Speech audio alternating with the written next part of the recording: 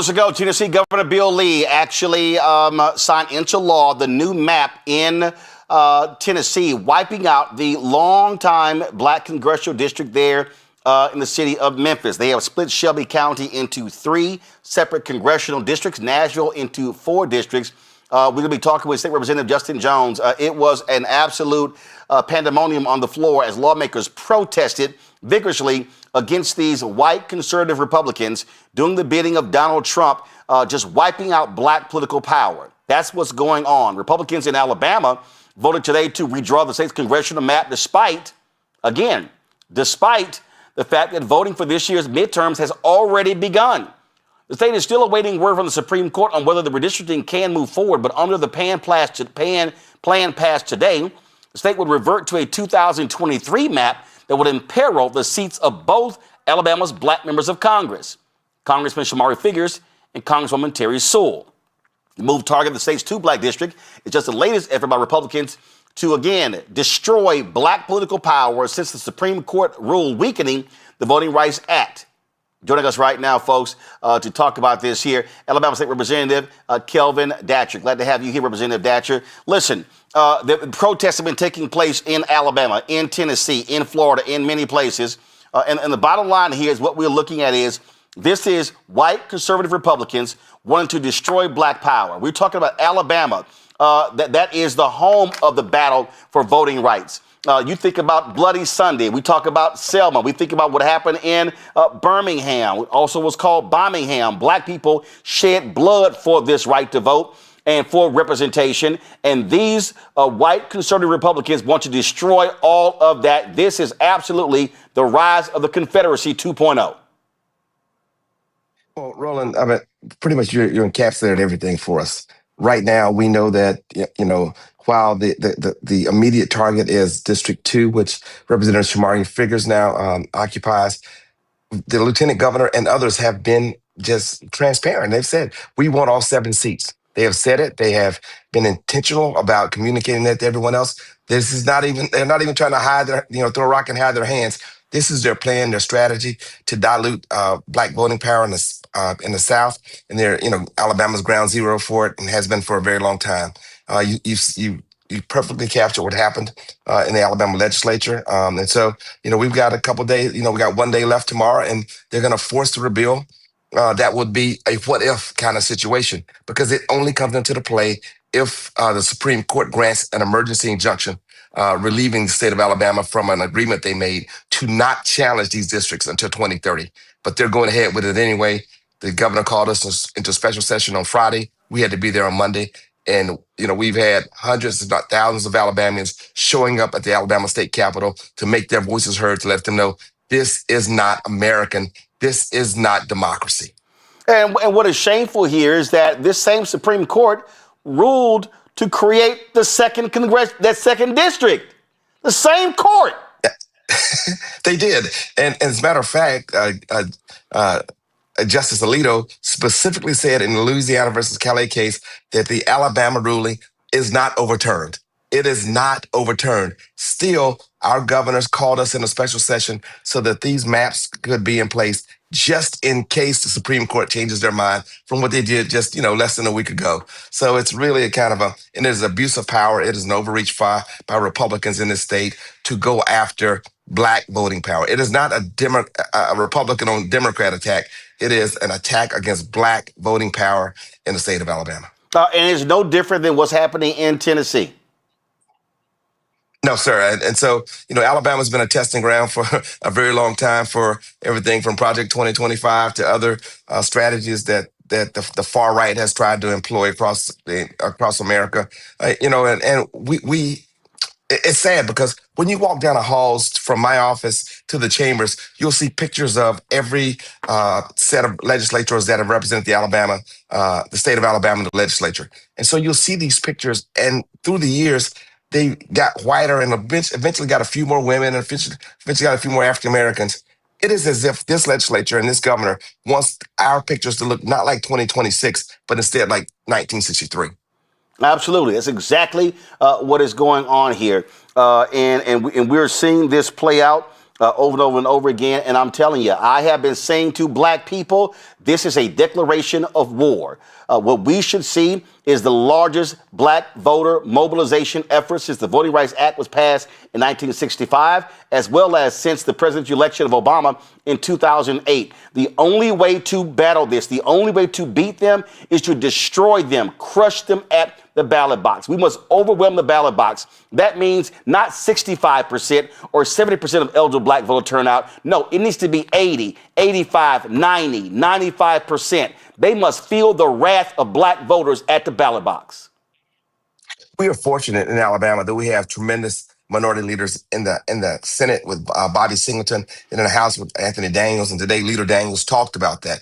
There are between 600 and 800,000 registered black voters in the state who do not vote. So we're not even talking about unregistered voters. We're talking about folks who are on the rolls who can just show up and cast that vote and send a message to Montgomery and to D.C. that we are going to fight for our voting rights in the state of Alabama. And so we've already started. We started talking about that today. We have a primary on May 19th that one of the bills would actually throw out votes that have already been cast via absentee for the May 19th primary.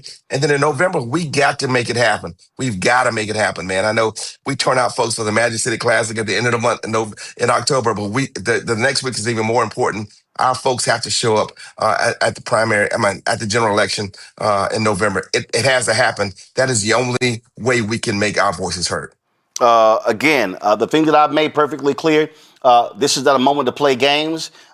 This is not a moment to sit here, just be all outside, dance and doing those things. We need to understand what they are doing right now is they want to destroy black political power for the next 1 to 2 generations. This is no different than what Southern racist Dixiecrats did after Reconstruction when they could not stand black political power. Same thing is happening right now, and people need to understand it's not going to stop at congressional seats. It's going to then go to state senate seats, state rep seats, county commissioners, judicial seat, city council, school board. These people will not slow down. They must be stopped. They will make cities like Birmingham metropolitan. They're going to go out try to make it a metropolitan governance to dilute that African American power of folks like our great mayor Randall Woodfin here in Birmingham, and what we're calling on every African American institution, the Black Church, Divine Nine, HBCUs, Eastern Stars, everybody we gotta come together. We don't have a choice. This is a seminal moment for African Americans in terms of our democratic voice, in terms of our electoral power. We have to come together. And I'll tell you this too. One thing that's been reassuring is that we have seen white allies show up here when we had a bus takeoff from Birmingham going to Montgomery on Monday. White folks showing up, supporting us at the State House. That is the ultimate challenge, Roland, is to have black voters work with working class white folks to send a message to D.C. about that we have these same opportunities and values that we share amongst those two groups. They want to divide us and keep us separate, so we cannot have the kind of impact that we want to have, but we will not be deterred. We are determined, and we are going to fight all the way to the end. Well, we're going to need those white allies to wake the hell up, to register their people, talk to their folks. And again, what I have been saying is every single week in every city, in every southern state, there should be a citizenship training class, teaching people, informing, educating them, enlightening them what's going on. Because again, these people are not going to stop. They are angry with the success of black people in the last 60 years. They are pissed off with what happened after the death of George Floyd, the murder of George Floyd, with Black Lives Matter, and I laid out my book, White Fear, how the browning of America is making white folks lose their minds. This is the moment for this generation to rise up and stand up. And so that's what really is at stake. Will this generation have the audacity and the guts and the gall than the previous generation who we often celebrate? Well, I mean, if you look back at the 60s, right here in Birmingham, we had folks like Tall Paul and Shelley the Playboy on the radio sending messages to get us organized. We have all the tools at our hands, man. Yep. Everybody got it in their hands. We can get directly to everybody, send a message, communicate back and forth, track where folks are. We can know folks that voted that day. If they've not voted that day, send them a message. Hey, text me if you need a ride. Text me if your mama needs somebody to pick her up. We have all the tools in our hands. We don't have any excuses anymore. We are motivated. They have shown us, that, hey, they're going to do whatever they need to do because it is simply about power. It's not about what's fair anymore. It is about we want more. And so they have made that decision. And right now in the state of Alabama, it's playing out right in front of our eyes. Our elders are calling us to do what they did. Indeed, indeed. Representative Kelvin Datcher, we certainly appreciate it. Thanks a bunch. Keep up the fight in Alabama.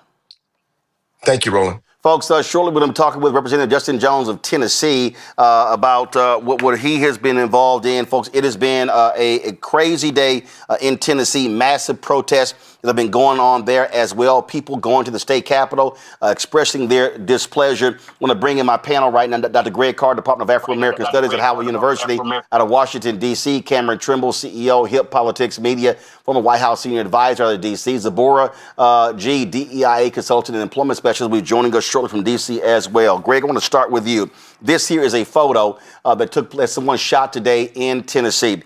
This was the sergeant at arms blocking State Representative Justin Pearson from entering a committee about redrawing maps for the district he represents. This is Bull Connor. This is the thugs that we saw in the 60s with their fire hoses, with their dogs as well. And again, I'll say this here, Greg, and I ain't got a problem saying it. Okay, black radio, syndicated radio shows, I don't care whether we're talking Steve Harvey, Ricky Smiley, Dale Hughley, Breakfast Club, Dee Dee McGuire, Erica Campbell, all these shows. This is no time for gossip and games. This is a mobilization time. This is an actual declaration of war. This is a call to arms. It is, Roland. You've been sounding this alarm for a long time. I've protested when I was student body president of Tennessee State. We've marched those halls and protested. I admire that hillbilly who was blocking Representative Pearson. I embrace him because it's going to take that to wake us from our lethargy, from the decline in voter participation. And we will break their political backs when we get involved. What do you say all the time? When we vote our numbers, we win. Yep. Alabama is anywhere from a quarter to a third black. That includes the number of registered voters, over 1.3 million people in Alabama of African descent. We don't need all the white people. We don't need a majority of the white people. We probably don't even need a third of the white people. If everybody gets off the bench and gets into the game, we will break the back of the white nationalist party in the state of Alabama, my mama's home state. And Representative Datcher is absolutely correct. We saw it happen in Nashville, my hometown. Yep. When they call it metropolitan, they put in the front of it, these hillbillies hate they hate state government and federal government until they're not in control. There's a very simple solution to this, and I'm actually very optimistic. You talked about Karl Rove. You know what Karl Rove said the other day about Louisiana, that black people should embrace it. I'm with him. Karl Rove's a white supremacist. He's also very bright, and he's also very devious, and I agree with him 100%. If we vote our numbers, these hillbillies would have dummy-mandered. Because when you split up our districts, we've got to go somewhere. Yep. This is going to probably, it's also going to wake up the black elected officials who've gotten a little comfortable thinking that somehow how you look represents our interests. Yep. If you got a district where you've shoved 10 or 15% more black people in it, you got to talk to us if we show up and vote. So I think this is the beginning of a glorious moment in this country where we break the back of white supremacy by ignoring the idea that we somehow have the same objectives as these hillbillies. There are open enemies, and they're open enemies of our common humanity. There is no United States of America. There's white supremacy and its enemies. That's the redrawing of the map. I embrace it. I'm here for it, Roland. Cameron, bottom line is when I look at the numbers, when I look at millennials, Gen Z, and Gen Alpha, they're bigger than baby boomers in Gen X, and they gonna have to rise up. When you look at the voting numbers, 18 to 35, lowest turnout folks, they better understand that what these folks are doing, they want to control the politics for that generation for the next 50 to 100 years. Yes, Roland, and this is a seminal time in our history, in our current, and in where we are currently with voting. So many people have been trying to reach and how do I get young voters to turn out? Well, first of all, as you mentioned, it's both millennial and Gen Z. Millennials are now in their mid-30s, so they're no longer young. They're having their own families. They're starting their job and their careers. And this is an opportunity for us to engage them daily. What gives me pause and what makes it, while we have a great opportunity, as Dr. Carr says, and we should embrace it, we are in a different time than the 60s and 70s. We've been satiated. It's been the mass distraction that is social media, that is pop culture, that is reality TV. So many different things are pulling us away from what's really right in front of us. And what I challenge, not just elected officials, but organizations with the parents and our grandparents and everyone's generation, is not to admonish this next generation, but to encourage to encourage, educate, and mobilize. And whether you've got to convince them, whether you got to bribe them and say, hey, I'll help you out with one thing or another if I make sure you go out and register and make sure you go out and exercise your vote, or you drag them to the polls. Those numbers look good on paper, but we have to do a job across the board. I love what you said earlier about making sure we get some of this syndicated radio, make sure we're getting all of our content creators, talkers. People really need to be on this, because we are now in a place where our phones, all these different things that can distract us daily, can kind of lull us to sleep. And also, the last thing I would say is you're doing such a great job of talking about this every single day. But mass media has moved on from this. Mass media and mainstream media is consistently suppressing this conversation. So we can't look there to hope that, everybody just knows what's happening. This is a all-out effort from our entire community to ensure that we all vote. Well, I don't waste my time with the hell mass media is doing because they don't give a damn about black people anyway.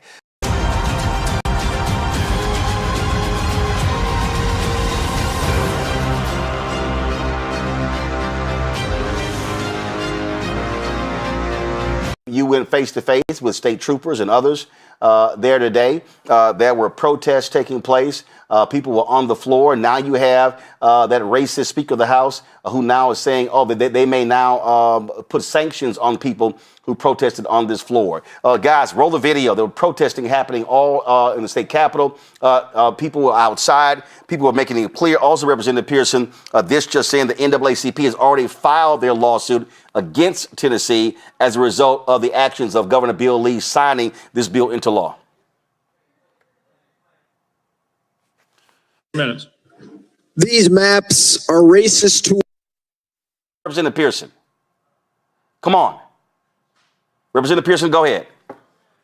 Yeah, what we're dealing with right now is white supremacy at its zenith. They are literally rigging and stealing elections and stealing congressional seats because they cannot win otherwise at the behest of the president after the Cali decision of the Supreme Court. And he decided to tell our governor and a lady who's running for governor that they need to steal our only majority black district in the entire state, which is in Memphis and Shelby County, where I currently serve as a state representative and where I'm also running to serve in the U.S. Congress for District 9. These things are not incidental or accidental. They've been building up to it over a long period of time, whether it be Shelby County v. Holder, where they gutted Section 5 of the Voting Rights Act, to now gutting Section 2, where we were able to use the courts as a way to ensure that our representation, our voices weren't being taken away systematically. And now, surgically, they have cut our district into 3, proportionally, nearly to the percentage of 33% of black folks in each of those districts, in order to dilute our voice, to dilute our vote, and to take away our political power.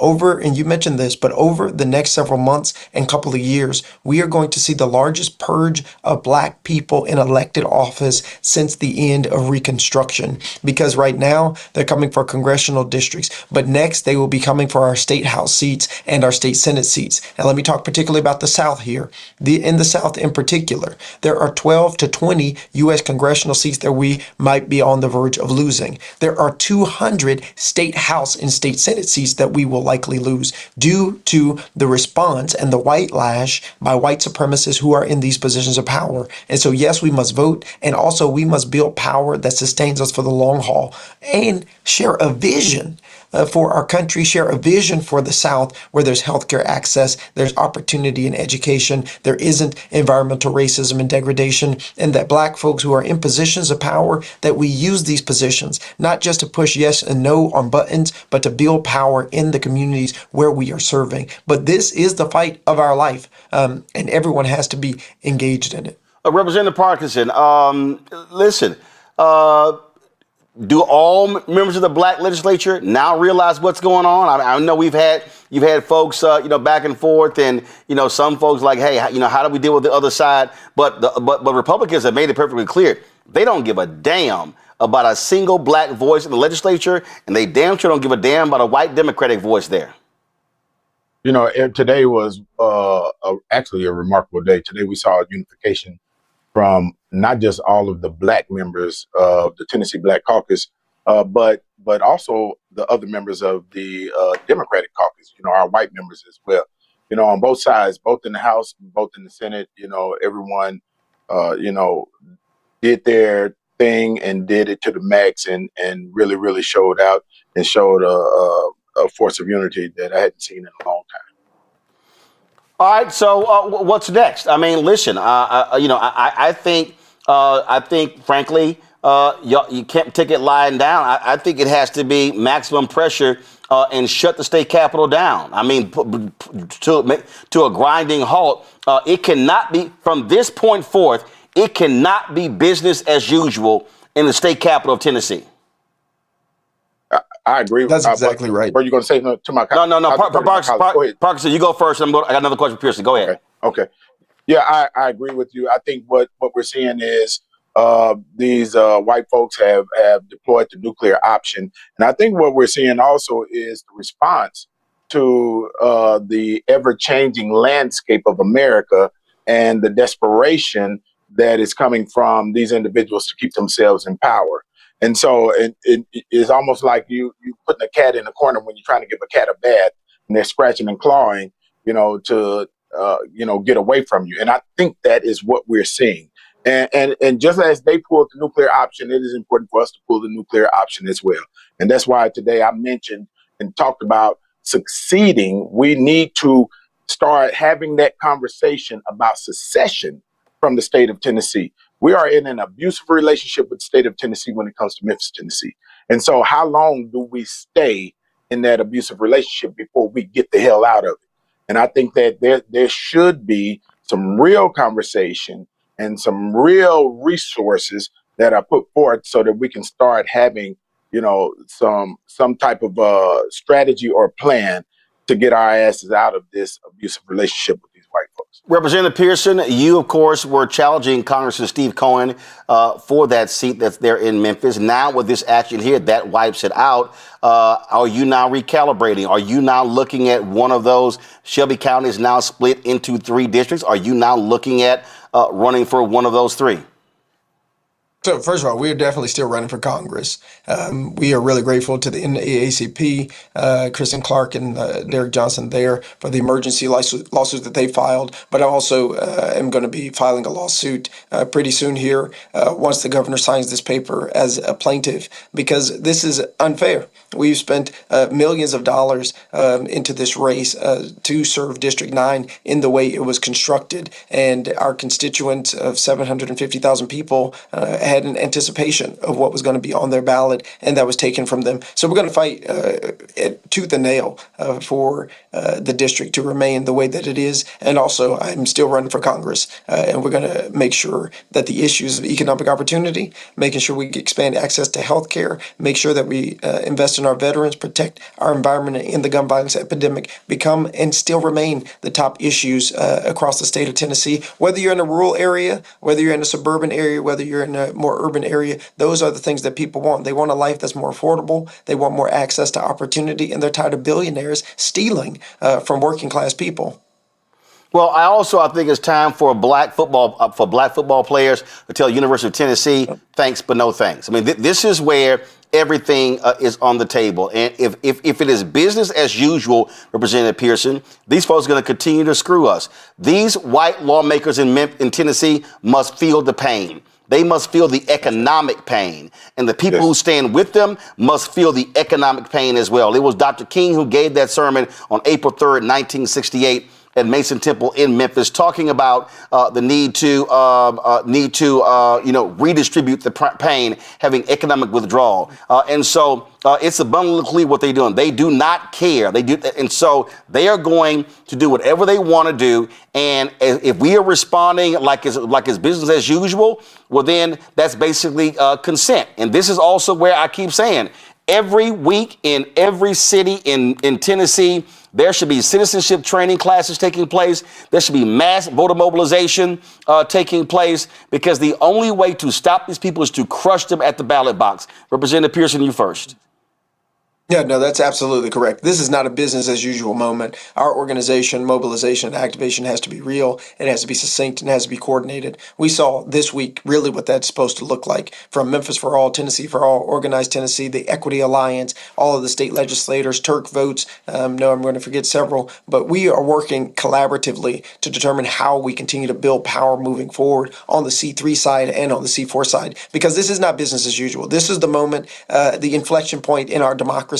And if we don't build power, if we don't register voters, but also if we don't turn voters out, because we always register people, but we have to make sure they actually get to the polls, then we are going to continue to see our vote be taken for granted and not have the effect that we needed to have at the state level, at the local level in these mayoral races. And I do also agree that for we who are currently serving in these positions, we can't go into session thinking the same way we've thought in the past. I think there has been way too much capitulation, way too much silence, way too much, aiming for bipartisanship, when in effect, what we have ended up doing is giving away our leverage to fight against some of these racist attacks in our community and on our communities. And so, yeah, this is not business as usual. We got to help also our brothers, sisters, and siblings in Mississippi, Alabama, all the other places where we're likely to see this happen. And we have one of our senator sisters standing on her desk holding an entire sheet that said, no Jim Crow 2.0, every senator protesting in the front of the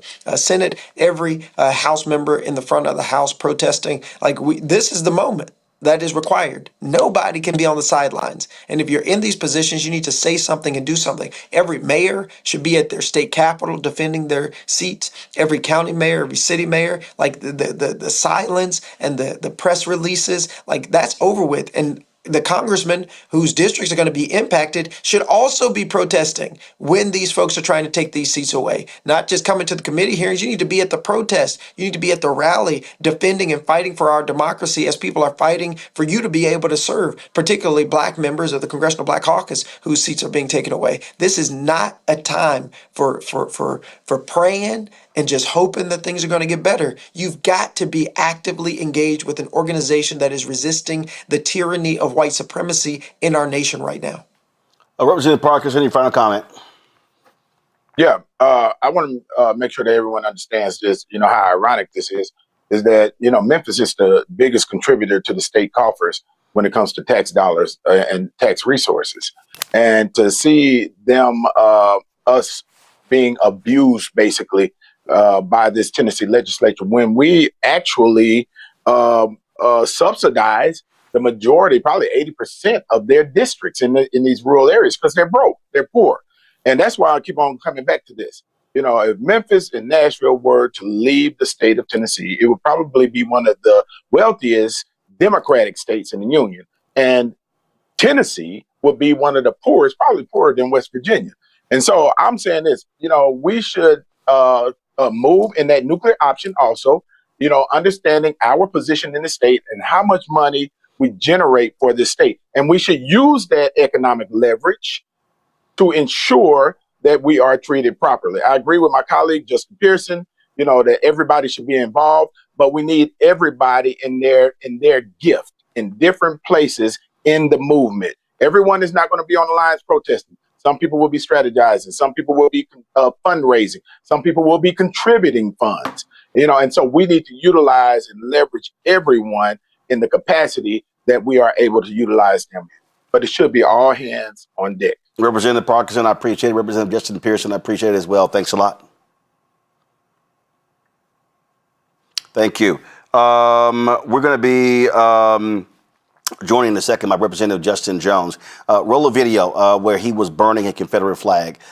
They were in the Capitol. First of all, they were in the Capitol today, and this is what he did. He had this Confederate flag and decided to torch it. Come on, pull audio up, guys. Thank you. So, right, but pull the audio up. I'll talk over it. So what you see right here, and you see folks cheering, and you see, of course, these Tennessee state troopers. There also was an altercation between Representative Justin Pearson and one of these Tennessee state troopers when they were being escorted out and words were exchanged. Y'all have that video? Y'all got the video, Justin? No, the video, Justin Pearson, and the confrontation with Tennessee, well, not his speech, the confrontation with Tennessee state trooper. Do you have that video?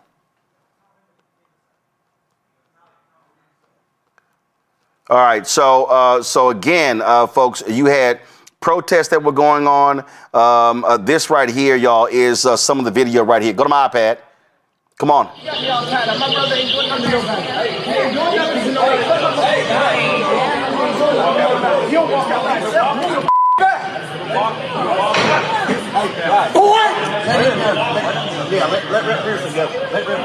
What's wrong with you? What's wrong with you? Ted. You stupid mother. A lot of anger that was going on there, and again, the reaction all justified by what is taking place.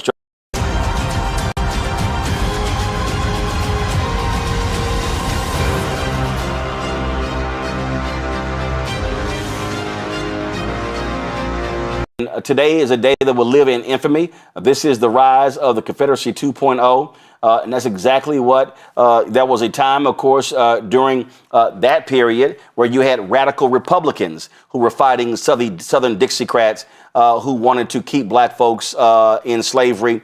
And they were passing various bills. Now what you have are Republicans in 2026 who are standing with those Southern Dixiecrats in the 1800s to deprive African Americans of power. I posted this on my social media. I mentioned it yesterday. This here is a poster from Nate Parker's The Birth of a Nation, where the American flag is a noose around his neck. And what I said in social media is very simple. What these Republicans are doing, they want to choke black political power. They want to suppress it. They want to get rid of it. And that's exactly what is happening right now in Tennessee, in Alabama, in Mississippi. It's already happened in Texas. It's happening in Florida. They're not going to do it right now, but they probably will do it in 2028 in South Carolina. And the only response that we can give is a massive voter mobilization to take these people out at the ballot box. I mean, that's exactly it, Brother Roland. You know, I walked in today in 2026 and I walked out of this Capitol in pre-1965. We are in a battle, in a war against folks who want to take us backwards in history.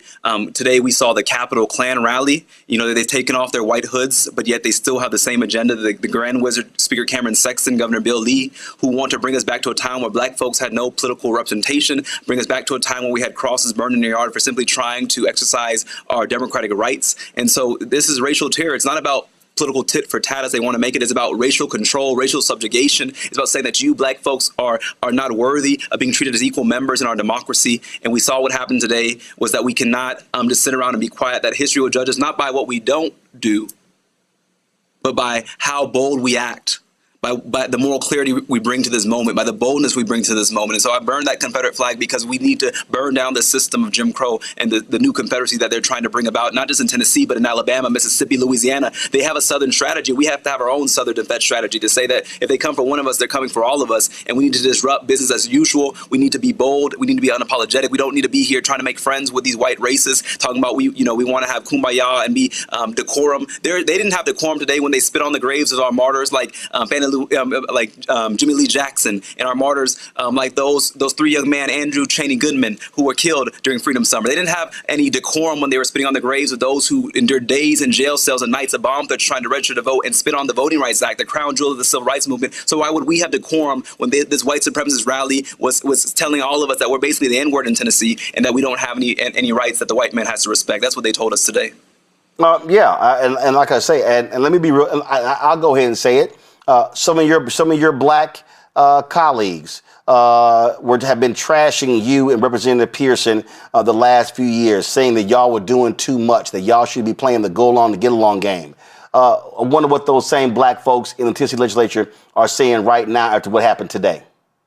I mean, it's interesting that people played political games with folks who looked them in their face today and said, you don't deserve representation. You know, these same folks who they call friend came to the Capitol today and took away the voice of the only black majority district in the state. And so now we must recognize with moral clarity that we must not confuse proximity to power, getting invited to the governor's house, getting invited to go play golf with these Republicans, with actually building power for our communities. You know, even with the strategy that we saw during this special session, there was some timidity. But I think what we must lean into is we must lean into the reality that we are in a battle, that our children are going to look at how we fight in this moment, and we have to fight. You know, I think so many people are going to wake up one day and say, how do we end up in a system? You know, it's not new for us. Between the end of the 1800s and the 1960s, there were no black representatives in the South. After we had, you know, Reconstruction, there was a time where they all were eliminated, and we will get back to that time if we don't fight right now. That is not an alarmist mentality. That is the realistic trajectory of where we're headed in America right now, that we will not have multiracial democracy in the South. But they are trying to build a Confederacy, and I burn that flag because we beat these fools before. We beat these you know, vile racists before, and we must fight them now with everything we have. And it's going to be in this Capitol building, but now it's also going to be in the streets. It's going to be going across the South, because what they're counting on is the fact that Tennessee is the lowest state for voter turnout. So that's what they're hoping. And I hope that just like after the Dred Scott decision, Frederick Douglass said, let that decision not, you know, depress us, but let it inflame our resistance and rebellion. Let it embolden us to fight even harder and with more, you know, vitality against the sin that is slavery in this nation. And so I hope that people feel that fire, because there's only two ways that change comes about, Roland. Either people see the light or they feel the fire. And they did not see the light today, so it's time for them to feel the fire of our movement and of our power. And we need to burn down this new Confederacy and build something new that is rooted in human rights and human dignity and multiracial democracy. There's a lot to work to do, and bottom line is, I've said it point blank, this is a war. They have declared war. And we must respond accordingly to this. Real quick, if I can get quick questions from my panel, I've got my next guest who is waiting. I need quick questions from my panel. Cameron, go. Yes, Representative, in Tennessee, what are our efforts, and what are the most immediate efforts that you want to make sure that all folks know, not just black folks, everybody around the country, if we're not in Tennessee, how we can be supportive of this movement? Yeah. I think the first thing that we must tell the nation is that, and you know, at this moment it is crystal clear that the South is the front line of our democracy. And so we need to invest here. You know, so many people are like, why don't you all just leave the South? Do they not realize that the majority of black folks in this nation live in the South, and that we can build political power here if there's investment from these national orgs, not just, you know, once every blue moon, but if there's consistent infrastructure building. And so, you know, in Tennessee, we have the lowest voter turnout. 1 in 5 black Tennesseans cannot vote because of felony disenfranchisement. There are tactics that we must do to expand the franchise. These new maps are counting on people not turning out. They're counting on you know, this depressingly low voter turnout. So how do we beat them at their own game and combat that by having the most massive voter registration, mobilization, and empowerment drive that we've seen since 1964 with Freedom Summer. We need to have a Freedom Summer here in Tennessee, and so that, you know, we need support, we need resources here. You know, we're not a swing state, quote unquote, but we need to show them that we're going to be a state that will swing back on you if you fight. If you kick us when we're down, we will hit back and we will fight back with everything we have, and that's what we have to do in this moment. Greg? Thank you, Roland. Thank you, Representative Pearson. I'm sure you're familiar with Dr. Du Bois's 1946 speech at Columbia, South Carolina, Behold the Land, where he said the future of our race is in the South. With that in mind, how long before this overreach becomes a dummy mander? In other words, if we were to vote our numbers in Tennessee, would this strategy backfire, splitting Memphis into 3 districts, splitting Nashville, my hometown, into 4? If we turned out in those gerrymandered districts, in your estimation, what would happen in terms of the political contests in those gerrymandered districts if we voted our numbers? You know, looking at the political leanings of these new districts, I think the lowest political Republican district is a +20 Republican district. And so they're counting on folks not turning out. They're counting on folks not using their power. I think if we turned out in numbers that were unexpected, like we saw in 2008, where you had a 51% youth voter turnout, the largest black voter turnout we've seen it in a generation, I think it would send shockwaves, and that it would, you know, counteract this attempt to have a power grab and rig the maps. I think we have to out-organize them, and I think that there is a way to do that if we are strategic and work together. But we must challenge this divide and conquer strategy. This is the time for us to come together as a movement to pull our resources to have folks who have that legal strategy, but also who have that mobilization strategy here on the ground. And I think that we can counteract it. I hope that we see this not just in Tennessee, though. We need a Southern solidarity strategy. I was just on a phone call with folks in Louisiana. We need to be connected with folks in Alabama. And how do we coordinate amongst the South and say that you have a Southern strategy, but we also have a Southern strategy. And ours is one that is about multiracial democracy and about challenging the terror of white supremacy. And so I think that's what we have to look at doing. And it's going to have to be multi-generational too. You know, we have amazing elders who've been in this work. I was just, been in touch with Ms. Diane Nash, one of my elders, and we need to have this intergenerational conversation about what we do in this moment and how do we pull together that wisdom with the urgency and the energy that some of these newer groups are bringing in this moment. Representative Justin Jones, I certainly appreciate it. Thanks a lot. Thank you, brother.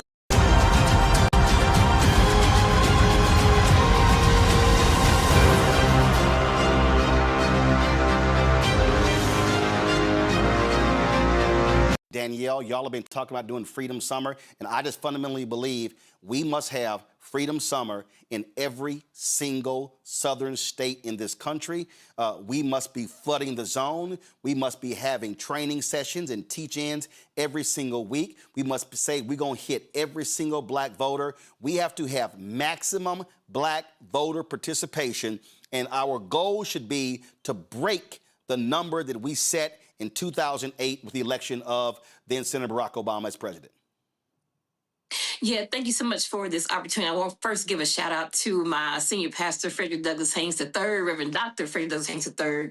Senior Pastor French West will also have the privilege of serving as the pastor of justice, but also co-directing the Black Faith Coalition. So for us, Freedom Summer 2.0 is a tool or a tactic in our larger toolbox where we are looking to build Black political power throughout the state of Texas. So for Freedom Summer 2.0, while it is in the legacy of 64 Freedom Summer, which was access to the ballot box, right? 2026 Freedom Summer 2.0 is about dealing with the constant voter suppression tactics, the various machinations that are always implemented, and the ways in which this semblance of democracy is being dismantled. So for us, it's a 2-day convene that we will do in 3 cities. In Austin, Houston, and Dallas. And we're asking folks in surrounding cities and areas to join us. So Friday night is more of an artist series, right? It's going to be an opportunity for us to experience some joy, live music, but it's music with a message to get us ready for Saturday, where we will convene and have a series of trainings. So the series of trainings will be around understanding the role of public policy, the role we play in crafting public policy with our legislators, but also following that policy or that law all the way through to the end. And if it's passed, becomes law, becomes policy, how do we keep up with, make sure it's implemented and evaluated so we know what changes to make? We're going to also have training around what does it mean to be an organizer? How do we really do ground level work to get one-on-ones, to really get people connected and engaged to the entire political ecosystem? And although certainly voting is a big part of that, but also what does it mean to run for local office? How do we prepare people to run at the very local levels? Because that is also where we have to make sure we show up and vote all the way down the ballot, because we have to make sure we have folks in office at the local levels as well, and not just focus on the federal level. So it's going to be around organizing. It's also going to be around how do we train, how we do messaging? How do we make sure we are all learning some common lens, common language, so we all know what we're talking about and where we're going. So it also, because it's Black Faith Coalition, we will also have opportunities for senior pastors, clergy, or just people of faith to understand what does it mean to live out your faith in public life. What does sacred text tell us in terms of how do we use our voice in the public square? Why you need to go down to city council meetings, and why you need to serve on boards and commissions in your local city. So we're looking to really have various types of targeted training to equip people to understand voting season and after voting season. And so part of our North Star is going to be, while we're doing these trainings, how are we building a policy agenda for the 90th Texas legislative session? We're already meeting with some of our legislators. Some of them have been appointed to committees. So we're already talking about what we want to see them do by way of policy and law at the 90th session. So part of this is, how do we see ourselves as part of a larger ecosystem, voting, serving on commissions and boards, running for local office. And then, of course, it has to be turnout. But turnout why? Tell people why they need to turn out. Yep. Texas, I believe, has 4.5 million eligible black, but we have more eligible black voters in Texas than any other state. Yep. And so for me, is that, and I tell people, we're not a red state. And I hate when people say Texas is a red state. We're an organized state. Yep. Right? So we're doing our part to see how can we organize black Texans to build black political power. So we're doing regional meetings right now where eventually they become justice hubs. So it's not just one organization, one church, one leader leading everything. It's about we all have power and access to that power, because some people are leaning into, well, we're going to be the minority majority state. It's going to work out. No. Demographics do not win political power. Organized people do. Yep. So our goal is to go to these various regions, Central Texas, North Texas, and East Texas is where we're starting, but we plan to span out. We have people in West Texas reaching out saying, can you come out to Abilene and help us organize? So for us, it's about building power at the very basic level, but having it regionally, because some folks have regional things in common they need to connect with. We have to move beyond this isolation, being solo, trying to be the only one, but to really pull our resources together, organize in a way that builds power, builds capacity, so this can then be pushed out to other states to do the same thing. What is so Freedom Summer 2.0 for us is very, very critical that people connect and engage and get the training and education, cultural civic literacy. We have to do that. Because many times people are Go ahead. First of all, I got to go to my next guest. What is the website if people want more information? So the best place to find us right now is going to be follow us on Instagram at Black Faith Coalition. All the information and details are there. The link is there. The link tree is there to sign up, get connected, get engaged, and get all the information to be connected with Freedom Summer and beyond. All right, then. Danielle, we surely appreciate it. Thanks a lot.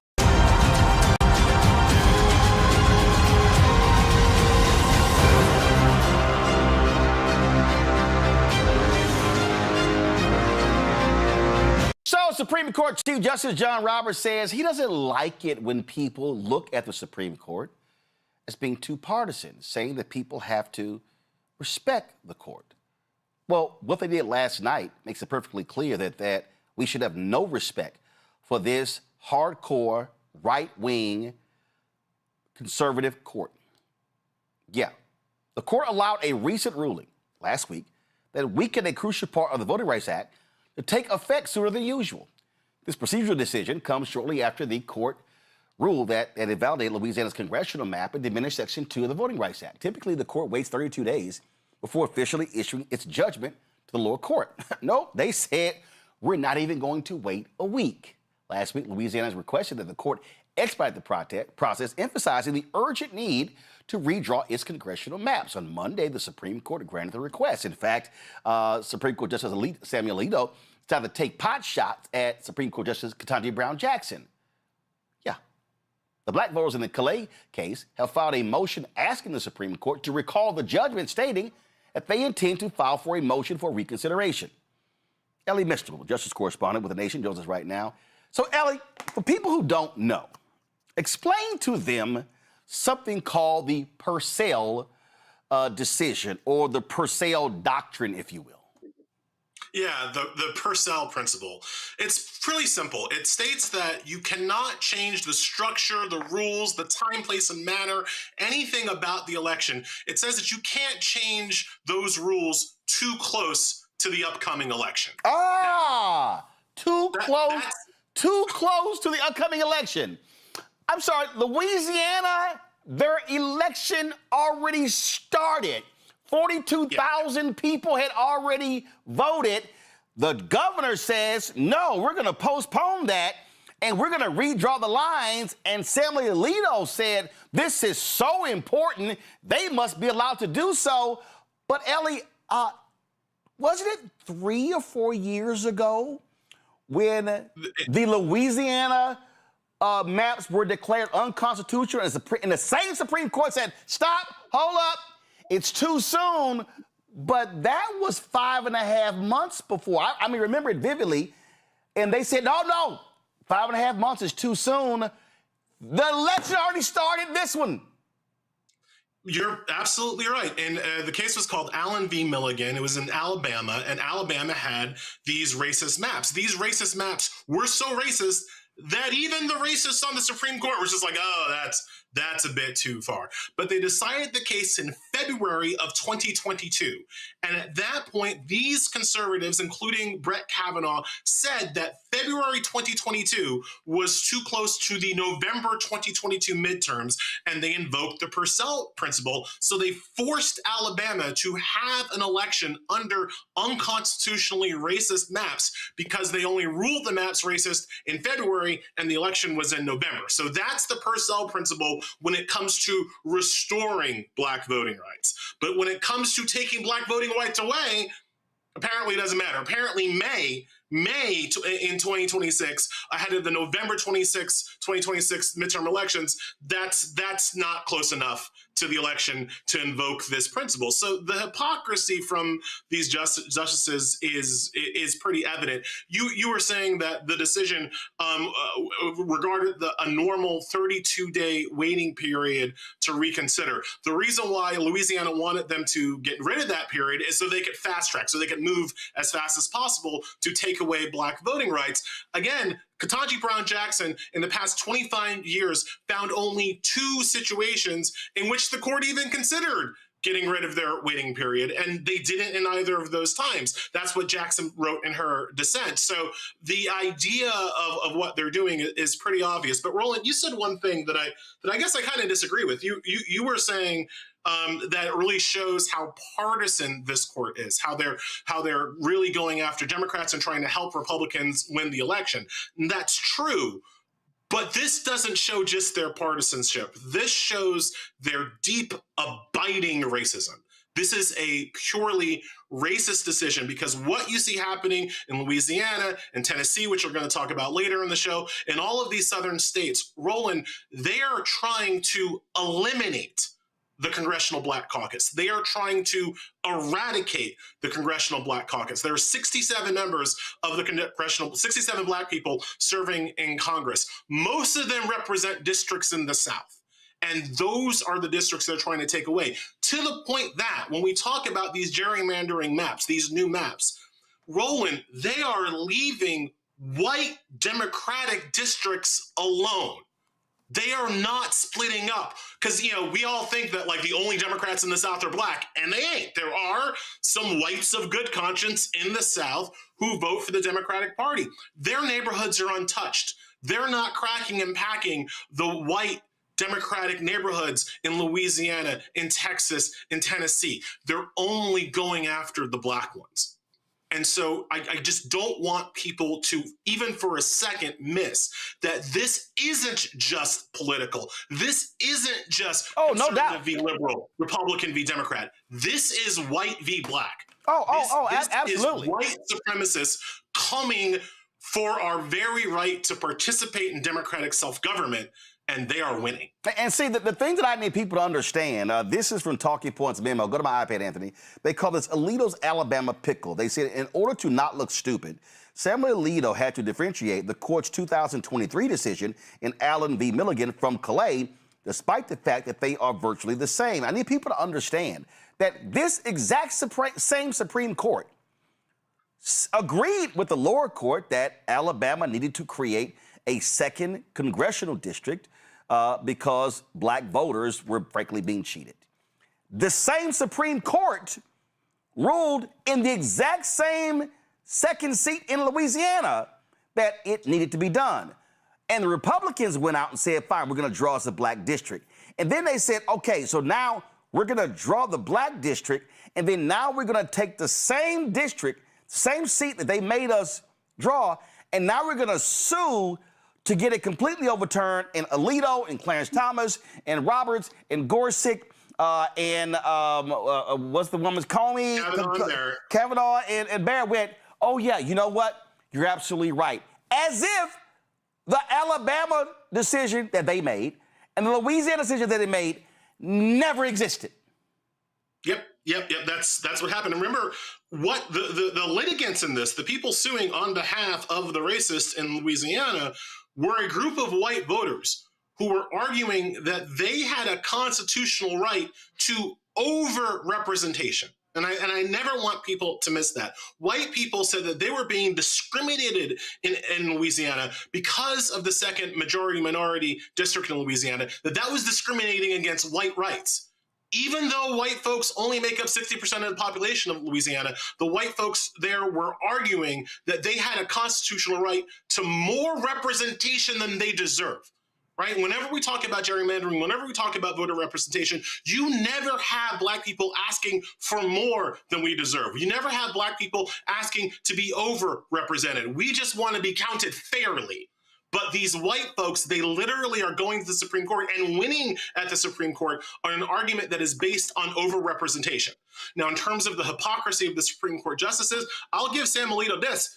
He dissented in the case that you just brought up. He dissented in Allen v. Milligan. Alito's actually not the one that flipped. He's always hated us, as has Clarence Thomas, as has Neil Gorsuch. The people who flipped were media darling John Roberts. It is John Roberts. I was honestly surprised, Roland, when this decision came out, not the ruling. I knew the Supreme Court was going to do racism, but I was surprised that Roberts let Alito write it as opposed to taking his prerogative as Chief Justice to write that decision, because it was a coward move from John Roberts. Because John Roberts is the person that said Alabama's map was unconstitutional back in 2022. And now in the carbon copy exact same situation, John Roberts has changed his mind. Well, he owed it to people to explain to people why he changed his mind. What was different, John? What's the new thing that happened? And he punked out. He punked out like a little coward, and he gave it to his, rabid attack dog, Sam Alito, to write the most awful decision that Alito could think of. And Roberts just signed his name on it, but he never explained why he changed his mind. It was a coward punk move from Roberts. But again, this is this Supreme Court. When I was on your show in 2021 and 2022, begging the Biden administration to do something about court expansion, to expand the number of justices on the Supreme Court, this is why. This is what I was screaming about. Oh, I'm sorry, Ellie. You were screaming for Biden, the Democrats, to do what the Republicans in Utah did, where the Utah Supreme Court ruled against them and created a Democrat congressional district. And the Republicans said, oh, damn this, we're adding Utah State Supreme Court justices. And the legislature approved it, governor signed it into law. I was begging the Democrats to protect the Voting Rights Act, if for no other reason than out of self-preservation. Right? If you can't do it on the moral grounds and you can't do it on the legal grounds, do it for self-preservation, Democrats. But they didn't. I was begging them to pass the John Lewis Voting Rights Act, which would have restored a lot of the previous issues with the Voting Rights Act that the Republicans had taken away. But, we can't kill the filibuster, so what can we do, Joe Manchin? Was the answer that you got. And so now, to quote Al Gore, we are living in a time of consequences. This is what happens when you let racist Republicans control the Supreme Court. And what that consequence is going to be is the attempted eradication of the Congressional Black Caucus. But I don't want to leave people just with doom and gloom, although I don't have a lot of hope at this moment. I don't want to leave people with only that. Understand, all of these gerrymanders, all of these maps, they're based on a previous idea of voter turnout. They're based on a previous idea of Black voter turnout. They're based on a previous idea of Latino voter turnout. And they're based on an idea of white voter turnout. If Black people, Latino people, and whites of good conscience overwhelmingly turn out, like Obama 2008 numbers turn out, all of these maps fail them. All of these maps fail them because to make the maps, because you can't completely erase the people, to make a majority minority district safe for a white Republican, what you have to do is not only is get just 50% plus one into that majority minority district, you also have to weaken previously strong Republican districts to make the numbers work. Right? And Ellie, and this, if you overwhelmingly turn out, you blow up all of their calculations. And it is the only way at this point. And that's why when I call this what it is a GOP war on Black America. I said last night, this should be Freedom Summer 2026. I walked people through this graphic that what happened. The numbers do not lie. The numbers are very clear. And the reason Republicans are pissed off is because of what happened in 2008. Anthony, go to my iPad. Y'all, it's right here. You see right there, 2008, 2012. The black line, that's black people. The blue line, it's white people. 2008, so y'all, the blue line is black, the black line is white. And you see right here, 2008, 2012, where you have black people outvoted white people. Now, here's the deal. They pissed off Latinos. Latinos are way down here. Latinos were under 50% in 2008. They exceeded 50% in 2020, went back down to 2024. And what I have been saying, point blank, Ellie, is that this right here, this graphic right here, white is black, black is blue. If black people turn out in massive numbers, they're screwed. Because you have to move people. If the South Carolina wants to get rid of Clyburn's district, you got to figure out what to do with a lot of black people. If you in Mississippi and you want to get rid of Congressman Benny Thompson's district and make it GOP, you're going to have to get rid of 40% of black people in the state. If you are in Tennessee and you say, we're going to split Tennessee, split Memphis like we did Nashville, well, those black people, they're going to go in somebody else's district. And again, we can torpedo them at every turn. So this is why I'm saying mass voter registration. This is why I am saying every single week in every single city, in every single southern state, there should be town halls, voter citizenship training, walking people through the issues and getting them to understand that we can kick their asses at the ballot box. And it also means in North Carolina, re-elect Anita Earls to the North Carolina Supreme Court. And in 2028, when those 3 Republicans are up on the ballot, take all 3 of them out at the ballot box. It means Georgia. It means Georgia on May 19th, having those 2 candidates. We had one on last night. One name is Miracle, one name is Jen. Elect them to the Georgia Supreme Court. Yo, this is warfare, Ellie, and people got to be on warfare footing. It's the only way. I cannot emphasize enough. There is no more legal recourse. The Supreme Court is showing they ass. All right, they are here to bring the hammer of white supremacy. There are no more lawsuits. There's no more that avenue is functionally closed. And frankly, there are no more candidates, right? Like we can talk all the time we want in the off years about how we need these candidates and that candidates and better candidates and better, and it doesn't matter at this point.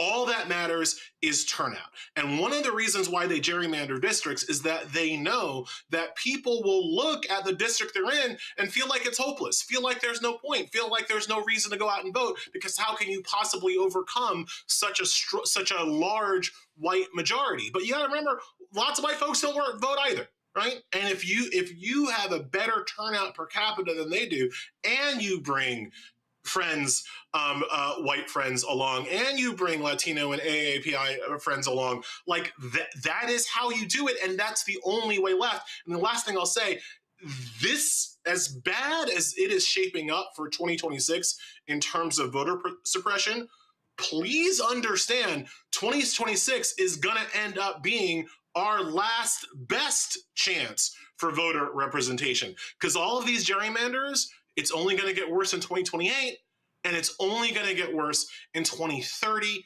after the next census, when they have a normal redistricting. The 2030 census will be the first census where they will be able to do normal redistricting without the restrictions of the Voting Rights Act. So it only gets worse from here. If you can't win here, if you can't win now, if you can't win in 2026, it only gets worse going forward. And Ellie, this is also why finally you have folks waking up. Democrats in New York, you have to run the table. Democrats in Illinois, run the table. To that asshole Senate president in Maryland, get your ass in gear and stop protecting that one Republican seat, because they don't give a damn about one Democratic seat in other states. It means California, yeah, go for a 52-0 map. That's what you do. Yep. It's absolute hardball. You cannot unilaterally disarm. I know that lots of people on my side of the aisle, oh, gerrymandering, it's so icky and gross. It doesn't matter. Doesn't matter anymore. Like what they did in Virginia is exactly what you have to do in all of these other states where Democrats do have control. Michigan, like as you say, Democrats have to run the table in the states that still allow Black voices to be heard, and then you need overwhelming turnout in states where the Black voice is suppressed.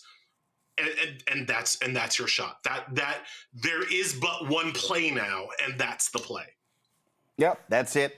Ellie Mistel, Justice Correspondent. We still appreciate it, man. Thanks a lot. Thank you so much for having me. All right, folks.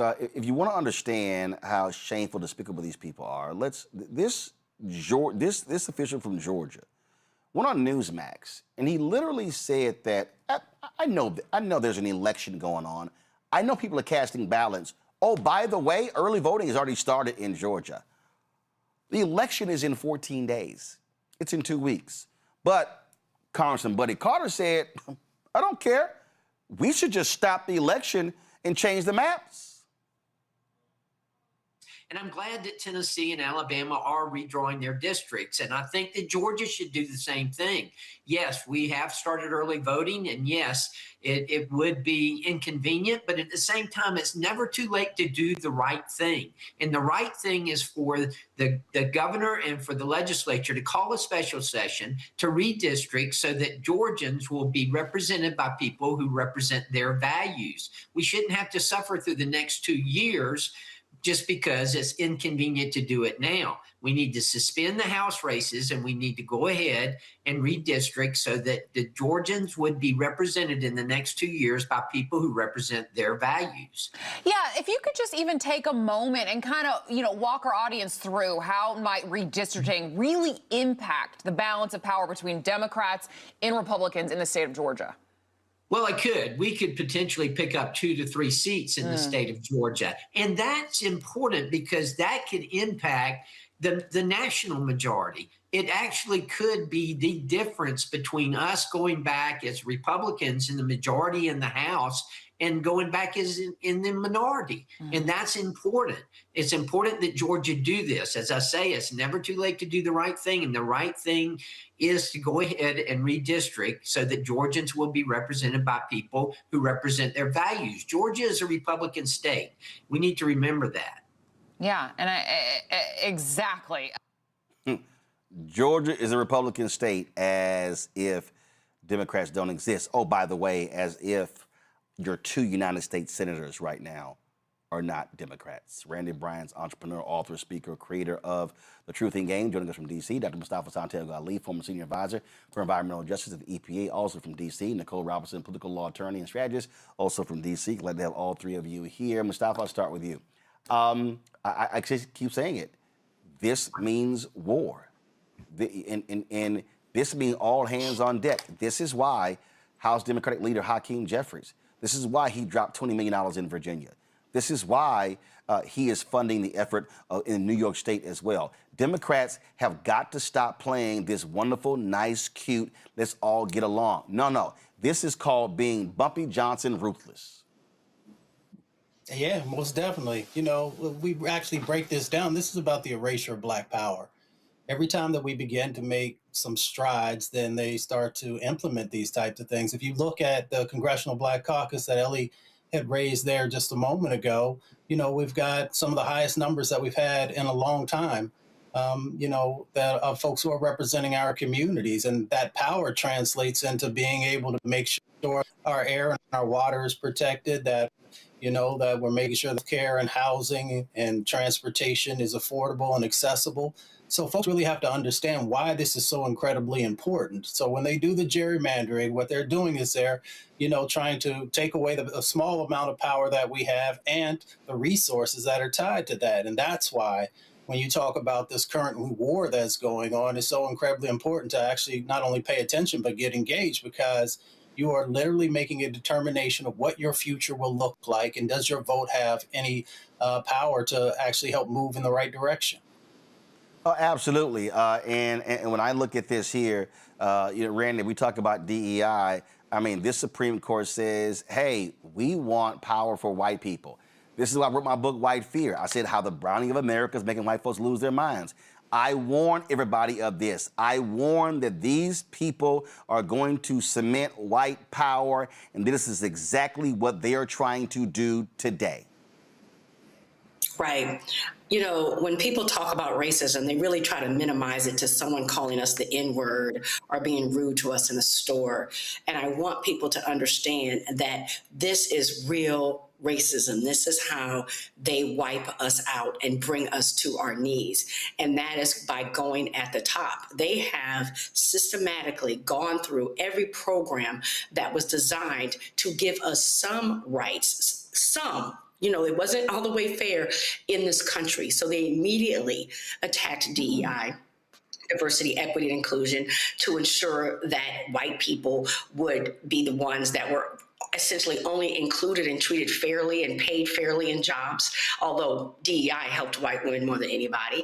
They have now, they have the EEOC encouraging white men to declare that there's reverse discrimination going on, because in their minds, although they control most of the money and power in this country, when there's something that they don't have, they really believe white supremacy makes them believe that they are due and owed everything. And now with this voting, what they're saying is that we don't want Black people to have a voice whatsoever in this country. We don't want them to be able to vote for their rights and their interests. And not as if we can trust them to speak for us or care for us or put us, in a good form. So we are in trouble, people. And I hate to again, scare people, but we should be frightened to the point where we're doing something, because this is a straight up attack on us, on our rights and our liberties, and on the way that we could live going forward in this country. Nicole, this isn't about scaring people. It's called stating facts. Mm-hmm. Exactly. And I want people to keep remembering and keep hearing the words white supremacy, because that's exactly what this is. Sometimes white supremacy doesn't look like a hood or a burning cross or a noose. Sometimes it looks like a 6-3 Supreme Court ruling. Sometimes it looks like redrawing a map.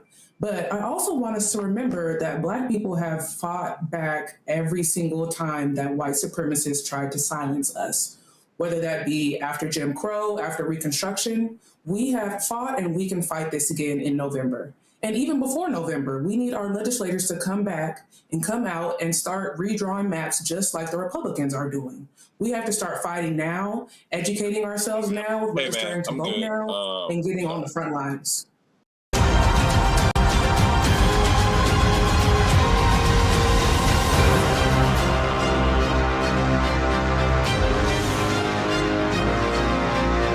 We talked about some comments Stephen A. Smith made on Cam Newton's podcast, saying that he wished that Black people would all vote Republican. Let me play that again for you. I wish for one election that every Black person would vote Republican. What? How can he say that? I said, it's simple. Since 1964, the Black folks, we have been giving our vote to the Democratic Party at an exorbitant rate. Therefore, they know they got our vote, and they don't have to cater to us as much as we need them to. The Republicans know they'll never get our vote, so they don't give a damn about us. And as a result, we're the only community in America devoid of representation, which is why we're considered disenfranchised. I'm tired of that. What I want is to put ourselves as a community in a position where both parties have to work to get our vote. Can I ask you this? Do you think you covering politics like you cover politics, in the words of your mans, is that good for business, your business? It has the potential. Stephen A. Smith said, we're the only group devoid of representation. That's a lie. Like, I literally have no idea what the hell he's talking about. Like, literally. Is Governor Westmore not black?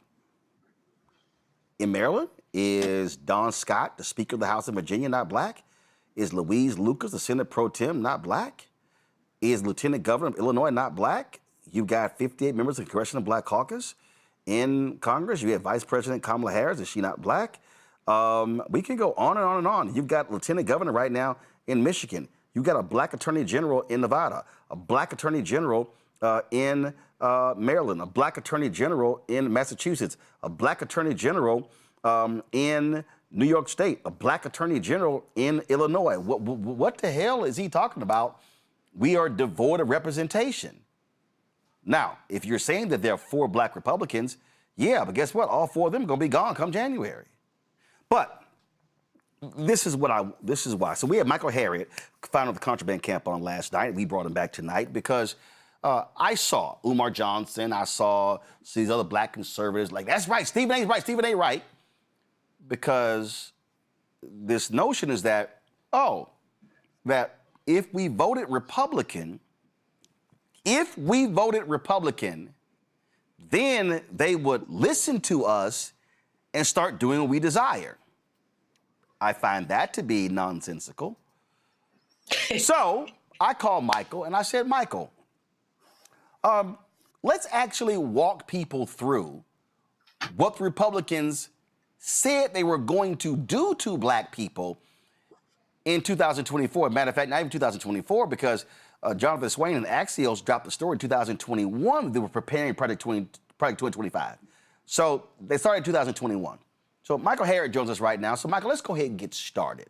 So since all of these people are saying, yay, Stephen A. is right, and if only we could vote Republican, they're going to start listening to us. Michael, please illuminate for people and remind people what Republicans actually said that they were going to do if they regained power as it relates to black people. So the first thing we have to know is that from the beginning, even before 2020, the Republicans had a dream. Their biggest dream was to repeal the Voting Rights Act. That's why John Roberts was a Supreme Court nominee. That's why how he got on the Supreme Court. That was his mission, to repeal the Voting Rights Act. In 2013, I interviewed the gentleman who was the councilman who they were trying to get out of his county seat.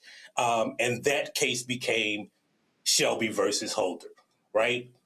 And that was their first step, right? That was the first step to eliminating the Voting Rights Act. When Trump got elected and when Trump ran in 2021, what did he promise, right? He was going to get rid of affirmative action. He was going to, bring back what was called the National Origins Formula, which was essentially a race-based quota system for immigration. He promised all of this black stuff. And apparently in 2020, Stephen A. Smith thought that's who he was voted for. And it's important to know that I went and attended a lecture at the University of Alabama, Birmingham in 2013, and Stephen A. Smith was saying the same stuff, right? So if Stephen A. Smith had his wish, every black person in America would have voted for Donald Trump, right? That's what you begin with. Every black person in America would have empowered this white nationalist that we wanted. And when Donald Trump was kicked out of office by Joe Biden, he went even further, right? Stephen A. Smith said that's what we should have voted for. But what did he say he was going to do? He said he was going to get rid of DEI. He said he was going to get rid of affirmative action. Said he was going to get rid of all of this what he called divisive rhetoric about teaching Black history. He said we weren't going to be talking about race. He said he was going to give drug dealers the death penalty. Right? He said he was going to create these camps for homeless people. He said he was going to repeal every equality that we had in the housing sector, right? And on the first day in office, he did it. Here's the thing that we have to understand, right? I know we say people like Umar Johnson and Stephen A. Smith who don't know history like to think that we started voting Republican in the civil rights era, but that's not true. As you showed from the data I sent you last night, it began way before that because Black people identified with the Republican Party in the 1930s, but when it came to president, they voted for FDR. Why did they do that? Well, in 1941, FDR asked Mary McLeod Bethune to get her the smartest Black people he could find. One of them, a Harvard University professor named Rayford Logan, wrote the executive order 8802 that desegregated the defense industry. That caused the Great Migration, right? And so because we got the president to do what we wanted, we identified as Republican, but voted for a Democratic president. That began the move toward the Democratic Party. And Black people did not necessarily flock toward the Democratic Party. What happened was white people flocked away from the Democratic Party when they began giving us our voting rights. It started with the desegregation of the military. So Michael, you're saying that when Black people, just like into a neighborhood, when Black people start going to a party, white people run the other way. Right, and that's when. So again, if you look at the data, we voted for president for a Democratic president after FDR. White people began flocking away from the Democratic president, and when George McGovern ran, because he ran on all of these racist dog whistles, right? And then I'm sorry. George Wallace ran on the racist dog whistles. You said George McGovern. Go ahead. I'm sorry. And George Wallace ran toward on the racist dog whistle. Remember, the first thing Strom Thurmond did when he switched from the Democratic Party to the Republican Party is what? We know now. He went to the FBI office and said that I want you to open a case against this man named Martin Luther King Jr. That's why they sent Martin Luther King that letter telling him to kill himself. Stephen A. Smith wants us to vote for that party, right? It's absolutely insane, aside from the lack of logic that we shouldn't give our votes to the Democratic Party, but we should give our votes to the Republican Party, who has demonstrated their opposition to our progress. It doesn't make any historical sense. So when we talk about, to your point, when you talk about, because you mentioned housing, and again, this is what I need. So all these people who keep saying, yeah, if we vote Republican, then they gonna listen to us. And you just laid out housing. Go to my iPad. ProPublica did a story. Donald Trump shut down. Go to my iPad. Go to my iPad. Donald Trump shut down an investigation of ProPublica. ProPublica did a story. It was a HUD investigation of racism among a Dallas HOA. Donald Trump said, nah, we ain't doing that. Black people in Cancer Alley, Louisiana, were protesting and were suing what was taking place there, where they were dying because of petrochemical plants. Donald Trump pulled out of that lawsuit, saying it was a DEI lawsuit. Lowndes County, Alabama, Black people had sewage that was flooding into their homes and backyards, and the Biden-Harris administration negotiated a settlement. Donald Trump saying, nah, that's a DEI settlement. We've walked through numerous times where Donald Trump and MAGA Republicans have completely shut things down, discrimination cases, Education Department, they pretty much wiped out civil rights offices. They're not investigating anything. The Department of Justice, they're not investigating any police officers of wrongdoing. So I'm just trying to understand, Michael, where these people are coming from when they think that Republicans are going to all of a sudden start embracing a black agenda. Right. First of all, to what you said, right? You know, I read the entire Project 2025. One of the things that Project 2025 said, and it's broken down by federal agency, right? And what Project 2025 proposed was that he get rid of the Office of Civil Rights in every federal agency. People don't know that there's an Office of Civil Rights, not just in DOJ, but in the HHS. Well, all of that is reflected in his 2027 budget. We published a report today that went line by line through his latest federal budget that he's proposing for 2027.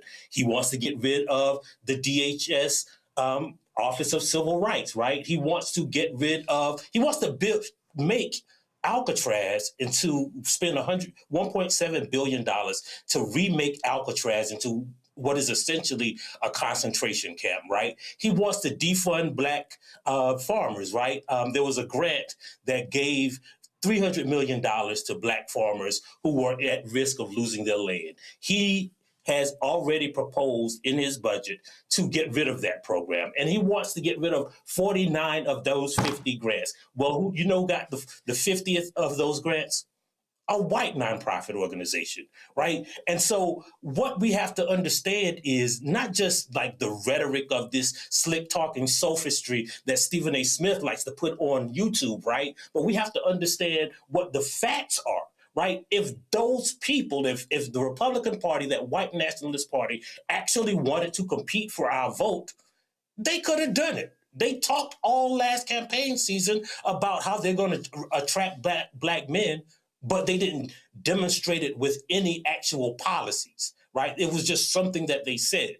And so we have to understand the difference between people who just talk about things on the internet, like Stephen A. Smith, who is a great entertainer, and someone who's actually studied and don't think that they're smarter than my grandmama and our ancestors and all of the black people who ever lived, who wrote the policies and studied the issues and didn't go on ESPN and talk about sports and the Cowboys, but actually knew history and politics and things that only appear in books. And see, my thing is this here. To me, this segment is not even about Stephen A. I just use this clip.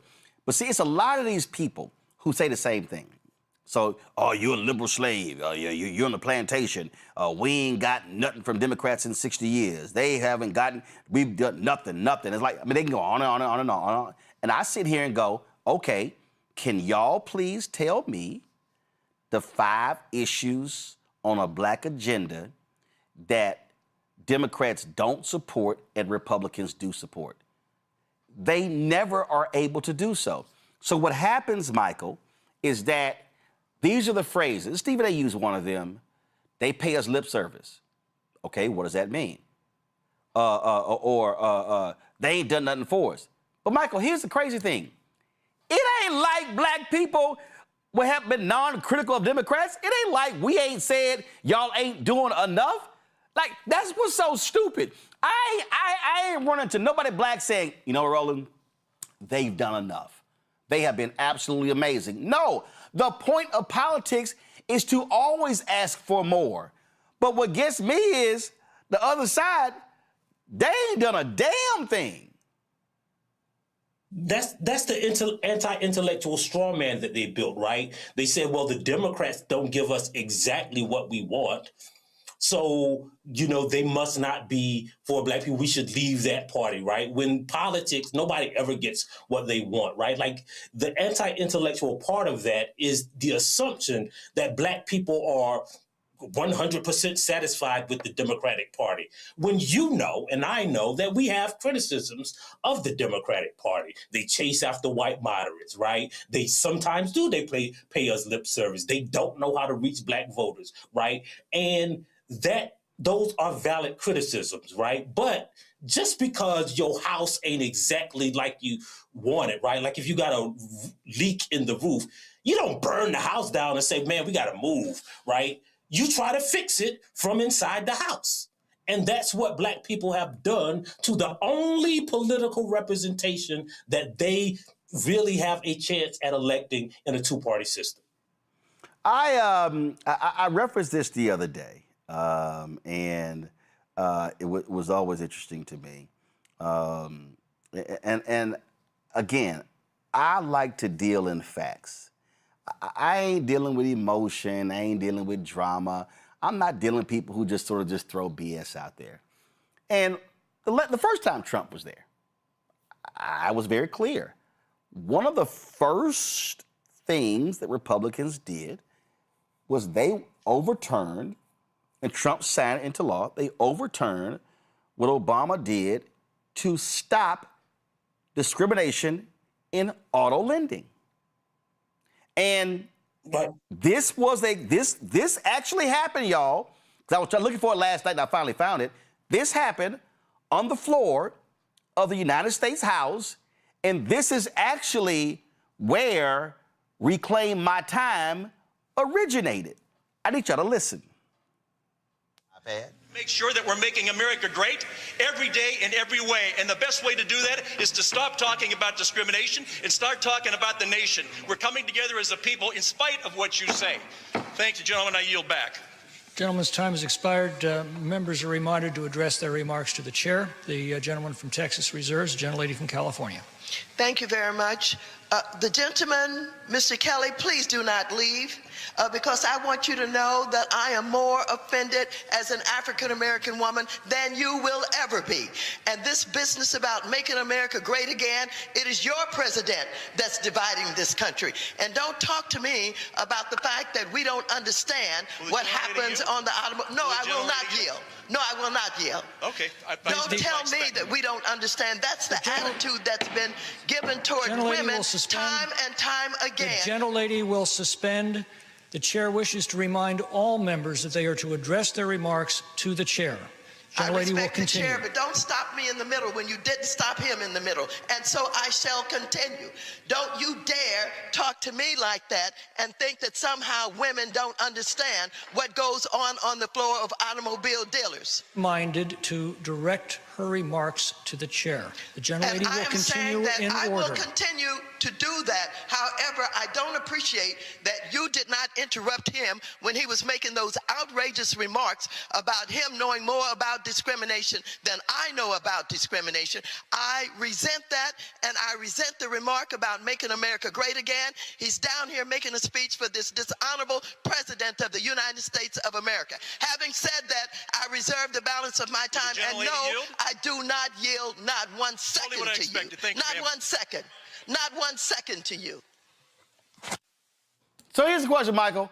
Why in the hell would I, as a black man, give my vote to a party that wants to get rid of laws that fight discrimination in auto lending? Why in the hell would I do that? Why in the hell, after 10 black people were gunned down by a white supremacist at a grocery store in Buffalo, New York, and Jamal Bowen, then congressman, introduces a resolution condemning white supremacy, and not one Republican supported it, why in the hell would I give them my vote? Well, here's a better question, Roland. When they were arguing about that, right, that Obama-era policy, how did that get into law if the Democratic Party only pays us lip service? When Trump repealed 48 Obama-era policies on his first day as president, how did those policies get into effect if the Democratic Party only pays us lip service? When he repealed Executive Order 8802, which is written by a black man, how did it get into law if the party only pays us lip service? If the party only paid us lip service, then how did Obama filed suit, his DOJ filed suit against every major lending institution for discrimination in America.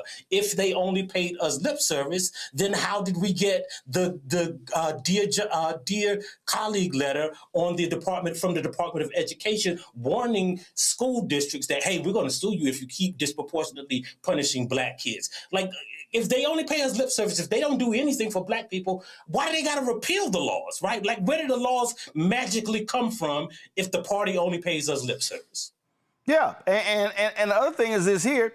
This is what I would love. And again, I would love for Stephen A. or Umar or any Black conservative, what's that silly Negro, Vince Ellison, whatever his name is. I would love for any of them, to explain to me how is it that Black-owned businesses received $10 billion in federal contracts in the last year of Biden-Harris. And let me be real clear, that's 2%, and I ain't happy at all about 2%, but it was $10 billion and it was a record number. We're now down to 1.2% under Trump. So again, why would I, as a Black man, give my vote to a party that does not want Black people to get contracts? Why would I do that?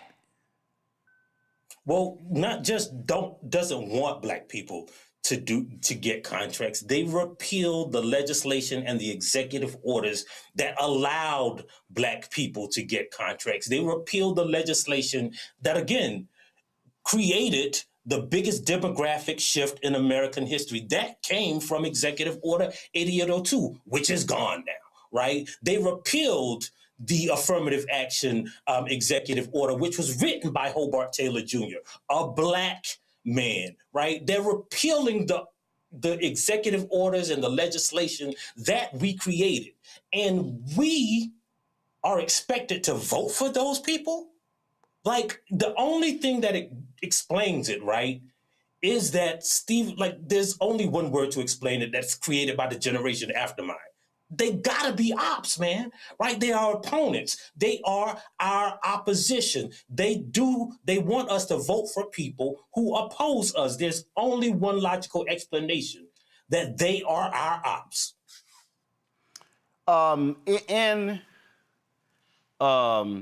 Let me just get it. Y'all stay right there. In my studio, I'm gonna need y'all to put this back on the wall when I'm done. In my studio, go wide. I know exactly what you're getting. Go wide. Come on, go wide. Y'all, I got 3 cameras right here. Switch to a wide shot. What we doing? Okay, I don't understand why the camera not wide. Anyway, so y'all, thank you. That's the shot I wanted, please. Now, y'all, this is the poster from Nate Parker's The Birth of a Nation. And when I saw this poster, I said, Nate, you got to send me an autographed copy so I could put this in my studio. And y'all notice in this poster, the noose around his neck is a U.S. flag. That, Michael, to me, is the equivalent of us giving our vote to the Republican Party. We are voluntarily lynching ourselves. We are voluntarily screwing ourselves. Onyx Impact put together a report dealing with the budget, it's called the Blackout Report. And go to my iPad. You see it right here. So we've lost some $3.4 billion in federal grants. 591 Black books banned across 21 states. We've been wiped out thousands of jobs because MAGA's been targeting Black people. Y'all, that's a noose around the necks of Black people. So, Michael, it would literally be Black suicide to say Oh, let's give all of our black votes to the Republicans because they might begin to love us. Right. It's what they're suggesting is that there is someone who's been stalking us and trying to kill us, and they haven't completed their mission. And what Stephen A. Smith wants us to do is just give them more bullets, right? Like that's what he wants, to give them the people who have been trying to kill us politically, to kill our rights legislatively, to give them more bullets, because somehow that would make them not shoot us or stop shooting at us. It doesn't make logical sense. It doesn't make logical sense, and there's no way in hell I would tell anybody that should happen. Michael Harriot, Contraband Camp. Go to my iPad, y'all. Please read this piece on Contraband Camp. A wish list for white supremacy. 7 ways Trump's 2027 budget will hurt black America. Y'all take a look, please. Also support Contraband Camp. You can subscribe. You can also donate. And so please go to contrabandcamp.com, contrabandcamp.com. Y'all, today, Black Enterprise announced they were laying off their 15 freelancers. Listen, we are losing black-owned media left and right. It ain't a lot of folk doing the work that we do. So what we do here at Black Star Network, what we do, what Contraband Camp does, and so we got to be supporting black-owned media and all that we do. Michael, we appreciate it. Thanks a lot. Thanks for having me. I'm going back to my panel here. I mean, Mustafa, we got to be some damn fools to sit here and listen to these yahoos say some of the most ridiculous things when, again, I don't wake up a Democrat. Let me be real clear. I have never in my life called myself a Democrat, a Republican, or even an independent. I call myself black. And I would be outside of my damn mind if I decided to say, yeah, let me go ahead and stand with the people who are doing all they can to screw over black folk all across this country.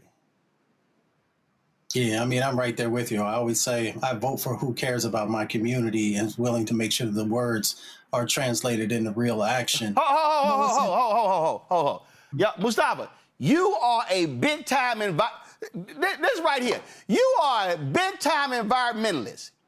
Why in the hell would you, as a big time environmentalist, as a black man and environmentalist, give your vote to a party that stands against everything you believe in as an environmentalist? I wouldn't.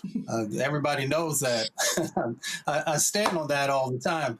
You know, I was just going to say that many of these folks who you have identified today who are asking people to give consideration in voting for the Republican Party, I would ask them to actually go with myself or a number of other folks to real communities who are actually barely hanging on. And in many instances, their lives have been shortened because of the impacts that are going on inside of their communities, the poison that's being pumped into their veins, into their lungs, into their bodies, into the babies that are coming, into this next generation. And that's the thing that just baffles me, is that we get people who come on TV, who come on these platforms, who've never spent any time in community and seen exactly what is going on, where people are getting cancers and they're getting liver and kidney diseases and all these different types of things that are currently going on. And that's why I say that I give my vote to somebody who's willing to actually work on those issues, somebody who's willing to put the dollars back into community, where we've been under-resourced for decades upon decades. And that's what we have to get to, is because these people will make these broad statements, but they don't talk about Black maternal health and what's actually going on in our communities and who's been willing to make the funding that's necessary for us to begin to make some gains in that area. They don't talk about what's going on with Black farmers and how we have less and less land, and that means we get less and less fresh food. They don't talk about what's going on in the grocery store because they're so far removed from what's actually going on in Black communities. I mean, that's why I say you have to earn my vote, and that means that you have to put real action with the words that are coming out of your mouth. Nicole, you are a lawyer. Why in the hell would you, as a lawyer, give your vote to a party who right now won't prosecute a single cop for wrongdoing? You had a jury in Los Angeles convict a former deputy sheriff of beating a woman who was recording, and Donald Trump's U.S. attorney came in, did a post-conviction plea deal, took it from a felony to a misdemeanor. When Donald Trump got sworn in, one of the first things that he did was give a pardon to 2 cops in D.C. who chased down a black kid who was killed, and they were chasing him unnecessarily. They were convicted by a jury. Donald Trump pardoned them. Donald Trump has attacked law firms that have opposed him and then tried to force him to sign awful deals. Why would you, as a black attorney, vote for those fools? And this is the same party that's supposed to be tough on crime and all about law and order. The only time they care about crime and law and order is when it's used to hurt Black people. We see this party advocating for the prison industrial complex, even if they don't want to call it that. They want us in jail. They want us in change. They want to bring back Jim Crow. And honestly, Roland, at this point, I think Stephen A. Smith might be a plant by the Trump administration or something, because what is he talking about? I know that he cannot point to one Republican policy or one Republican candidate that would do anything helpful for Black people. And this rhetoric is especially dangerous right now when we're sitting here almost about to be back in Jim Crow because of what the Supreme Court and Trump and his Klan members are doing. So Stephen A. Smith does not deserve a platform, and I hope Cam Newton also learns that he shouldn't have had him on his platform either. Randy, this is a shame. Randy, you have spent your career trying to get more of us in corporate America, get us promoted, get us on boards, get us on contract.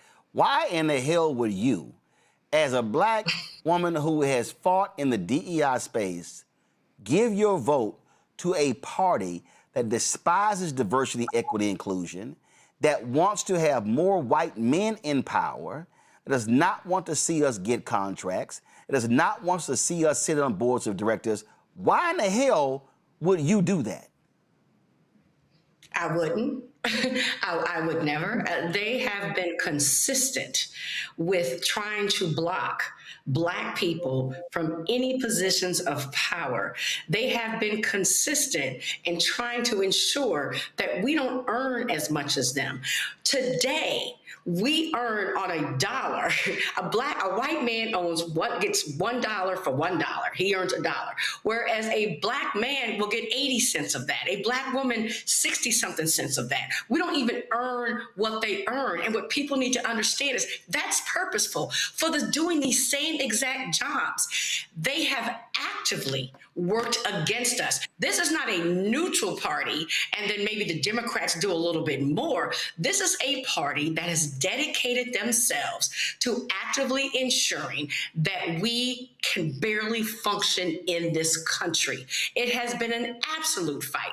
The reason why I stepped away from working in DEI in corporate America is because it was so deflating, because I was seeing what they were doing every day to knock us down on our knees and make it where we are simply crawling. And when they point to people like Stephen A. Smith, when you talk about DEI, is because they get that one magical Negro, right? And they'll say, oh, we couldn't be racist because look at who we hired. Look at who we've given a platform. But it's always a person that speaks against us. They speak against Black people, which is why he has a platform. Think about all the Black journalists and newscasters who have lost their jobs over the past year because they were trying to speak truth to power, stating absolute facts. They were let go. So if you see someone who has a large platform on a media platform that is owned by, you know who they're owned by, trust me, they're speaking not for Black people, but against our interests.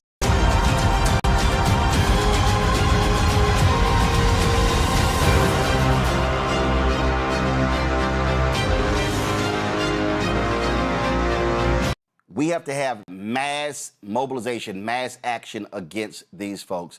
That's what Bishop William Barber, the Repairs of the Breach, Poor People's Campaign has been talking about, calling for a number of years. Bishop Barber joins us right now. Bishop, we've been laying out, this is an absolute war on Black America.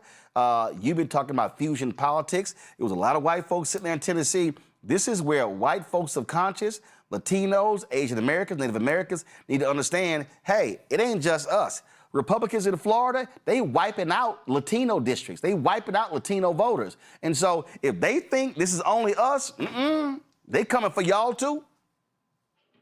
Look, you better believe it. For that tactic, Roland, that you just saw there reading the Constitution is something we train people how to do in the Poor People's Campaign with Repairs of Breach. I saw some of my folk there, and it needs to be even more diverse. But listen, we're in this battle. You and I have been talking about, we are in the battle for whether we're going to have the ending and retrogression of the second Reconstruction or whether we're going to fight our way into a third. And they are intending on undoing the second Reconstruction. You know, let me just say a thing about Stephen A. and I'll move to the other. You and I will debate him and whoever, anywhere, anytime. That's just ignorant, a lot of the stuff he said. And we need to debate him in a place where he doesn't just get to holler, holler, holler, but actually has to talk facts. Because it is dangerous in this time to be throwing out things that are not rooted in history. Do you know, in your audience, that here are some things that if we had not had a diverse Congress because of the Voting Rights Act, here are things that would not have ever existed.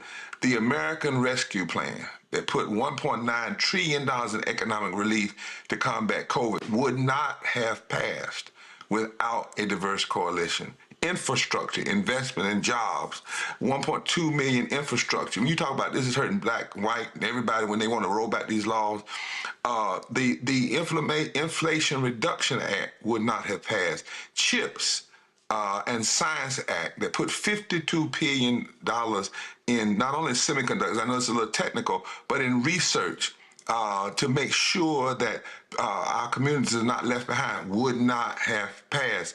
The Affordable Care Act would not have passed.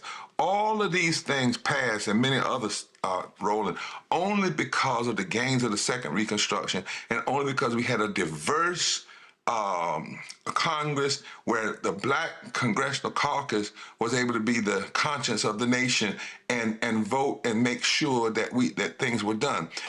Now, here's one other thing, though, Roland, and you know we talk real.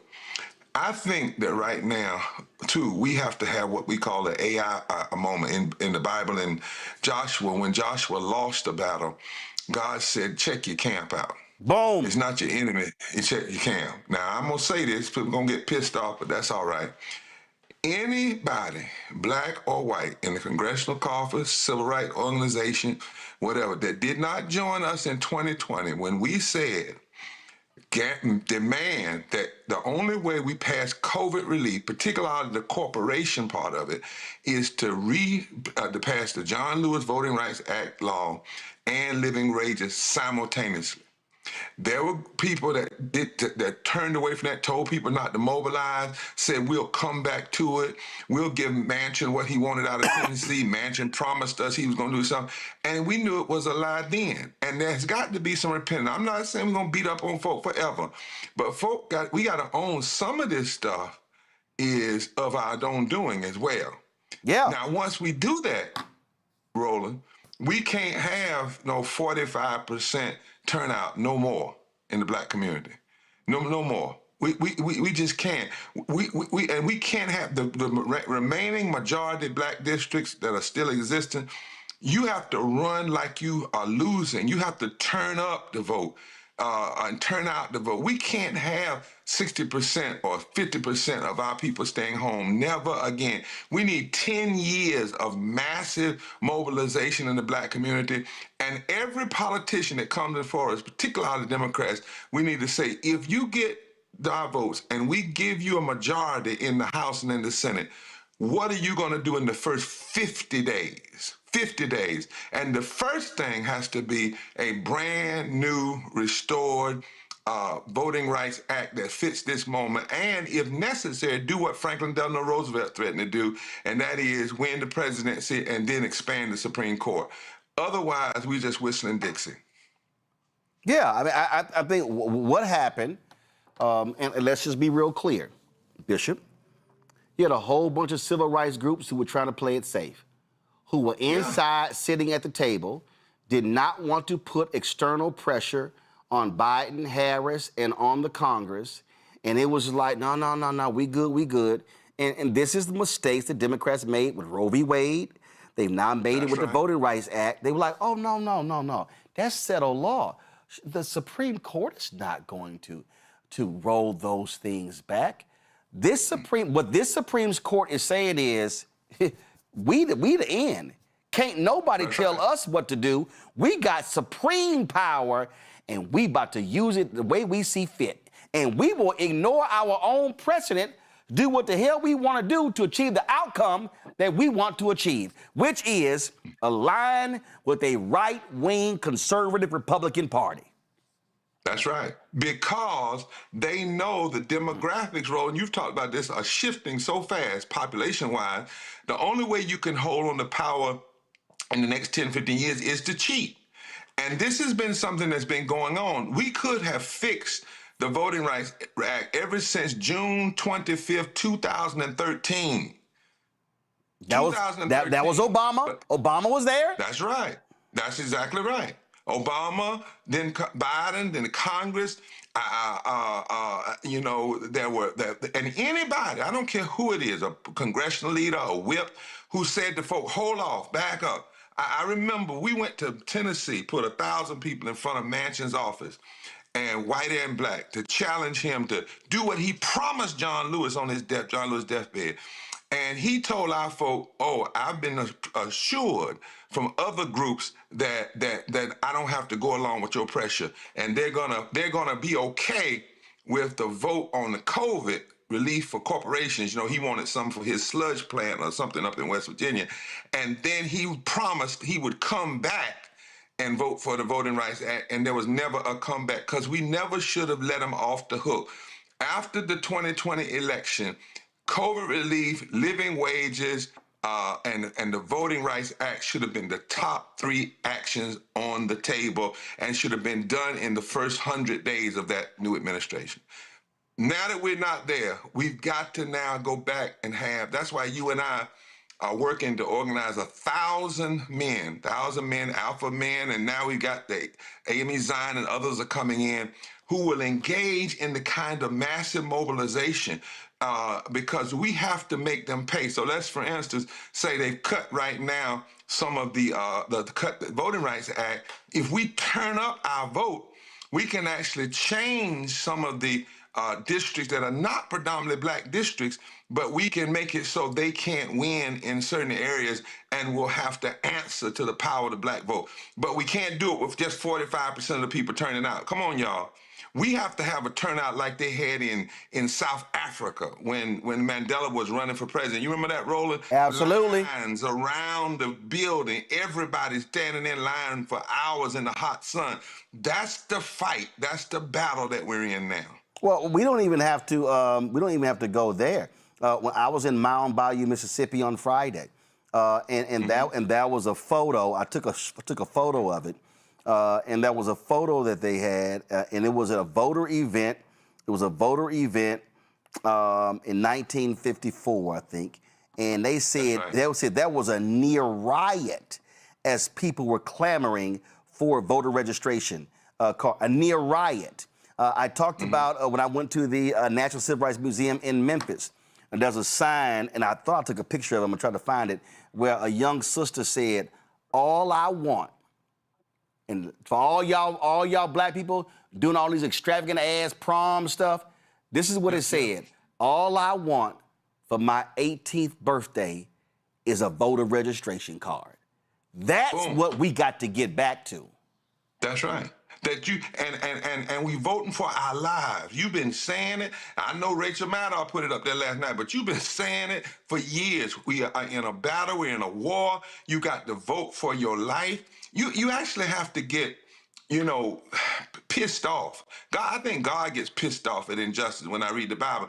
You got to get pissed off that these folk literally went down to our parents' graves and just desecrated them. Just desecrate them. But even that's not enough.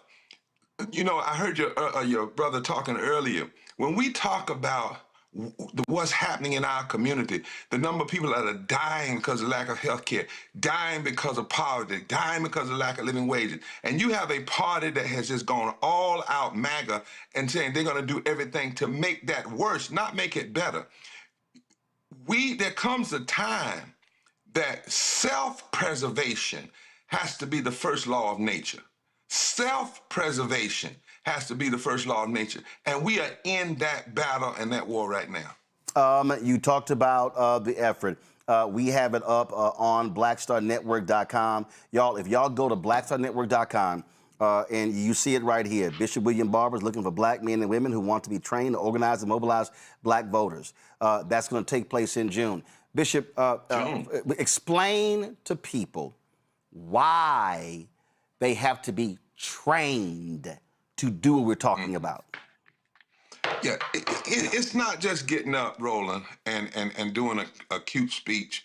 It's not just getting up, having a voter rally and say, y'all go vote. It's not using Trump and Clarence Thomas as punchlines. I've been watching some preaching lately, and I'm a preacher, so I can talk about it. And brothers and sisters, I get the punchline, but if you're not organizing your church, and then 2 miles around your church, and then 5 miles around that 2 mile, if you're not really doing micro-organizing, really understanding the power of the vote, there are places, Roland, and this is why you have to be trained, where out of say 800,000 black people who didn't vote, just 10% of that would change everything. But you have to know that, and you have to be trained in that. You have to know how to use the technology. You have to know where to knock and where to go. You have to know the data. Do you know that 19 million poor and low-wage voters that voted for Biden Harris didn't turn out for Kamala Harris? And regardless of why that is, we have to know that and know where they are. And so that's why on that weekend, the weekend of January 12th, and you know that's the weekend that Mega Evers... June 12th, June 12th, June 12th, 13th. That's right. That's right. But what people also fail to remember is that weekend was they wanted to kill 3 people. It was a brother in Louisiana. It was Bernard Lafayette, who just died, and Mega Evers. They got Mega. There was a goal in that day in 1963 to take out the young civil rights leadership. And right now, we are in a battle to take out all the power that leadership won. And so what we're saying is on that day, and on the same day that Kennedy announced he was going to fight for the Civil Rights Act, we have to grab that moment because we're watching the undoing. And folk have to be strategically trained on how to use the technology, how to do door knocking, how to be strategic, how to work the percentages. It's not always about, well, we're just going to get 100% of the people to vote.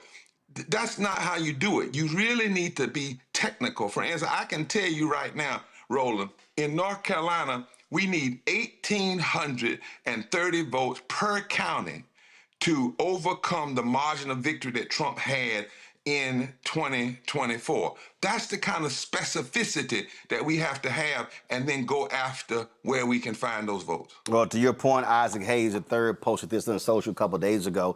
You talk about data. You see it right here. He said, eligible black Georgians who didn't vote. 2018 governor's race decided by 54,723 votes, 900,000 and 1.1 million black folks. Eligible black folks didn't vote. In 2022, 191,000. He said, if we show up, we win. Same thing, 2024. North Carolina, some 600,000 black folks didn't show up. And I keep saying the floor for black people should be 70%. That's the floor. That's right. Not 45, not 52, not excited because it's 55, 70%. Otherwise, we're going to just be sitting here whining and complaining when they just run the table. And let me be the first, because I know somebody said, Reverend Barber, I just saw North Carolina. You all didn't do it. You're exactly right. That's one of the reasons why I'm saying I can't be out here going everywhere else, Roland, and not stay in my own home state. I'm saying it to every preacher that wants to do big national speeches. Nope. If you're not organizing your church, then you have no credibility to do that. If you're not organizing your community, you have no credibility to do that. So it is time for us to take these numbers and as you said, not just say if we show up, we win, then talk about how we show up. How do we turn loose every van, every bus, every person, use every phone, every cell phone? You know, I used to say it like this, Roland. If Harriet Tubman could get 700 people out of slavery, and she never had anything, email, Black Star Network, cell phone, car, none of that. If she could do that, then we must do more. So I wrote this to you the other day, and I want to say it on the air, what I believe. It's past time to act like we're in a war, a battle against forces of racism and injustice and authoritarianism all at the same time. Emails with no call to action, tweets with no truth-telling and movement directives, marches with no clear agenda and clear goals and strategies after the march, sermons, speeches with catchy phraseology, but no follow-up and no follow-through that turn words into deeds, macro talk without micro-organizing, politicians who offer criticism of what Trump has done in his first 120 days, but no clear agenda of what they will do in their first 50 days, have no place in this battle now. We're in a different moment, y'all. And with everybody's got to straighten up and fly right. Folks, do me a favor. If y'all want to be if you want to be trained in organizing and mobilizing and getting the vote out, we ain't paying lip service. This ain't just a whole pontificating. This is about real training. June 12th and 13th, go to blackstarnetwork.com. Click the link. You'll see it right there. You go down there. When you scroll down, you're going to click that link right here. It's going to take you to a form. We put my email out earlier. We don't have to now. This is the contact form. Your name, your date of birth, your address, your email, your mobile phone. Sign up for email, dates, text messages. We still are organizing alphas. That's for a specific reason, y'all. If you're a member, just click that box right there and click submit. Because last point, Bishop, and this is what gets on my nerves. When I remember Reverend Jackson and I had it out once in Chicago because he had a rally and they were not collecting data. The problem I have is when I see these folks have rallies and events and all this stuff, and I'm like, y'all don't even know who's here. How are you not collecting data? How are you going to move the people after the protest to go to the City Hall chamber or the state legislature chamber or the Congress if you don't know who the heck showed up at your event? You got to be collecting data to follow up with people. Always. That's why, Roland, as you said, you can go to breachrepairers.org and click there. We're collecting this data. And on May the 11th at 5 o'clock in Washington, D.C., we're having a Moral Monday. We've been doing Moral Mondays for several weeks now, right in front of the White House. Yep. But Moral Monday for peace and nonviolence. But we're connecting the violence of the war in Iran to the violence of voting rights denial. That's violence too. Poverty is violence. Denying people living wages is violence. And we're going to be collecting data. And we are asking for several thousand people to come in the street right in front of the White House, starting at Black Lives Matter, and then right in front of the White House. We'll have thousands online. We're gathering data. We're inviting people in. And by the way, Roland, these trainings, some of it will be in person, but most of it will be online. So there's no excuse, right? Right. And the kind of training we're going to do is not for you to do it for repairs of the breach, but to turn you loose in your own community. Yep. To turn groups loose in their own community. That's what has to happen now. This is not about building any one person's kingdom. This is about us engaging this battle that we're in now to stop the erosion of everything that our foreparents won, but also push forward into the things that are yet to be won. And one of them is, Doc, we've got to get our lawyers and figure out a way to do a Voting Rights Act that can never be undone like this ever again. That's right. That's part of what has to be on an agenda in the coming, and after we do the election. Indeed. Bishop William Barber, I appreciate it, Frat. Thanks a lot. Thank you, my brother.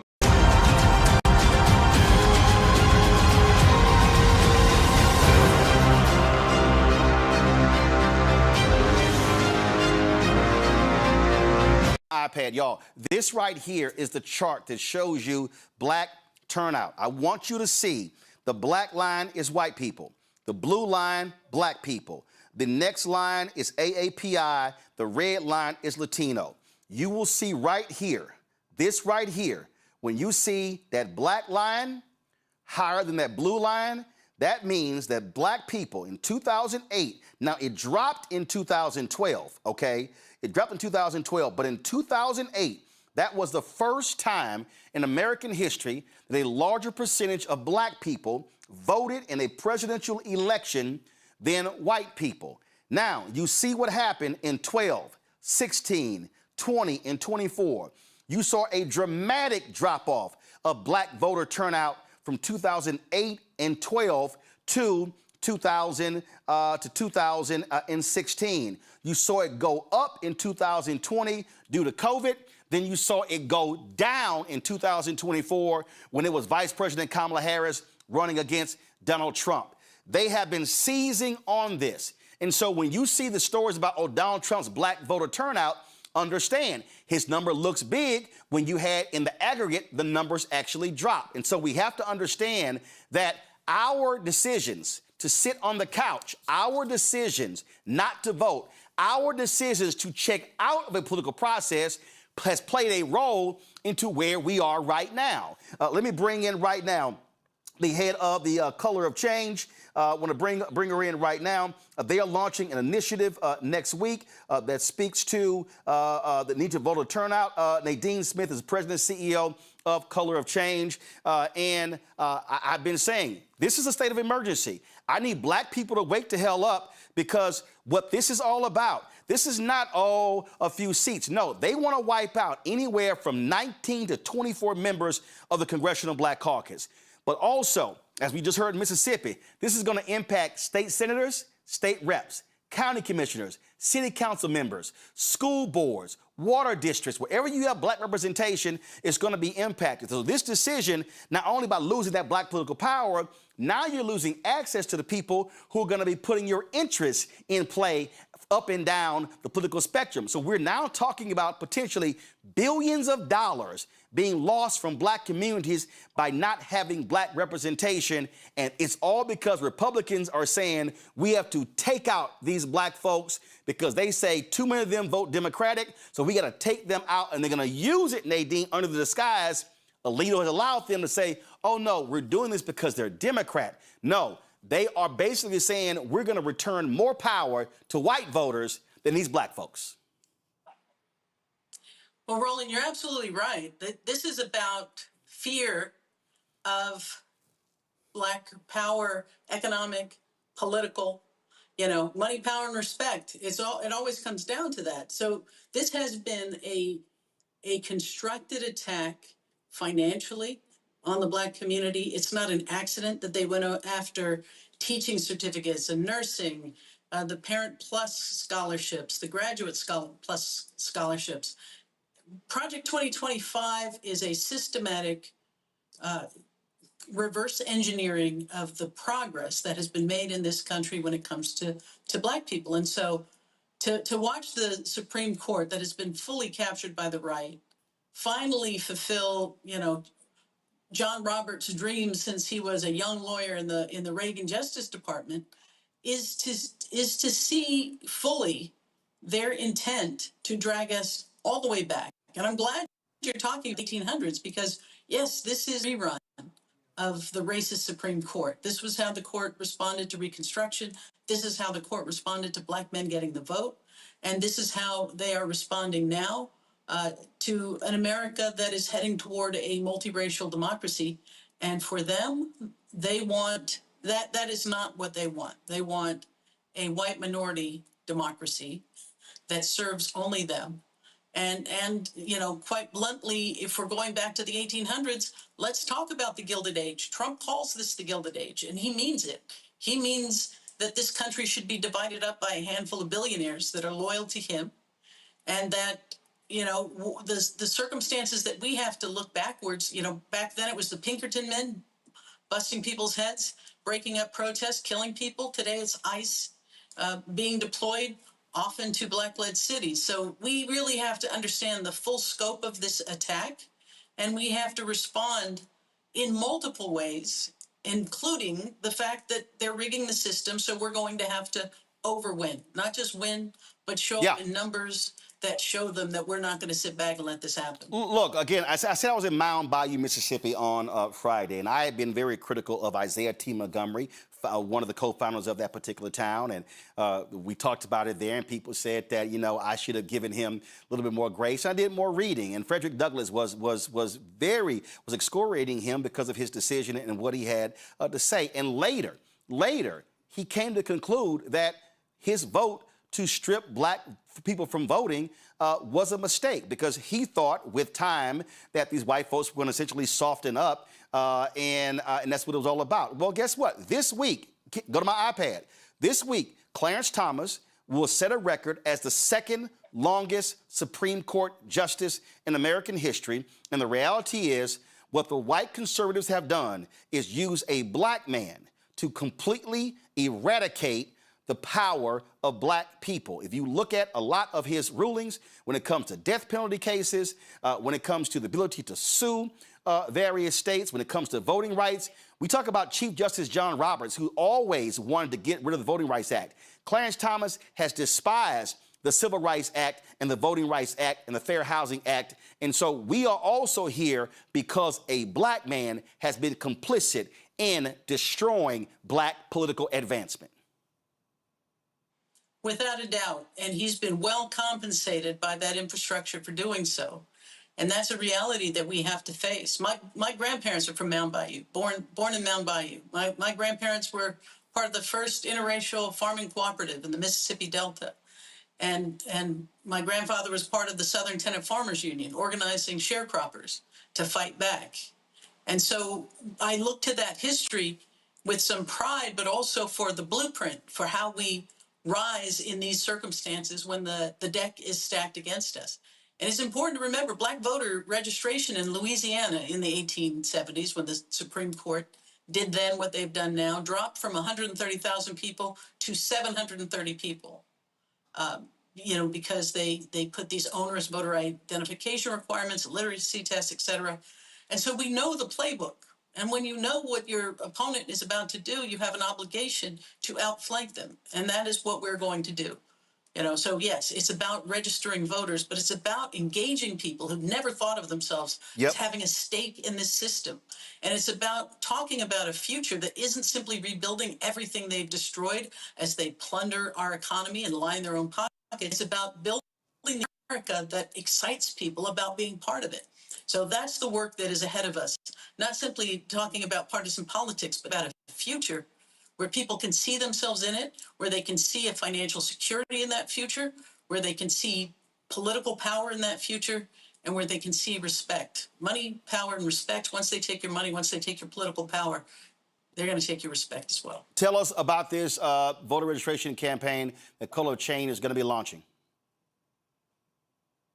Yeah, so we're going to be registering voters in the South, and we're going after, as I say, the voters, not just the folks who have moved and haven't registered, but we're really going to go after folks who we have black people who we need to have this conversation with, who need to understand what the stakes are, because there are a lot of people that say, listen, nothing much changed in my life, regardless of who's in the White House.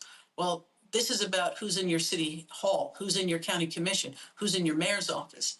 Every single seat, everything that affects your life is being determined by these maps that they are drawing and their ability to neutralize our vote.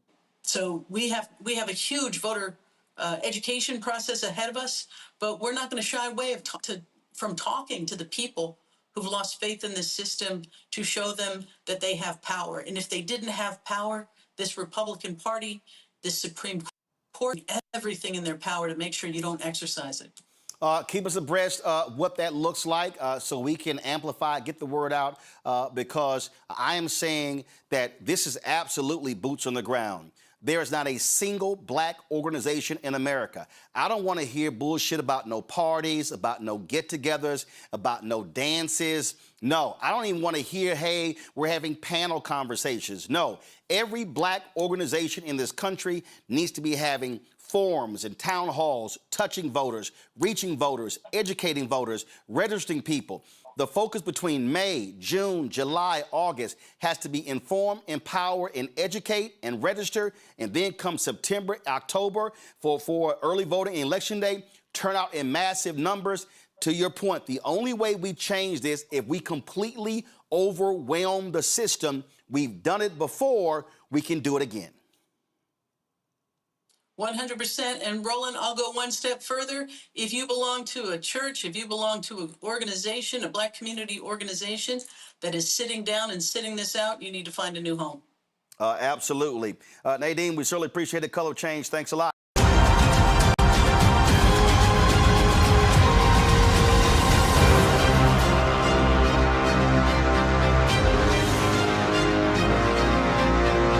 Black Caucus held a news conference today discussing this decision. This is what they had to say.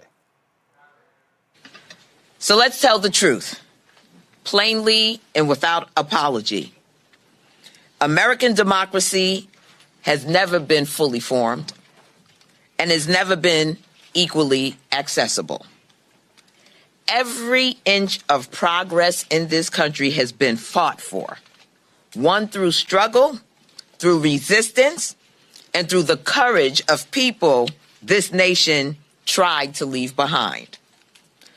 We did not become a truly multiracial democracy until the Voting Rights Act of 1965 enforced the 15th Amendment, because Black Americans demanded the right to be seen, heard, and counted. That progress was paid for in blood, in sacrifice, and in unbreakable resolve. And now, 60 years later, we are watching that progress be ripped away. With its decision in Louisiana v. Calais, the Supreme Court has opened the door to a coordinated attack on Black voters across this country.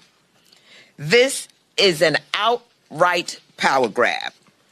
It's about silencing Black voices, dismantling majority Black districts, and rigging the map so that politicians can choose their voters instead of the other way around.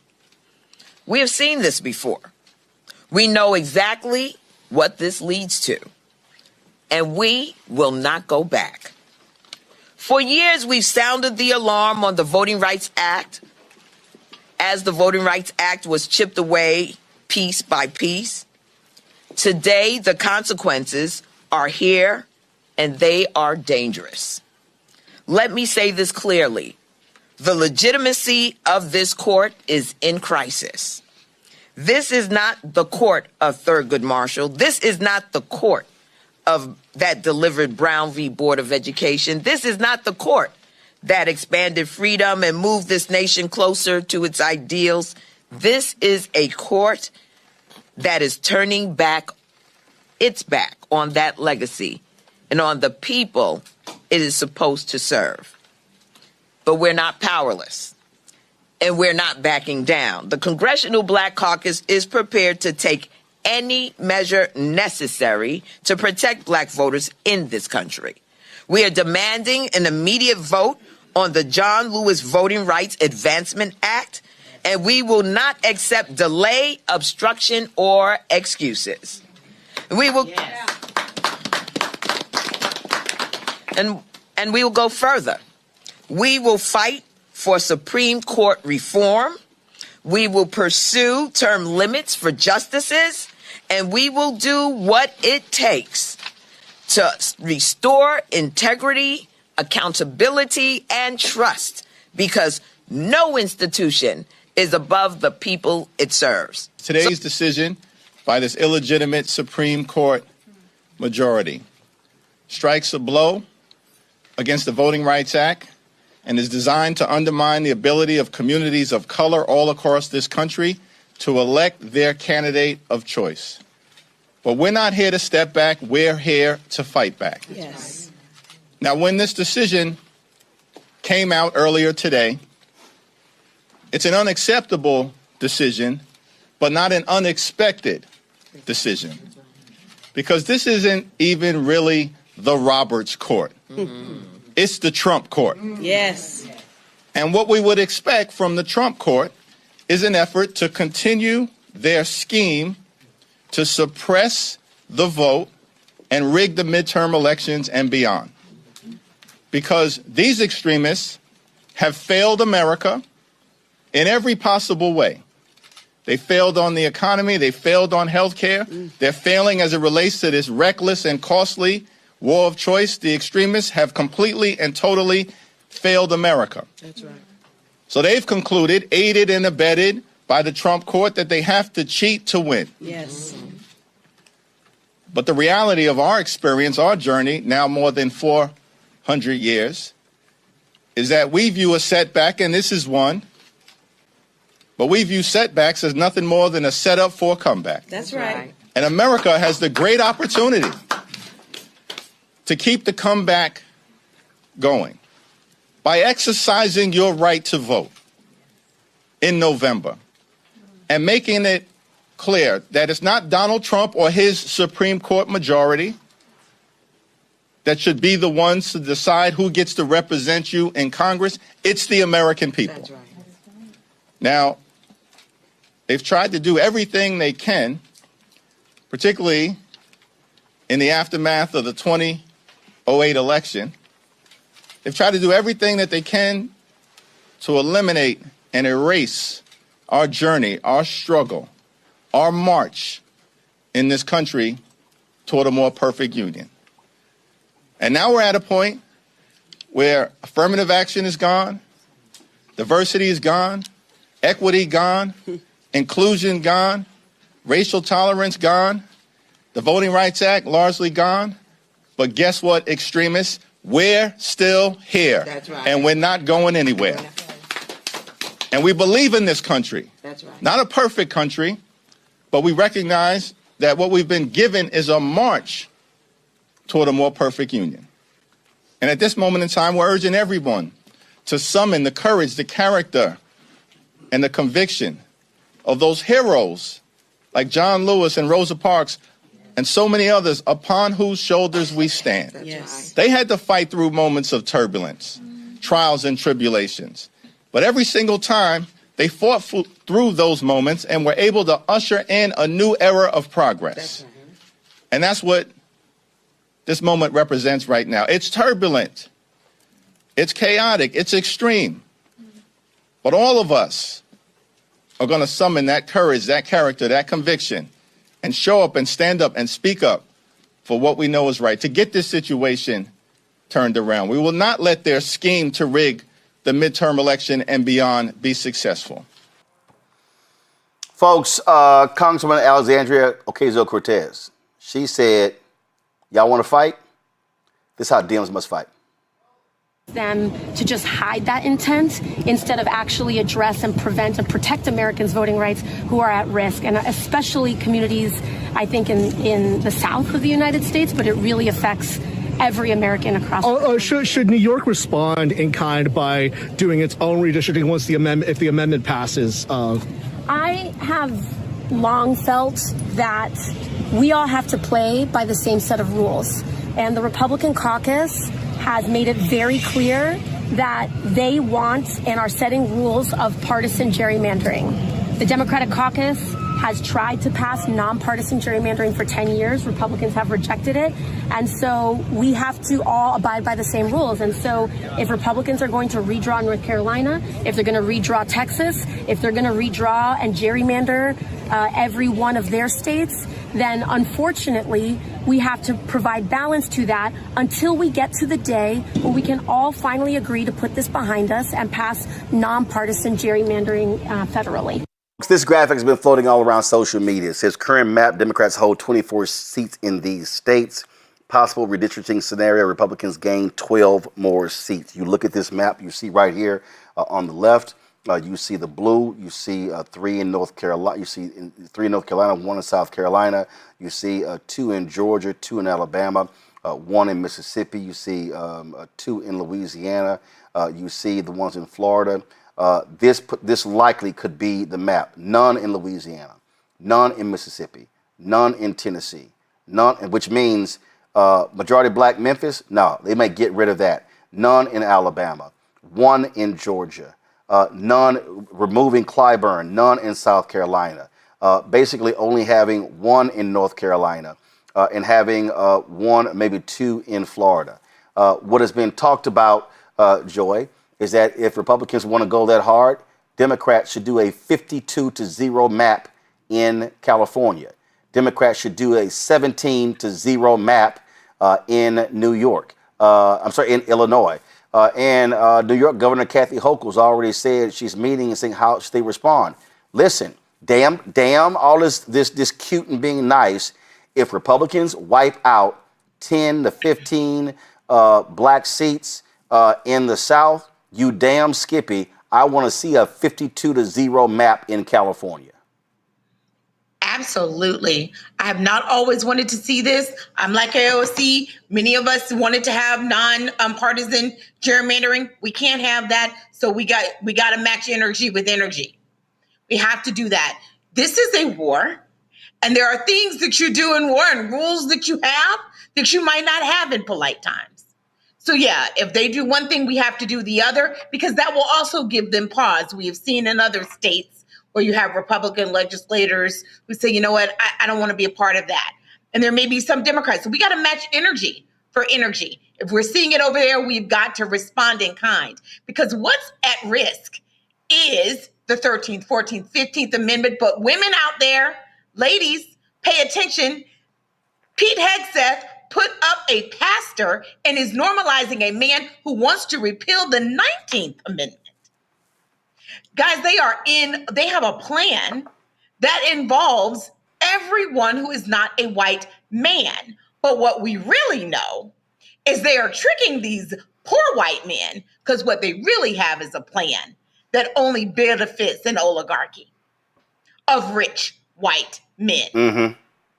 That's where we're going here. So any and everything by any means necessary, we have to be of that mindset now, whereas we might not have been that way before. So if you are a white friend of Joy Cheney's who's on here, I need to see you posting about this. I need to see you talking about this. If you're a women's rights advocate, as I am, that's where you do a lot of your work, I need to see you moving on this. I need to see you writing about this. I need to see you talking to your families about this. Yep. Blowing up the table about this. Yep. Because that's where we are right now. And everyone has to vote. So that young lady that I had to give a terse and a curse to at the Founding Farmers right. A few weeks ago, I'm sorry, but it was deserved. Michael, what you're talking about is stupid. Michael, Marsha and Blackburn. We gotta say it. Marsha Blackburn, who's running for governor of Tennessee, posted this. I urge our state legislature to reconvene to redistrict another Republican seat in Memphis. It's essential to cement Donald Trump's agenda in the golden age of America. I vow to keep Tennessee a red state, and as governor, I'll do everything I can to make this map a reality. So what she's saying, Michael, is she wants to see a Republican represent a majority black city in Memphis. Now, remember, there were 2 Democratic seats in Tennessee. Now there's only 1 because they split Nashville into 4 different congressional districts. Memphis is pretty much still intact, represented by Congressman Steve Cohen. He's, of course, being challenged by State Representative Justin Pearson. And then this is how people responded. They said, okay, Marsha, if you want to see all red Tennessee, this is what Illinois should look like. They said Illinois should look like an all blue state. They said, okay, Marsha, you want to see an all red Tennessee? They said, we can play that game. Let's have an all blue California. Then they said, again, have an all blue Indiana. You start talking about how do you look at Colorado? Let's take that, that state leader, Senate leader in Maryland did not want to redistrict in that state. It was being pushed by Governor Wes Moore. Well, guess what? If Republicans start wiping out these seats, then that damn Senate president and those black senators in Maryland need to get some damn guts and wipe out the Republican seat in Maryland. This is real simple. This is warfare, political warfare. The Supreme Court is unleashed, and this is how you fight fire with fire. Tired of bringing a knife to a gunfight. And, I don't know which mic. I'm sorry. Imhotep, and I'm going to go to you next. Imhotep, go. All right. Yeah, I agree, Roland. And control room, y'all got to get Michael Brown's echo straight. So please fix that. Imhotep, go. Okay. Yeah, I agree, Roland. We have to fight with those tactics and redraw those maps. That's part of it. But the other part is if there is equal voter apathy, like there was in 2024, well, then if Republicans have a higher turnout, then we're going to lose once again. So in addition to redrawing those maps, we have to focus on the policies that really impact the African-American community. We have to invest in organizations like Black Voters Matter. We have to have the ground game to really do the door knocking and engage people on the ground to get them to actually vote. Okay, so we have to have all of that together. And really, and lastly, when I talked about 1890 Mississippi, that's one of the reasons why the 1965 Voting Rights Act was needed and signed into law to counter what happened then and counter all those obstacles to the 15th Amendment of 1870. So this is what these conservatives, what these Republicans have been planning for decades. Okay, and I have to give it to them. They're persistent. They're like the Energizer Bunnies of white supremacy. They just keep going and going and going. They don't give up. Michael, go ahead. Well, I think we're still having some technical problems, but I'll try it, Roland. The issue on folks being ready and being mobilized relative to these courts, it's time to do what we need to do as well. And whether those numbers, and I know some Democrats, well, we don't want to do that. We don't want to go that far. Well, we have to. It's time. This is 1963, 64, 65. It's time. Rosa Parks, she thinks she wanted to sit in the back of the bus anymore. She said it's time. And I think we're at that point now where it's time. Traditionally states and make them all. And then if they want to do the same thing, maybe this has to just be that way for a while until we get back to saying, hey, let's figure it out the right way and have nonpartisan gerrymandering.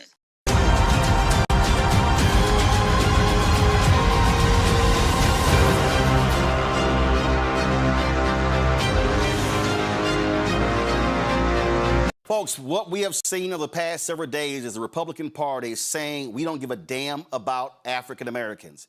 The actions taken have nothing to do with party. It's about limiting Black power. What we have seen over the past decade as the Republican Party angry that Black people were voting in huge numbers when Obama was elected in 2008 and 2012.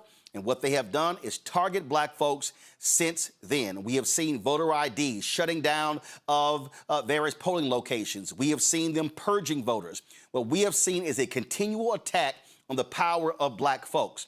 The mistake that people make is they keep saying that, oh, you're shilling for the Democrats. You're trying to get us to support Democrat. No, our choice is very simple. It comes down to Republican Party or Democratic Party. What is the conduit through which Black people are going to be able to exercise power? The reality is today's Republican Party doesn't give a damn about Black folks. This is not the 1800s. This is not the early 1900s. What this party stands for today is to limit Black people's political power. And the Supreme Court decision, the Louisiana versus Calais decision, shows us this. Not even 24 hours after that decision came down, we saw Republican state legislatures all across the South announce special sessions. We have seen it in Alabama, Tennessee, Mississippi. Florida took action before the Supreme Court decision. The Mississippi governor actually said before the decision came down, we should call the session because we know how they're going to rule. Folks, we need to call this what it is, and that is an absolute attack on Black America by the Republican Party. And there should be a state of emergency in Black America with what is going on. What we should be looking to is having a freedom summer where we are educating, informing, and enlightening folks, signing people up. This must be the most aggressive Black voter campaign since the Civil Rights Movement. I kid you not. I am not sitting here being hyperbolic. What I'm saying that what we are witnessing are folks who want to cement white power, white supremacy. And this conservative right-wing Supreme Court is allowing Republicans to do that. They're instituting their will as opposed to what Congress decided the passage of the 1965 Voting Rights Act. And so we must be responding in the most aggressive way possible. Let me go to Tennessee, where we have our Charlene Oliver. She's a Tennessee state senator. In your state, we have seen the Republican governor, Bill Lee, call for a special session. They took apart the Nashville congressional seat, split it up into 3 or 4 different Republican seats. Now they want to turn Memphis into a red seat. And what Republicans are saying is, if the whole state supports the Republican Party or they vote red, well, the whole state should be red. Well, Memphis ain't red. Memphis is blue. So they want to wipe out black power in Memphis. And even though Steve Cohen, who's white, congressman, represents Memphis, that historically has been a seat held by an African American. State Representative Justin Pearson is running against him in the primary. So they want a white conservative Republican to be representing Memphis. That's right, Roland. But you know what? Memphis has the right to choose who they want to be their representative. And if that's Congressman Cohen, so be it. If that's Representative Pearson, so be it. But they get that choice. And what's happening now with this special session is Republicans are trying to take that choice away from them and essentially steal another House seat so that Donald Trump can keep his majority in Congress. So what Memphis is a naturally occurring Black district. It just so happens to be Black. There is nothing about the congressional 9th district that is, supposed to be a Black district. It just so happens to be a Black district. And the way that it is drawn is drawn around the county lines. And so it is a naturally occurring Black district. And now they're trying to say, after all these years, that now somehow it is unconstitutional to have a district drawn this way. But what you also have there in Tennessee, you have a state law. And I saw, I'm trying to look for it right now, you had a Republican. You have a Republican who said, wait a minute, what are we doing right here? We're breaking the law if we do this here. And if they don't completely replace the district, I wouldn't be shocked if what they do to Memphis is what they did in Nashville, split Memphis into 3 or 4 congressional districts as their way of decimating that position. Yeah, we know this is calculated and it is intentional to take away the ability of Black folks in Memphis to be able to elect who they want. And it's also illegal because in our Tennessee code, it explicitly says that you cannot redraw maps between apportionments. So what we are doing here with the special session is illegal and unconstitutional. And so what the first things that they're probably going to do is have to change the law, which is such a far-reaching norm outside of what we've done when we redistrict in Tennessee. This is outside the norms of what we do when we redraw lines. So what do you need people to do? Listen, if they call a special session, what I keep saying, we have got to have our people flood the state legislature. We've got to be doing all we can, protesting and making it loud. But while that is happening, we also got to be mobilizing and organizing and registering our people. So whatever they do, we maximize our power, because the problem is we can't have weak Black voter turnout. Tennessee, like every other southern state, they must feel maximum Black pain at the ballot box. And that means showing up in numbers that we have not seen since the election of Obama in 2008. That's right. We need people to, first of all, wake up to what's going on. We are in the Civil War. We are not doing it with bullets. We are doing it with the ballot at this point, and they are redrawing maps to do it. So we need people to show up at the Capitol in droves from Memphis to Mountain City. And this is just not a fight for Memphis to fight on by themselves. We need the entire state to show up, pack the Capitol, let them know that we're not going for this. And look, the Republicans started this. They set the new precedent that the gloves are off. So we need to match the energy. So this is not the time to be cute and conform. This is the time to rise up and say, look, we're not going for this, hell or high water. Absolutely. Senator Oliver, keep us abreast of what happens in Tennessee. We're going to be covering this. I know people are planning rallies, so we want to be able to live stream that stuff because we need all of our people completely engaged, because I keep trying to explain to folks that when you wipe out black political power, you're wiping out access to billions of dollars in the legislative process when it comes to the city, the county, the school board, the state, the federal as well. And so folks need to understand that this is real. This is absolutely a state of emergency in Black America.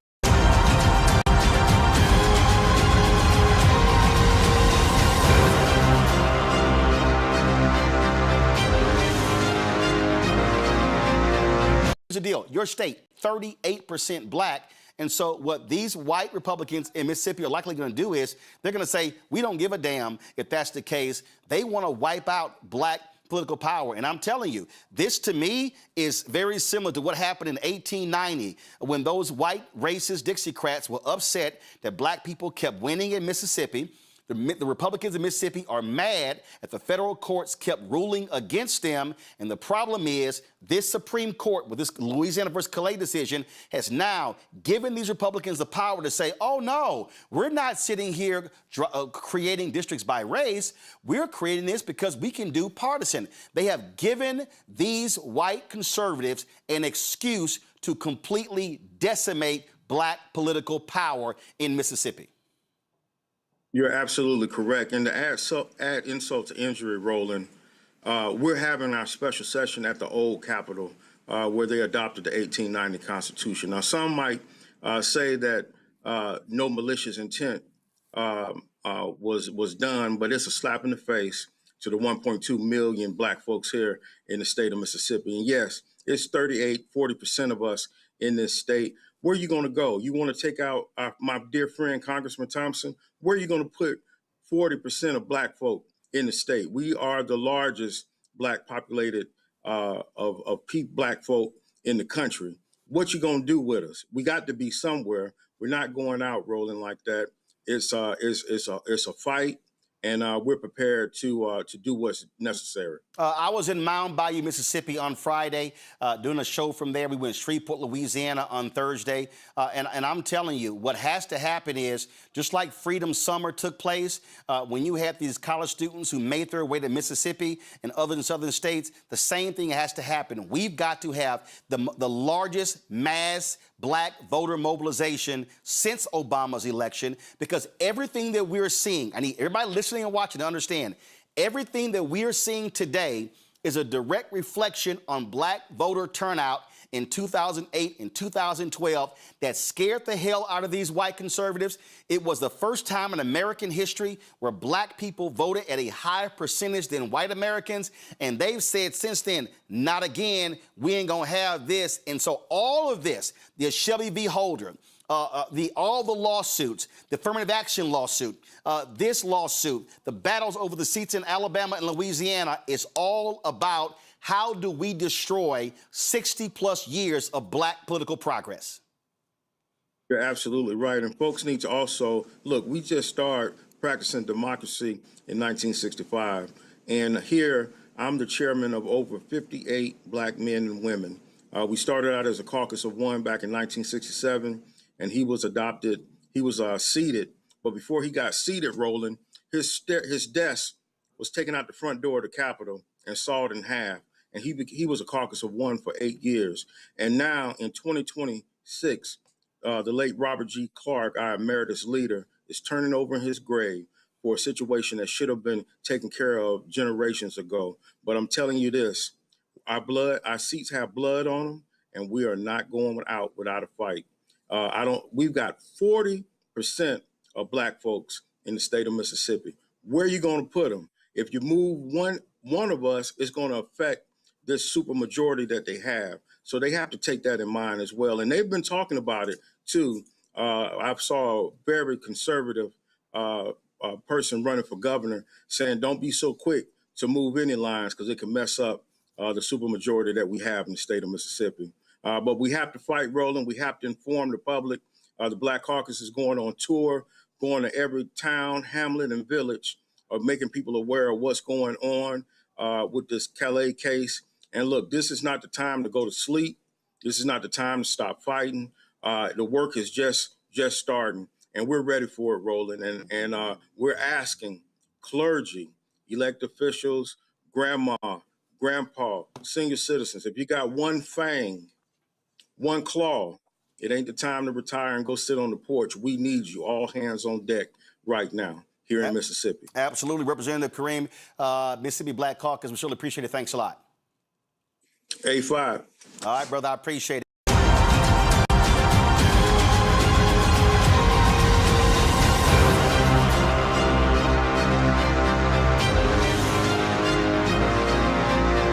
Drama in Florida.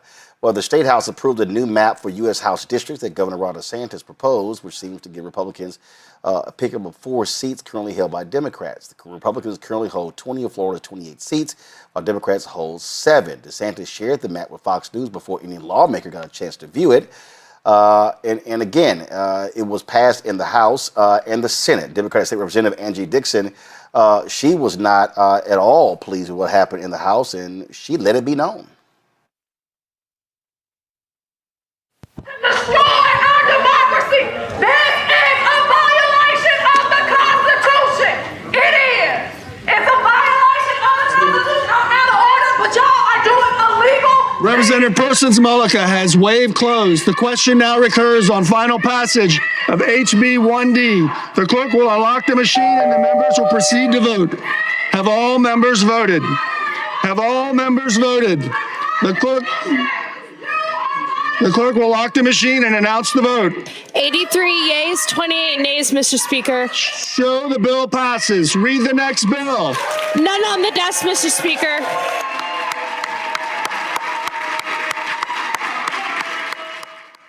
Now that was the vote that took place in the House. It passed 21-17 in the Florida Senate.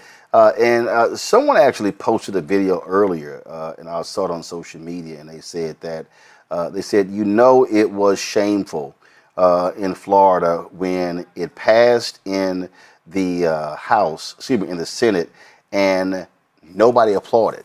They said normally when they pass bills, they absolutely applaud, like you heard there in the House, but clearly they knew what was going down right there in the Senate. And the issue that you still see here is that the actions, and they've already been sued, the actions here, Michael, they could very well still be in violation of the Florida Constitution. And that's what we're seeing right here.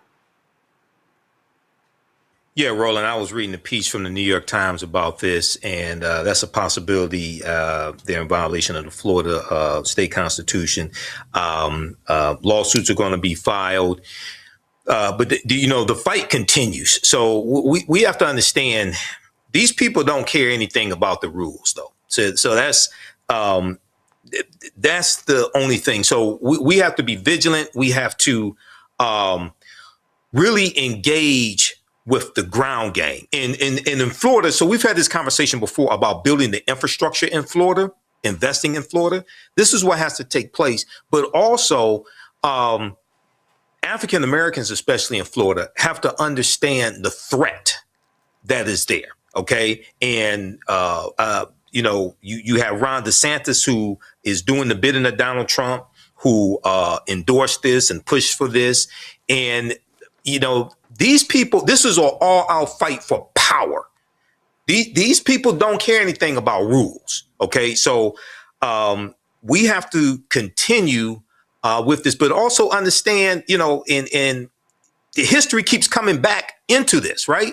Because when you study Florida's, when they rewrote their state constitution in 1868, they imposed a felony disenfranchisement law, where if you were convicted of a felony, you lost your right to vote for life. They specifically did that to target African Americans, who were 48% of the state population. Okay, well, that Florida disenfranchisement law stayed in place until 2018, when people like Desmond Meade, who you interviewed here on the show, Roland, got it put on the ballot to get it overturned. So this is how wicked these people are. So bravo to that sister, but these people are, this is a blood sport. And these people are playing for keeps. And again, what you have is you have there, Joy, a state where Democrats have been flailing in the last several election cycles. And we had Nikki Fried on the other day, who chairs the Florida Democratic Party, the state party. They've been doing very well this year. Bottom line is the only way, I keep saying, listen, only way to beat them, you got to beat them at the ballot box. You got to overwhelm the ballot boxes. You have to overwhelm, and let me just say, I'm from Central Florida. You have to overwhelm the ballot box. If you are an organization on the ground, if you are a church on the ground, you have to be encouraging your people to vote. You have to be educating them on this topic. You have to be getting people in. If you are a candidate, I don't care of any race, if you are not going out there and you are not talking about it in every place you find voters who are, in this case, Democratic voters, you have got to get them motivated to vote. If you are a nice white person, my neighbors, etc., we need you out there putting your actions where your mouth and you say your supposed values are.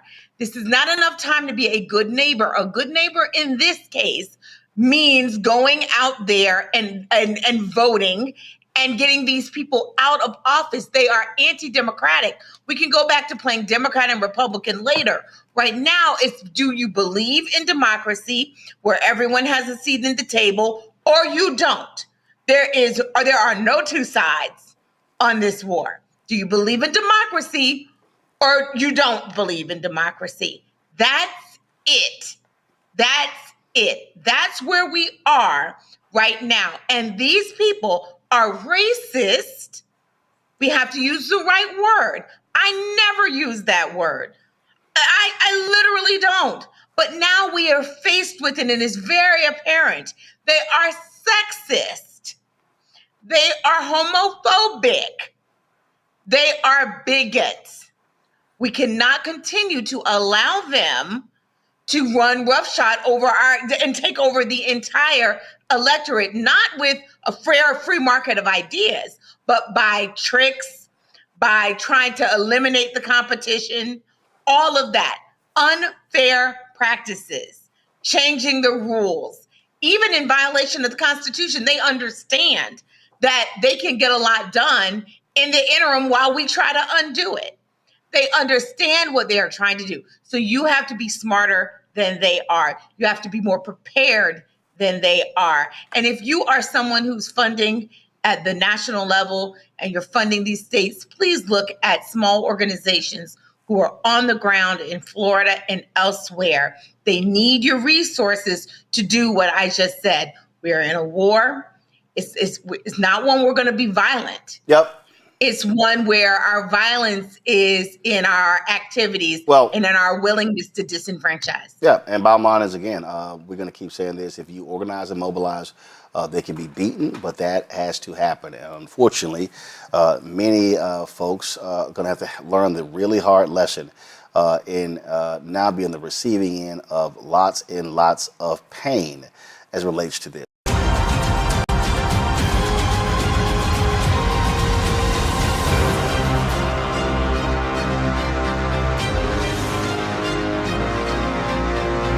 We are literally dealing with folks who absolutely want Jim Crow 2.0. Louisiana's congressional primaries have been postponed from their originally scheduled date in May due to a Supreme Court ruling that invalidated a majority black congressional district. Early voting was already supposed to begin on Saturday for those primaries, set for May 16th. However, Republican Governor Jeff Landry issued an executive order to postpone the U.S. House primary following Wednesday's court ruling. Joining me now are Davin Roseborough, Deputy Director of the ACLU's Voting Rights Project, Advocate Gary Chambers, and Ashley Shelton, President and CEO of the Power Coalition for Equity and Justice. I want to start by going over to Gary, who I know is on the ground in Louisiana. What is the mood and what is the response to this action from the Supreme Court and now this aggressive action from Governor Jeff Landry? We know Louisiana has been ground zero for ongoing fights over enfranchisement and disenfranchisement of black voters. We know that it has long been one of the key battlegrounds as it relates to equity and justice. And now we are seeing it becoming one of the key places where our right to vote is going to be litigated and is being litigated. Gary, what is your response to the last few days, your reaction, and what do the folks around the country need to know? Well, first they need to know that one of the fearless leaders of Louisiana, Ashley Shelton, and the Power Coalition led this charge to help create the second minority district here in Louisiana that gave us the ability to have that representation. Louisiana's not always had a second majority black congressional district. People are angry. They are upset. People are figuring out, what does this mean? We're getting orders from the Secretary of State, comments from the Attorney General, comments from the Governor, comments from the Speaker of the House. There's a whole lot of conversation, not a lot of clarity. We don't know what map is going to be existing for the voters of Louisiana. We know that absentee ballots were already in the mail, which means that people have already cast ballots. Those votes are already in the bag. They're telling us those votes won't be counted. That's a level of confusion. People are going to vote on Saturday. There will be congressional candidates on their ballots. If you click that, will you be able to click it? We don't have any of those answers. I'm sure litigation is forthcoming, if not already filed in this matter. And so it's a ball of confusion created by the disaster of Republicans that continue to allow these racist tactics that have existed as long as Louisiana has existed to play out in our politics today. Now, let's rewind. And you mentioned that Ashley was intimately involved with this, and so maybe she wants to come in here. Can we talk about what exactly happened and break down exactly what happened here in Louisiana? That Louisiana is a state that's about a third black, has 6 congressional districts. And can we talk about the creation of this new congressional district that would have been majority black, and then the legal fight that has played out since then? Certainly. Thank you guys for having me this evening. So in Louisiana, Press Robinson was the named plaintiff in Robinson versus Landry. And so we fought to realize a second majority minority congressional seat. And in that fight, you know, in the midst of many fights, because we've been fighting this fight since 2022, we were actually able to realize a second seat that is now currently held by Congressman Cleo Fields. And what Calais, you know, they intervened, and the Calais case, the Calais interveners said that the new map actually discriminated against them. And so in the fight for a fair map in the state of Louisiana, we had 9 non-black white interveners say that somehow a fair map discriminated against them. And then we saw this case play out last year. We defended this case in this, you know, within the Supreme Court, defended by the Attorney General's office. And then we saw the Supreme Court not decide last year. And then we also saw, you know, Janae Nelson have to come back the next year and defend this, but with the caveat of the Supreme Court asking how Section 2 didn't violate the 14th and 15th Amendments, which I will note is particularly cruel, given that those are the Reconstruction amendments that were created to protect minorities in this country, and they were being used to do the exact opposite. And so here we sit in this moment with the Calais decision, which, to be clear, eviscerates Section 2 of the Voting Rights Act. And what this means for Black voters, not only in Louisiana, because I want people to be really clear. This started out as a case about Louisiana and an additional congressional seat, and then what the subsequent ruling that we received yesterday, what it means is that Black voters and all minorities, which include women of every race and ethnicity as well, have could lose the ability to elect a candidate of choice at every level of government. And I think that people need to understand what that means and the reality of the fights that we're going to certainly see in the South for sure, and the fights that we've already seen play out in places like Texas and other states that are trying to vie and jockey for power. And I think, you know, the thing that's really unfortunate is that the Supreme Court didn't even have the they wouldn't even stand in their evisceration of the Second Amendment. They said that the remedies for race were no longer necessary, and that somehow we all lived in some post-racial, country that there's not any Black or other person of color that I've ever met that has experienced this America where we are afforded all of our rights without the oversight of the federal government. And so this is a huge decision, and it's going to have sweeping implications. If you have a seat in your community right now that is held by a person of color, more than likely that's an opportunity seat that was protected by Section 2 of the Voting Rights Act. And that protection, as of yesterday, no longer exists. So I want to just make sure to break it down. In Louisiana, again, it's a southern state, large black population, about a third of the state's population is black. 9 congressional seats. Historically, the vast majority of black voters were crammed into 1 congressional seat. Due to advocacy, activism, work on the ground, a second congressional seat in the drawing of the districting was created, in which black voters were significantly represented, where there are now 2 seats of the 9, representing a closer representation to the population of black Louisianans. That was then challenged and taken to the Supreme Court. David, can you talk a little bit about what the court's argument was, what they were considering here, the distinction between whether this was a, quote, partisan gerrymander or whether this was a racial gerrymander, and this idea that this has now been flipped on its head, the argument that creating a congressional seat explicitly for the purpose of enfranchising historically disenfranchised black voters, that they would now argue, as the majority of the court did, that in fact was somehow racially discriminatory. Yeah, I mean, and it's as outrageous as it sounds. This is really the end of the project of the Roberts Court to slowly, piece by piece, take apart the Voting Rights Act, which was key to actually providing black voters in the South the opportunity to elect candidates of choice. It was litigation under the VRA. Very few, if any, states in the South gave that up willingly. It's been a fight over decades. I've spent a lot of time with our case in Louisiana, the Milligan case, and Alabama didn't have a black congressional representative until the 1990s, since Reconstruction. So what this did is it turns a statute that really has been the cornerstone coming out of the civil rights movement of being able to start moving toward a multiracial democracy, to allow black voters and other voters of color in other parts of the country to be represented to some degree, even if not enough. And so this is really, it's really an affront to what Congress intended when they said, we're finally going to start taking the steps we need to have the multiracial democracy that the Reconstruction amendments promise. And it's a cruel, I wouldn't say irony, I mean, it's really just a cruel statement that they have taken these amendments, which were created with race explicitly in mind, and said, no, this is part of a colorblind constitution.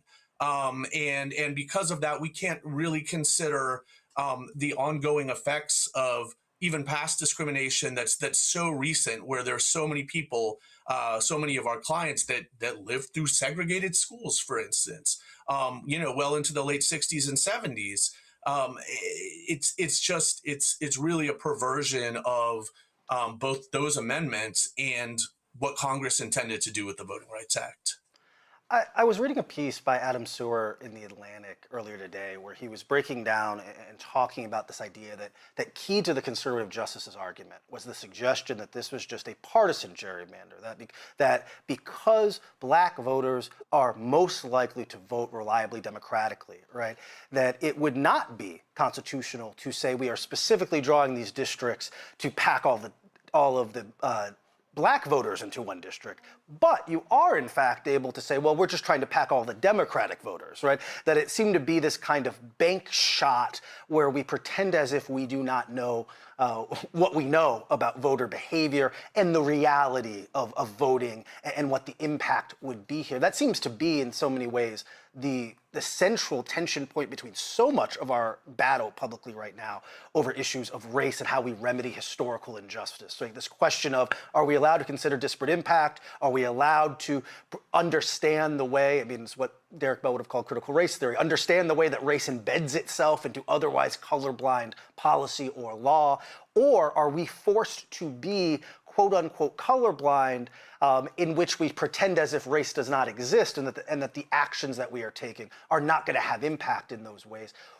The fear now, and we've seen this alarm from black journalists, from black activists, from black lawyers, has been what state legislatures, state governments are now going to be empowered to do across the country if previously they had this restriction on some of their behavior that it's seeming now the handcuffs have come off. Can you talk a little bit about specifically what Louisiana has now done or begun doing, as well as what the fear is about what this could mean in districts across the South, whether it be Mississippi, whether it be Georgia, Louisiana, and other places where we know black political power has been systemically, historically siphoned off and reduced, and in some ways those efforts been restrained by the Voting Rights Act, which has now been further weakened? Absolutely. I mean, this is a break glass moment. There's no question about it. As someone who is a litigator, I'm often maybe on the more careful side about how I state things. But there's no way around this. This is the final step in really taking apart the key law that protected the hard-won gains. Literally, fought over blood and people's lives to create the Voting Rights Act.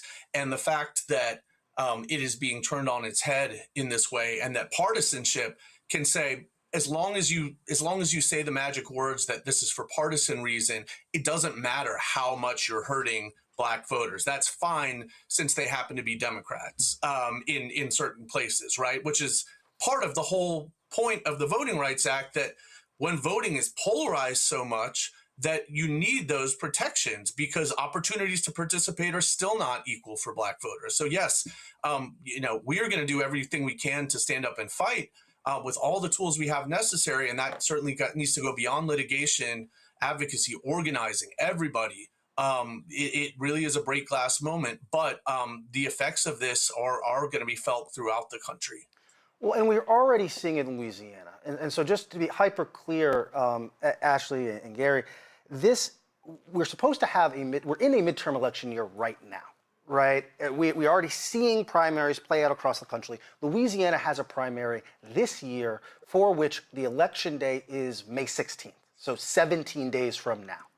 And what we have seen within the 24 hours of this Supreme Court ruling is Republican Governor Jeff Landry come out and say he wants to potentially alter or postpone, push off the current primary for the current midterm fight, which is going to determine, in part, who controls Congress for the next 2 years of the last 2 years of the Trump administration, right? And he is saying, hold on, I want to potentially redraw the maps now based on what the Supreme Court ruling is. Actually, am I understanding that correctly? And is that what's happening in Louisiana?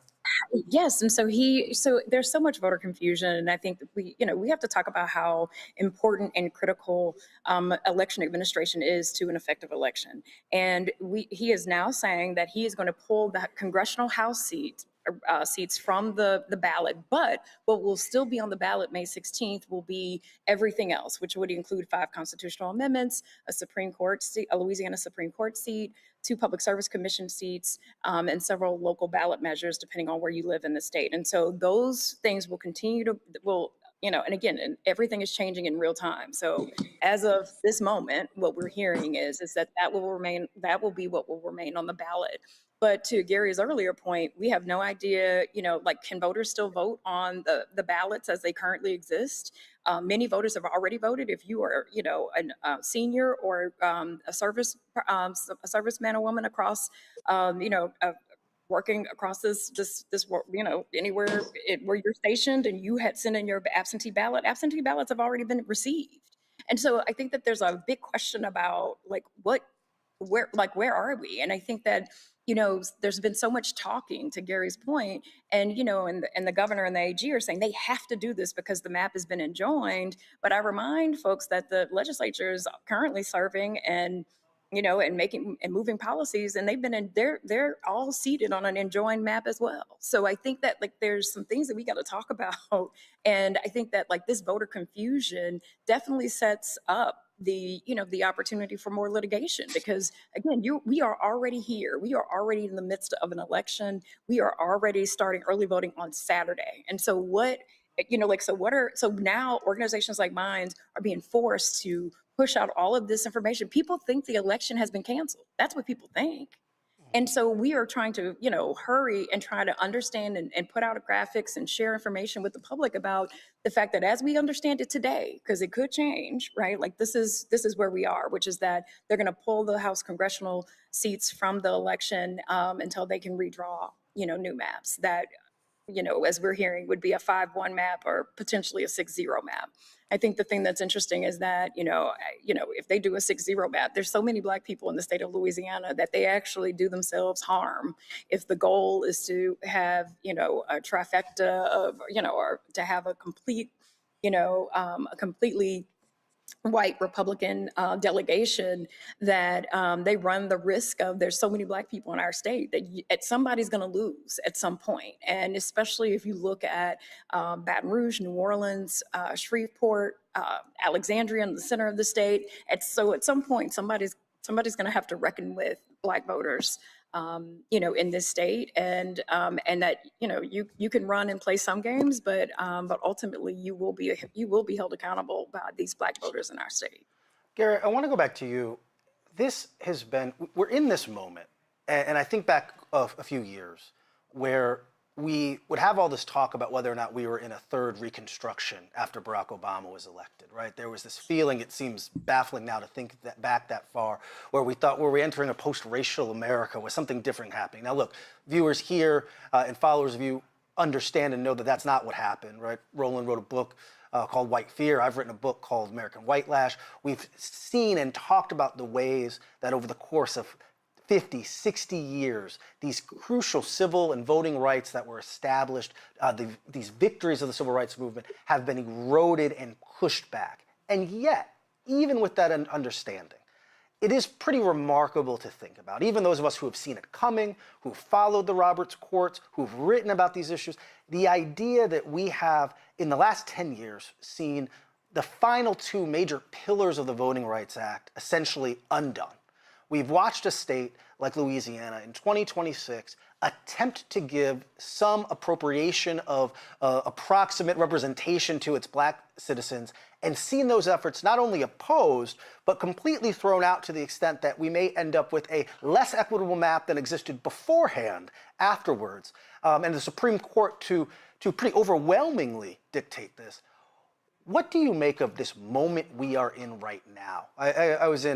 Someone was talking to me earlier today about this idea that we're in another period of redemption that comes after Reconstruction, that we're in a period where white supremacy is lashing back at the perceived gains. And here we are, again in 2026, seeing crucial components of the Voting Rights Act by the Supreme Court being thrown out, opening the door potentially to the erasure of majority Black districts across the South, which potentially could see losses in congressional representation and other Black elected officials that we haven't seen since the Civil Rights era.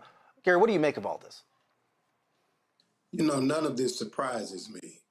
If you've been active in the fights that we've been in for the last 10 or 15 years, from city council meetings when Alton Sterling was killed here in Baton Rouge, the lawyer who represented Alton Sterling's killer, Blaine Salamone, was appointed in a vote 7-2 tonight as the parish attorney of East Baton Rouge Parish. I have been watching local government, white Republicans aggressively oppose the progress of Black people. I live in a city where Black people make up over 50% of the population, but we had one parish-wide seat that was Black, and now we have none. I live in a state that consistently oppresses and so suppresses Black people. I live in a city, again, that is over 56% Black, and 10 years ago we were at 2% in city parish contracts, but we pay a large portion of the taxes in this parish. And so these disparities that exist have always existed. I think that what I think is happening today is that more of us are being awakened to the moment because of how dramatic the racism has boiled up to at this point. But what I hope this teaches us is that we have to stay on the fight every day in every way, that those who are aggressive and loud and agitating, that you need that, because the energy that is up against us is aggressive, it is loud, it is agitating, it is oppressive. And so you cannot go up to that like a little sweet church lady praying My Bible tells me that the violence suffered violence and the violent take it by force. And so if we are going to be oppressed and subjected to this, then this is the moment where we fight back. Jeff Landry has 5 constitutional amendments on the ballot. The whole country needs to be helping move voters in Louisiana to kill his 5 constitutional amendments. This is not a time to lick our chops and say, oh, woe is me, how did we get here? This is a time to say this shit will not stand. We are going to do everything in our power to secure future seats and to hold on to the power that we have. There are DA races in Louisiana. The Caddo Parish District Attorney is up for re-election. There's a black man running for District Attorney in East Baton Rouge Parish. There are people that need the vote of the black electorate in this state, and we need to mobilize them this year so that Jeff Landry understands that the people see you and we coming for you.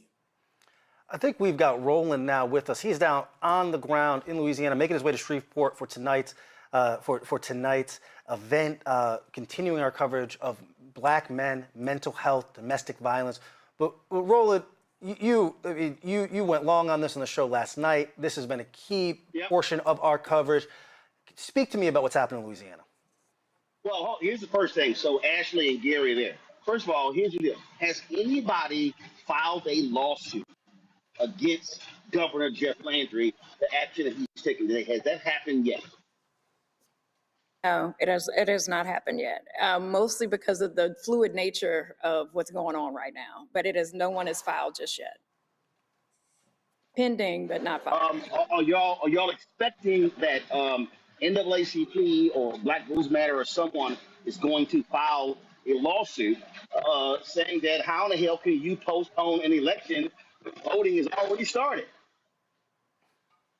So yeah, no, I think there's a bunch of us that are working with our lawyers to, like, again, understand what our options are. I mean, Power Coalition has been fighting for voting rights in the state of Louisiana since its inception, and we're going to continue those fights. And so we are definitely working with partners, including NAACP and so many other, ACLU, and others, to try to understand exactly what power we have in this moment.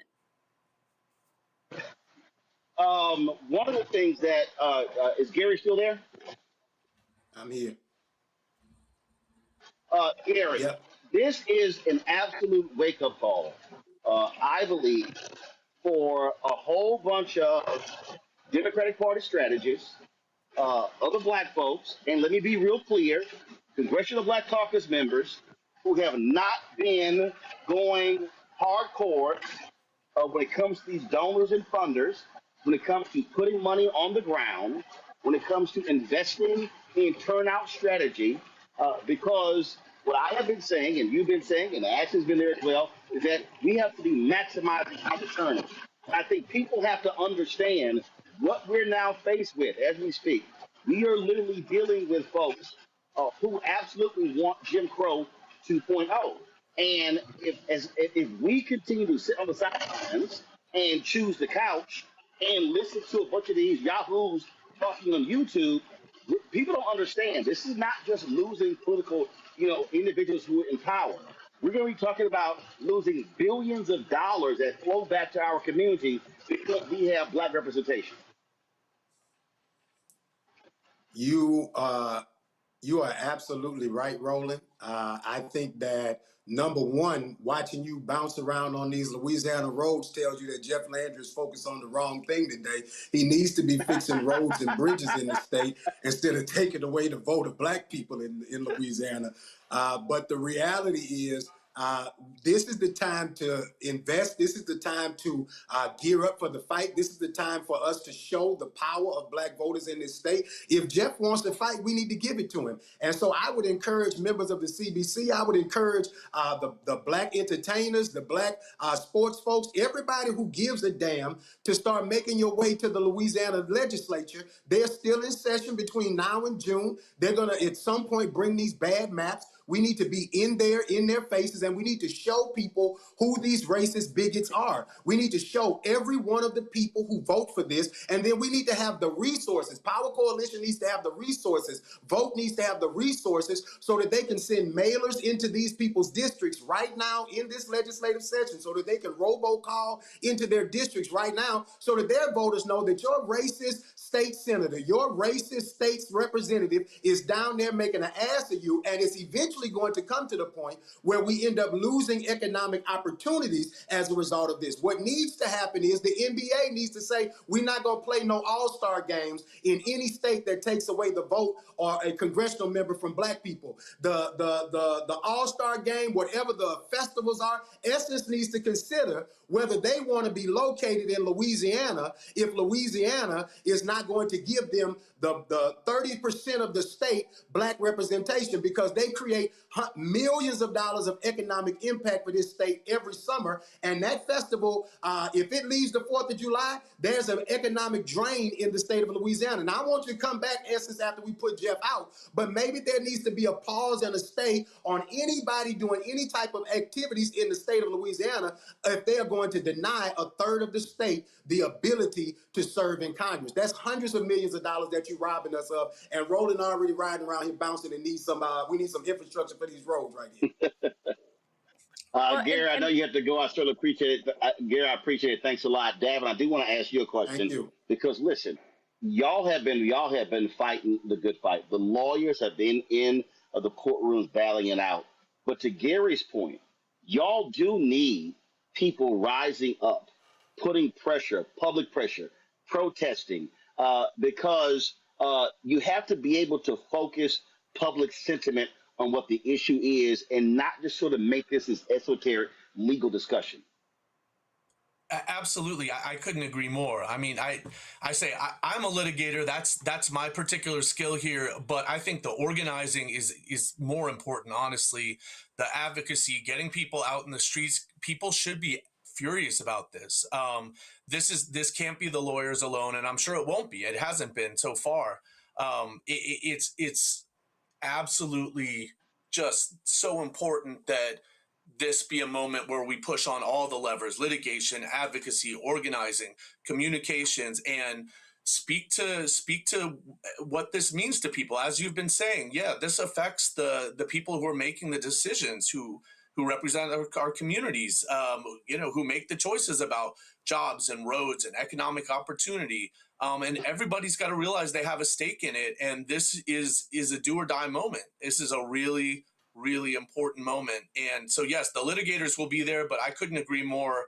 I would be proud to partner with amazing organizers like Ashley and Gary, and we need them more than ever in the fight, and like they've been in for many years. And Davin, what's so insane about this Supreme Court decision, this is the same Supreme Court that literally allowed for this congressional seat to move forward just a couple of years ago. So it's like, wait a minute, this is the same court. I mean, there was a massive legal fight against Republicans, and the same one. And so what these white conservatives did here in Louisiana, say, oh, let's try to find a second bite at the apple. In fact, this is a third bite. They tried the second bite and got rebuffed there as well. That's what's so insane about what the Supreme Court ruled, because they ruled on this very seat just recently. I agree. It's just absolute madness. And now we see the effects. We see what they've unleashed. Ashley was just describing it. And yes, there will. I can say pretty confidently that there's going to be legal action coming against the suspension of the primary. It's the opinion is so cowardly and dishonest in how it tries to say the decisions just a couple of years ago, the decision in our case out of Alabama, Milligan, where it seemed like the Voting Rights Act was maybe going to survive. And it's just dishonest, the way that they've tried to say, well, no, this we just weren't really presented with the right questions. They reached out and grabbed this opportunity to finally finish their project of taking the consideration of race, of taking the legal tools out of people's hands. And it's an absolute disgrace. So here's what everybody watching to understand. We're talking Louisiana, but Republicans are putting pressure on Alabama Governor Kay Ivey to call a special session to wipe out the seat of Congressman Shamari Figures as well as Congresswoman Terry Sewell. They're putting, you see Tennessee, Senator Marsha Blackburn, who's running for governor of Tennessee, they're putting pressure on them because they want to wipe out the congressional seat that covers the Memphis area. And so I need everybody watching to understand this is going to target, and listen to me clearly, this is not, this is Louisiana, Texas, Mississippi, Alabama, Florida, Arkansas, North Carolina, South Carolina, Tennessee. The old Confederacy is back. This is about crushing black power. And people have to understand it is the only reason you have the largest delegation of African Americans in Congress today is because of the 1965 Voting Rights Act. And this is not just going to be Congress. This is going to impact Supreme Court seats across the country. It's going to impact state seats in these same states. It's going to impact county commissioners, city council, school board, water district. What this is about, and I have been saying this, my book White Fears about it, this is all about attacking black political power because the right wing is angry with the advancements of African Americans, and what they want to do is cripple or simply eradicate black political power for the next 100 years. Absolutely what they did after Reconstruction, and we are now having to live through it. And so, folks, this is all hands on deck. This is no sitting on the sidelines. If you're in Louisiana, you should be emailing and hitting Ashley right now saying, how can I get involved? Because I'm telling y'all, this is the battle for this generation. No more talking about Fannie Lou Hamer and what they all did. That battle was then. This is the battle that we're dealing with right now. And so we appreciate y'all being with us on the show. Thank you so very much. And we're going to keep this fight going. Thanks a lot.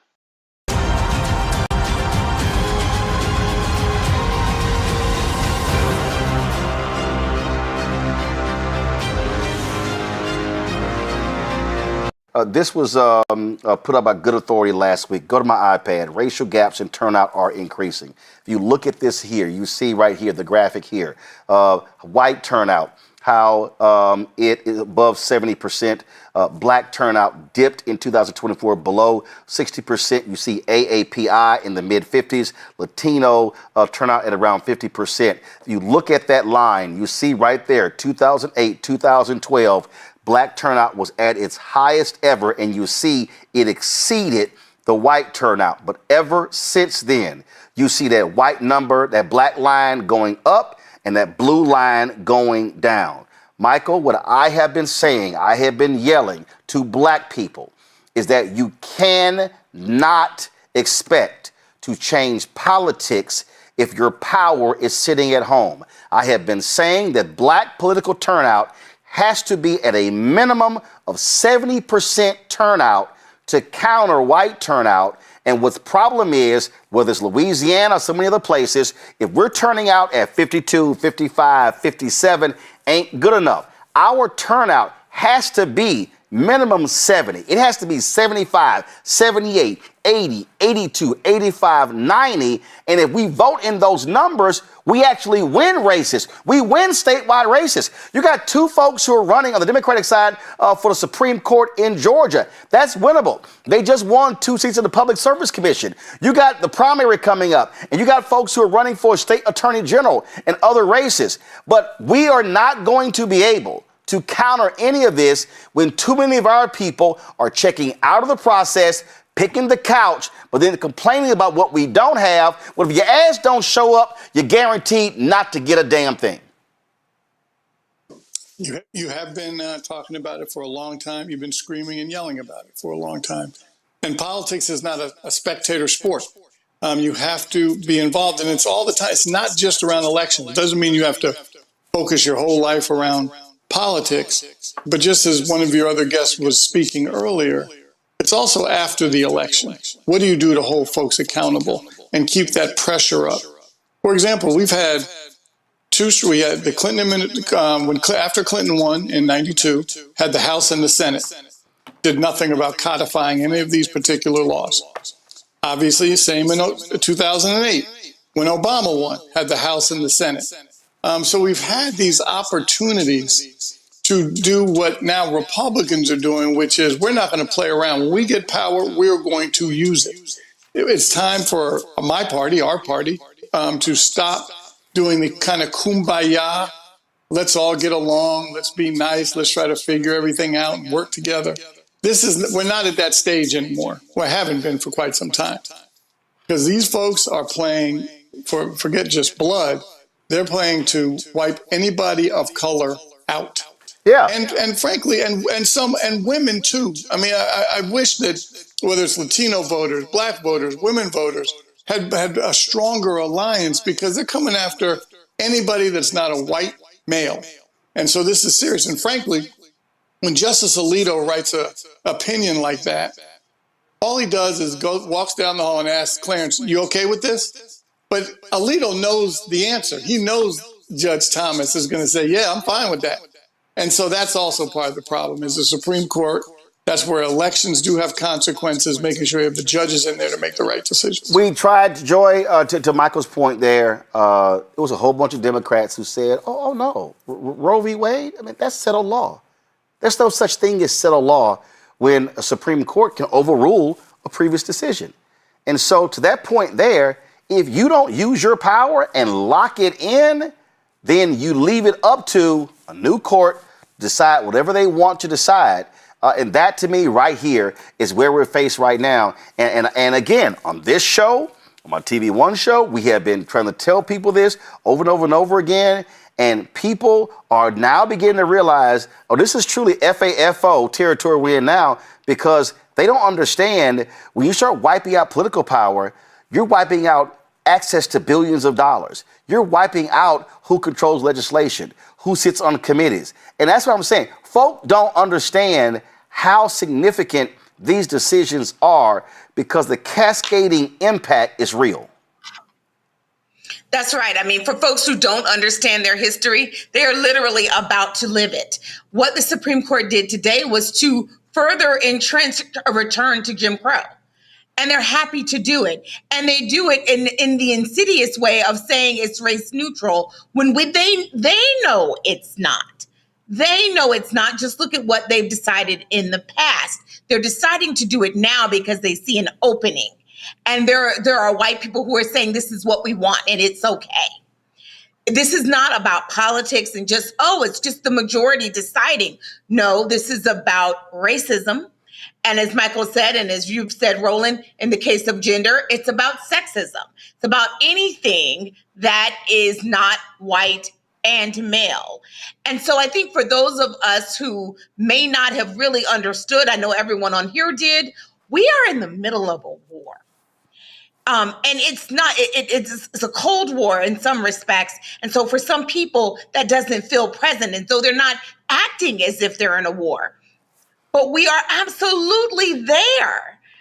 We saw it spike in some places on immigration where it felt physical. But for a vast majority of us, it's a war around access to benefits, access to resources, access to the ballot, fair representation, all of those things. And we are not acting like it. We have Democrats, excuse me, who are far too passive and comfortable with where we are, and they aren't understanding that we have to vote. I had an unfortunate conversation with a seemingly intelligent young woman a couple weeks ago who said she wasn't going to vote for Democrats and wanted us to fail as to prove a point. And I'm like, fool. And I said it. I was upset. You are too privileged to sit here and make that kind of statement. Right. What you are doing is sitting in Washington, D.C., trading away the rights of other people, but soon, too, will be your rights. Right. This is not the time to worry about you don't like Democrats, you don't like that. You have got to vote.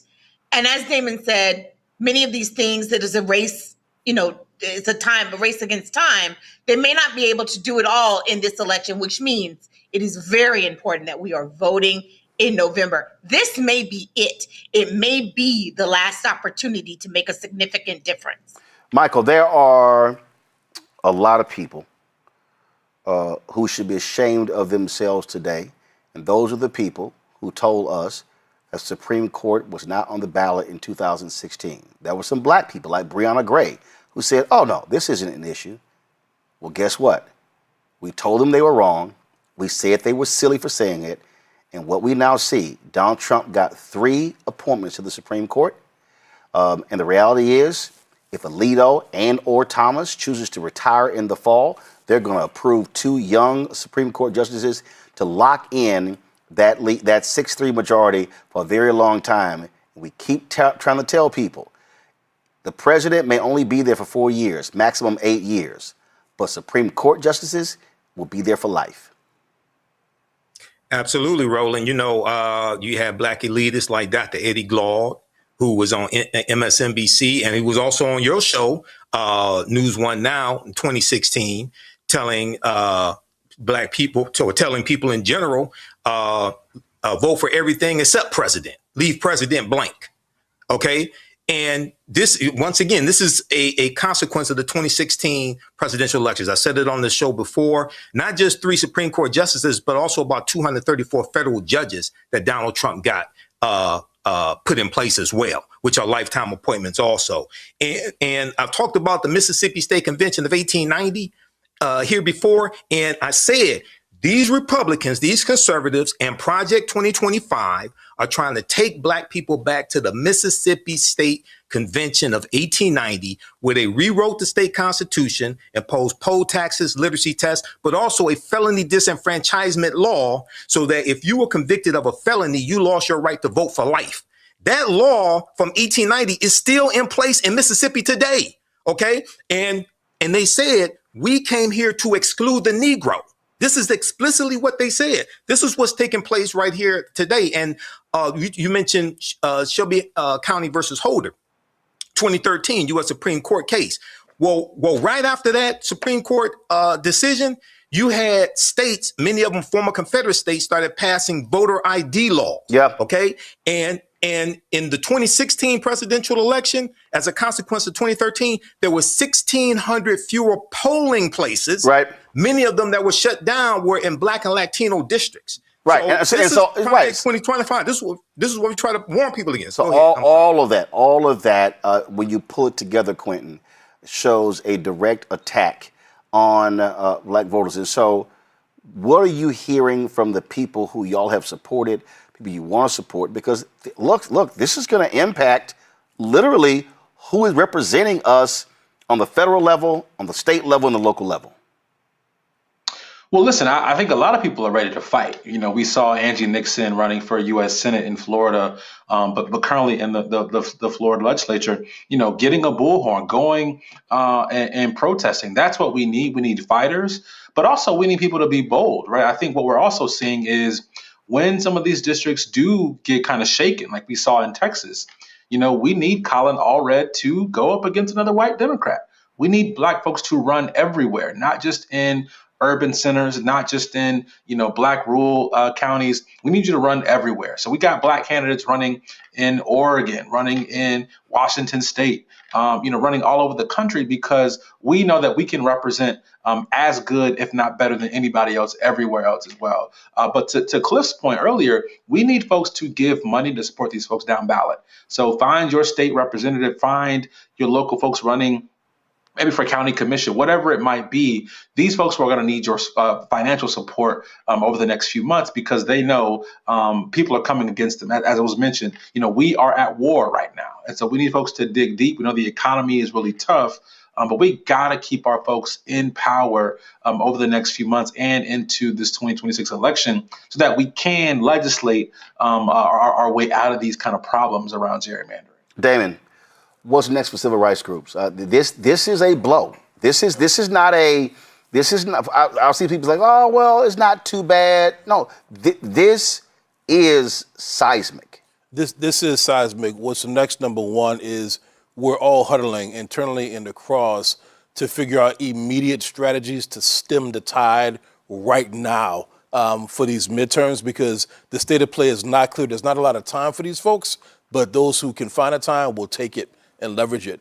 Then we have to have a game plan for every state and every district we can get to, not just House, U.S. House. Like you said, it's all across the states, working with community partners, people on the ground, about how we can stop even worse things from happening in the state legislatures for next year and also for 2028. But then we also have to do what Cliff said, Roland. We have to get new strategies, whether that be alternative voting methods, whether that be new statutory frameworks. We're clear. We can't fix what happened today by federal statute. But the least Congress could do is actually give us a more robust version of the John Lewis Voting Rights Act than we've ever had, right? So that's the least that we can do. So we're going to be in those fights overall. But look, here's the truth. Things are going to get worse before they get better. We have to be prepared for that. We have to understand that we're suffering some losses, but we have to keep our strategic mind about us. As I'm telling my team now, it is our duty to fight.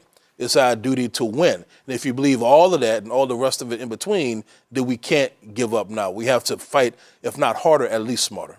Cliff, in her dissenting opinion, Justice Elena Kagan said, she described this creation of a district, a circle, and she said, in this not so hypothetical, she said the state legislature decides to eliminate the circle district, slicing it into 6 pie pieces, and allocating one each to 6 new, still solidly white congressional districts. The state's black voters are now widely dispersed and, unlike the state's white voters, lack any ability to elect a representative of their choice. Election after election, black citizens' votes are, by every practical measure, wasted. That is racial vote dilution in its most classic form. A minority community that is cohesive in its geography and politics alike, and that faces continued adversity from racial division is split. Cracked is the usual term, so that it loses all its electoral influence. Members of the racial minority can still go to the polls and cast a ballot, but given the state's racially polarized voting, they cannot hope in the way the state's white citizens can to elect a person whom they think will represent their interest. Quentin talked about, again, how we still have to vote. And Damon said the same thing. Ivan said the same thing. If there is a moment that this generation has to, pardon my French, wake the fuck up and realize we can have all of these, the conversation Joy was talking about. We can have all of these esoteric, silly ass conversations.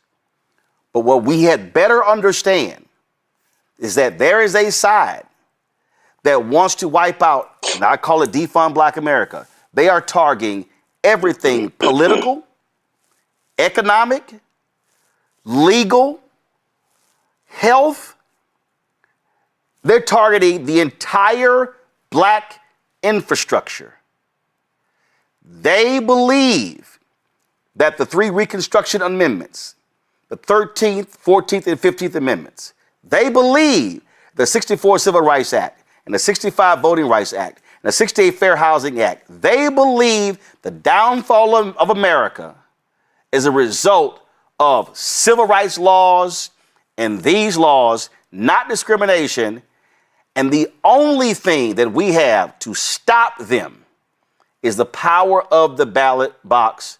And so what is your marching orders for people between now, as a result of this decision, and what must happen now? Yeah, I mean, again, the first marching order is to protect these states where all this redistricting is going to be taking place. But, to your point, the other marching order is for us to, as you said, to wake up, to make the connections. What's interesting is that you got a lot of folks that will agree with you about, oh yeah, they don't like us, they have to get us, these are bad policies, but I haven't felt it yet, right? That's something that we've actually seen in some of the surveys and focus groups. Like, oh, I haven't felt it. And there are people that still, for whatever reason, are not connecting the dots to whatever it is that you are feeling is directly connected to this issue.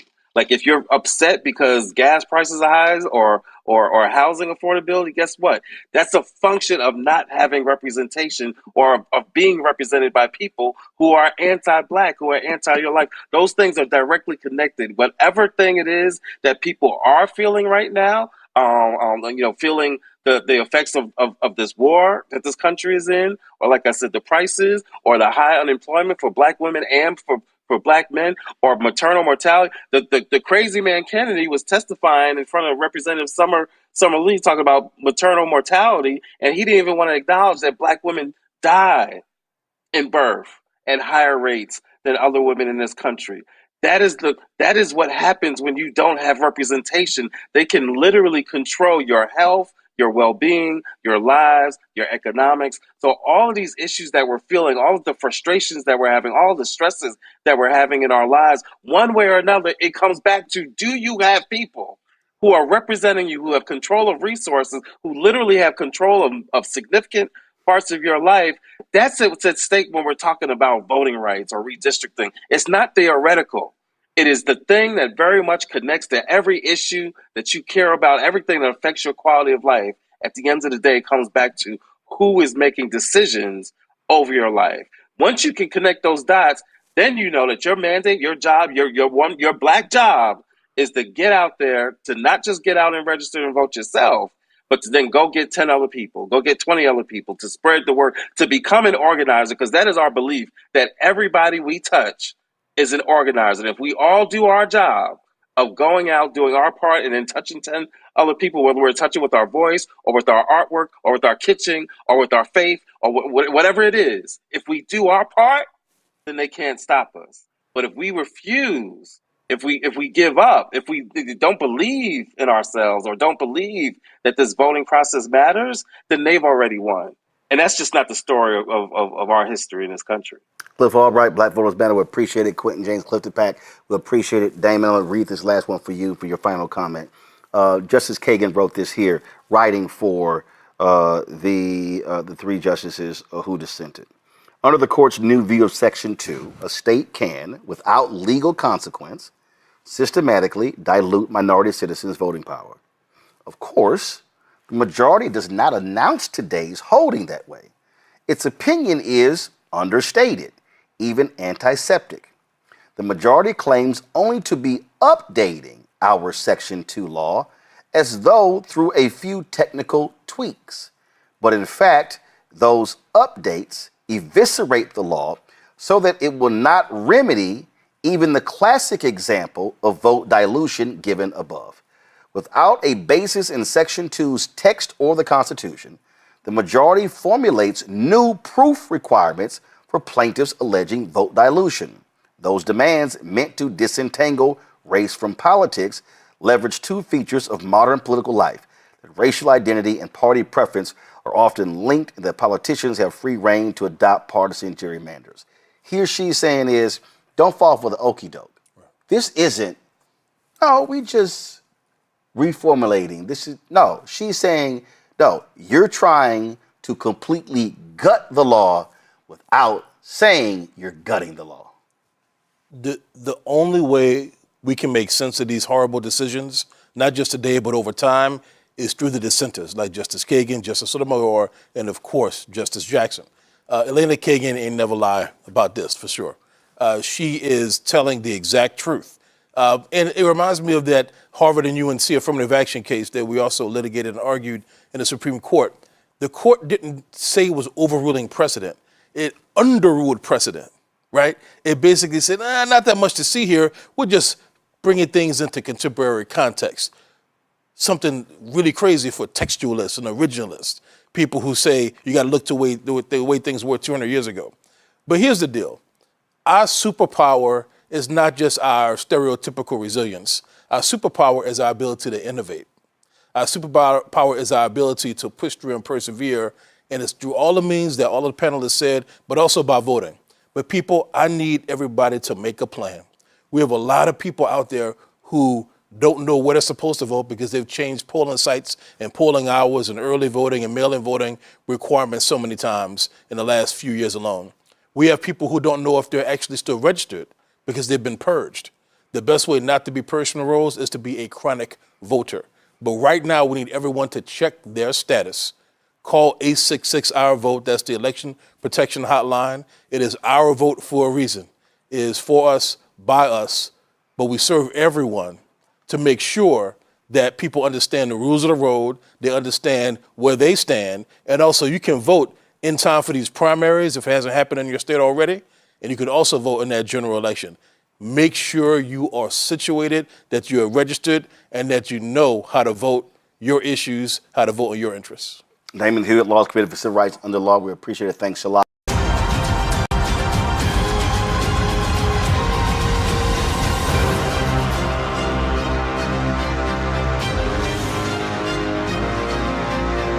We've been predicting this day was going to happen. We have talked about the consistent attack on African Americans and voting rights and black political power. Well, the right-wing Supreme Court today in a 6-3 decision determined the Louisiana versus Cali case that actually is going to have a major impact on congressional seats, state rep seats, state senate seats, county commissioner seats, city council seats, where race was used in the creation. Now, this is an extremely strange ruling by this majority.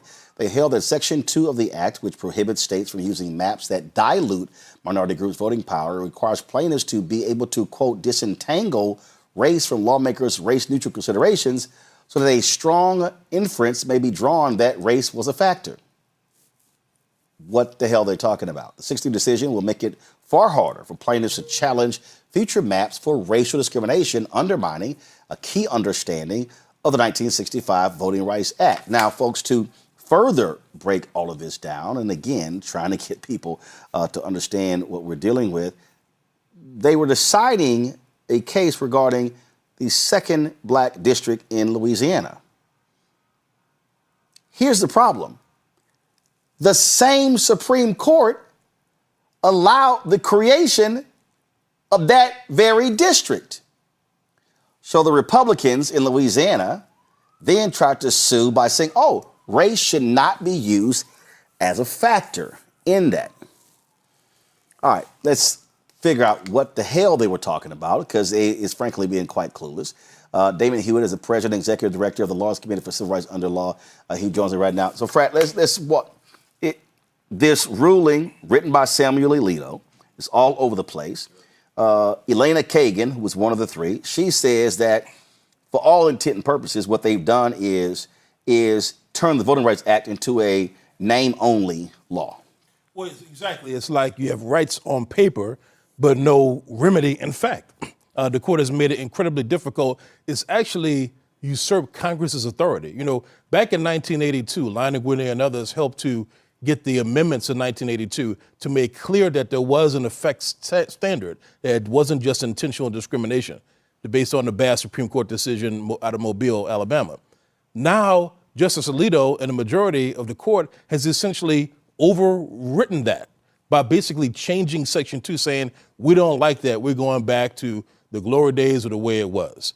And that means that we have to prove intentional racial discrimination to get any kind of remedy. So this thing is bad all the way around. But look, let's just be clear for broader context, Roland. Black people we've never had fair representation in this country. As long as there have been elections in this country, there's been racial discrimination in voting. That's why we needed a Voting Rights Act. That's why we needed a 15th Amendment to ensure that our rights to vote weren't abridged based on race, color, prior condition of servitude, as in slavery. And so what this makes it much less likely that we ever get fair representation. Now, we're not giving up, and we'll talk about that, I'm sure, later. We're not giving up, but this is a tough one. This is a bitter pill to swallow, and it is devilishly ingenious in its scope because it touches Section 2 and also touches racial gerrymandering. One last point, Roland.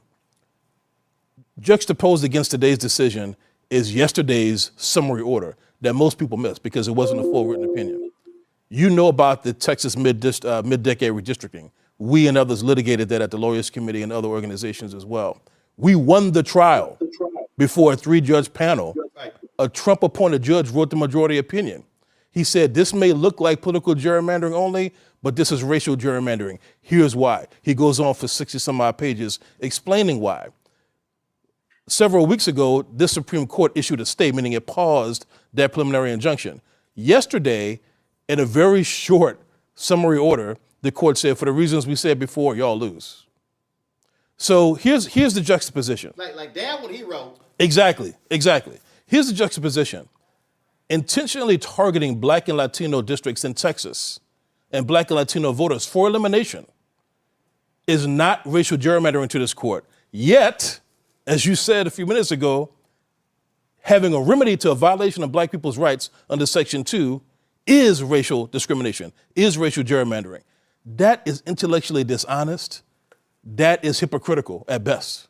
That's where we are. Well, and also what it essentially allows for them to do is to say, oh, we can just disperse Black and Latino voters all over the place. And so even though they make up almost 40% of Mississippi, Mississippi has the likelihood of them creating a 4-0 all-Republican district and say, well, we don't care how y'all may vote. And the crazy thing is, which we all know, that partisan gerrymandering in the South has been racial. Yes. This right. idea that, right. oh no, these white conservative lawmakers, they're not drawing lines and factoring in race. They are. That was the Hart, Louisiana case. Exactly. They literally showed that even when Democrats are drawing it, it's about race. It always is. It's like racial gerrymandering is the evil twin of partisan gerrymandering or vice versa. They basically are what and what. We've actually had to sue Democrats before at the Lawyers Committee because we're a nonpartisan organization and anybody can get it when it comes to our rights. We sued Democrats for racial gerrymandering in Illinois when they cracked the black community. Right. So, this is the name of the game. It is always about race. It's always about power. Congressman Bobby Scott, Justice Elena Kagan said, and I've been saying this as well, that this decision could be the largest wipeout of black political power since the end of Reconstruction. That's how devastating this decision is. Well, she's probably right. We don't know the exact impact of it, but all you can say good about it is it could have been worse. They could have taken the entire Voting Rights Act down. They didn't. But what Lawyer Hewitt was just saying is by requiring an intent, you've made it virtually impossible to prove a case. People are sophisticated. They know what words to use and what words not to use. And as he has indicated, since African Americans are voting overwhelmingly Democratic and Republicans are voting overwhelmingly Republican, you can have a map that discriminates against African Americans. But if you call it partisan, that your target was Democrats, the same map, according to these people, becomes legal. So that didn't make any sense. If the map is illegal, that's why the effects test was so much better, because if you can show it has the effect of discriminating against African Americans, that ought to be enough. Now you got to show that not only does it have the effect of discriminating, it had the intent. Not the intent of discriminating against Democrats, but the discrimination against African Americans. And what they do is they just get the script and read it into legislative hearings and just declare themselves to be discriminating against Democrats. And the discriminatory map against African Americans all of a sudden, according to the Supreme Court today, because partisan gerrymandering is okay, that illegal map now becomes legal. It's going to be virtually impossible to create a case against sophisticated wordsmiths who avoid using the wrong words during the legislative hearings. You're just stuck. It is a devastating case. And the devastating impact of these guys, we're in the middle of mid-decade redistricting, has been pointed out. They've done Texas, they've redone Missouri, they've gone after another seat in North Carolina. Republicans have redrawn, eliminated 7 districts. It's interesting to note that of the 7, 4 of the 5 in Texas are represented by blacks or Hispanics. Missouri is Emmanuel Cleaver's district, a member of the Black Caucus, just like Don Davis in North Carolina, a member of the Black Caucus. There is a pattern to what they're doing. So their intent is clear, but to hide it under partisan rather than racial as it is just making it more difficult to prove the case. And so they really sabotaged the Voting Rights Act by doing what they did today. So Samuel Alito, he writes a 36-page opinion. And he says that the Constitution almost never permits the federal government or state to discriminate on the basis of race. I don't know what world he's living in, but that's literally what the Republican lawmakers are doing in these southern states. And to your point, very few are as dumb as we expect. They're not as dumb as the idiot Republicans were in North Carolina, where they actually put it in emails asking, hey, when do black people vote early? And that's what they said. That was a laser-like targeting of black voters. They targeted black voters with surgical precision. Right. And so they were so dumb they actually put it down on paper. And what they're now saying is that, oh, no, if they just simply say, no, we did not look at race at all. It was race neutral. And no, so if we're gonna grab 10% of blacks here and throw them over here, and we're gonna grab another percent and throw them over here, what they're saying is, oh, no, so, hey, I know your state might have 30, 35% blacks, but hey, those black people, they don't actually need representation.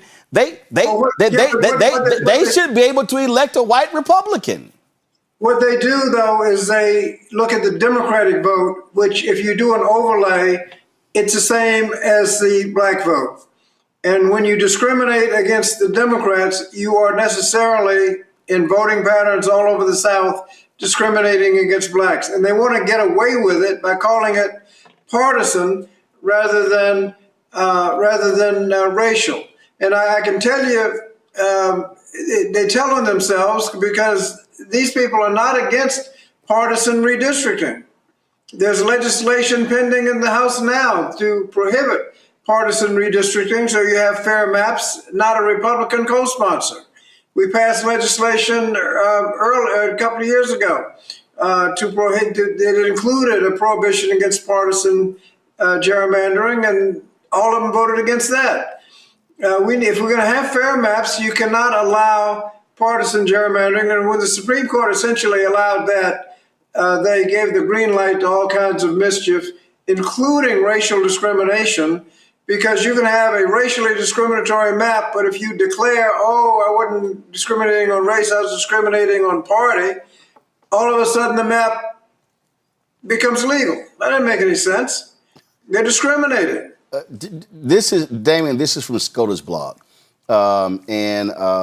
This was interesting. And guys, pull it up when you see it. They said, in this case, Alito said Louisiana's goal in adopting the 2024 map was racial. The state enacted it in the wake of the lower court's finding that the 2022 map likely violated Section 2 and sought to avoid having the court impose a different map that would have created a second majority black district, but which would also have, quote, have imperiled one of the influential incumbents in the legislature sought to protect. The state did not have the kind of compelling interest that would have justified considering race in drawing the 2024 map, Alito wrote, because, quote, the state did not need to create a new majority-minority district to comply with the act. Yeah. That is because at every step of the Gingell's framework, the black voters challenging the 22 map failed to prove their case. Okay, but correct me if I'm wrong. The Supreme Court allowed the creation of this. They didn't overrule the lower court's ruling. They affirmed it. My home state of Louisiana violated the Voting Rights Act. In fact, before the Shelby County decision in 2013, every Louisiana redistricting plan, House at least redistricting plan, that was submitted for preclearance was found to be violative, or at least opposed by DOJ or a federal court. Every decennial sentence, every decade. So Louisiana has not changed its stripes. And you're right. That's the starting point, is that Louisiana discriminated against black voters, period. What Alito is saying, and I guess the rest of the convoluted passage from Justice Alito goes on to essentially say that, well, they didn't prove intentional racial discrimination. And unless you can prove intentional discrimination, then you cannot have this kind of remedy. But there's another piece of what he said that's really the gut punch to us, to Congressman Scott, to all of us, which is there's no requirement that just because a state could create a second or an additional majority black district, that it must. But that's been the hallmark. It's essentially taxation without fair representation. It's having so many black people in your state, in states like Louisiana, Texas, which still has more black people, I think, your home state, almost anywhere else. Yeah, more eligible black voters in Texas than any state in the country. Exactly, right? So it's saying that states like that, what this is, Roland, this is the evil genius answer to demographic shift. Yes. You know that additional 3 million people / voters in Texas over a decade period, which is why Texas was crying that it should have gotten another seat in Congress, right? So their answer is, well, if we're not going to get an additional seat, we're just going to take more for certain people, right? So the demographic shift, though, was mostly Latino and black voters. Hold on, Congressman Scott has to go, but Congressman, I want to get you the last comment. You still there? Congressman, this is what Damon just said, and I have been saying this here. What all of this is, 2008 was the first time in American history that a larger percentage of black voters voted for the presidential election than white voters. And I said then, black people, the war is about to begin. Everything since then has been a massive attack on black voting rights and black political power. And John Roberts, the Chief Justice, has been the biggest driver because he is always, along with Clarence Thomas, wanted to completely get rid of the Voting Rights Act. Well, you're starting with the Shelby v. Holder case that that ended the pre-clearance. The pre-clearance was important because if you couldn't pass a discriminatory plan and have it go into effect, it would never go into effect unless it got pre-cleared as not being discriminatory. Now you can pass a discriminatory plan, and until the victims of the plan come up with lawyers and court cases and get it overturned, you get to enjoy the benefits of your shenanigans. That really started it, and here we are in the third go round of the decade, and we're still arguing about what the lines are. This should have been gotten straight in 2022, the first go round in the decade, and you could not install a plan unless it had been pre-cleared by the Justice Department. Yep. And so that started it. And since then, they've been chipping away at it. And the idea that you can have a plan that clearly shows a discriminatory effect, but you can't win your case unless you can get them on the record saying something that proves intent. You already proved effect, but have to prove intent.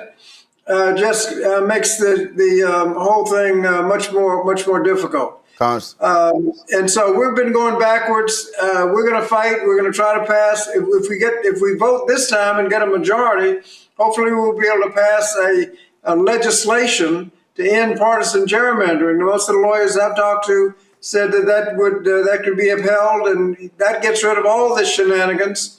And then we just have to make sure we vote every time the votes are opened. And we had an opportunity in Virginia. We passed a referendum that will create 4 additional seats. If we had those 4 additional seats now, they never could have passed that big ugly bill that took away your health care and SNAP benefits to give tax cuts to the wealthy. We could have passed the War Powers Act to end this war. We could oversee ICE. There are all kinds of things that we could combat the abolishing the Department of Education.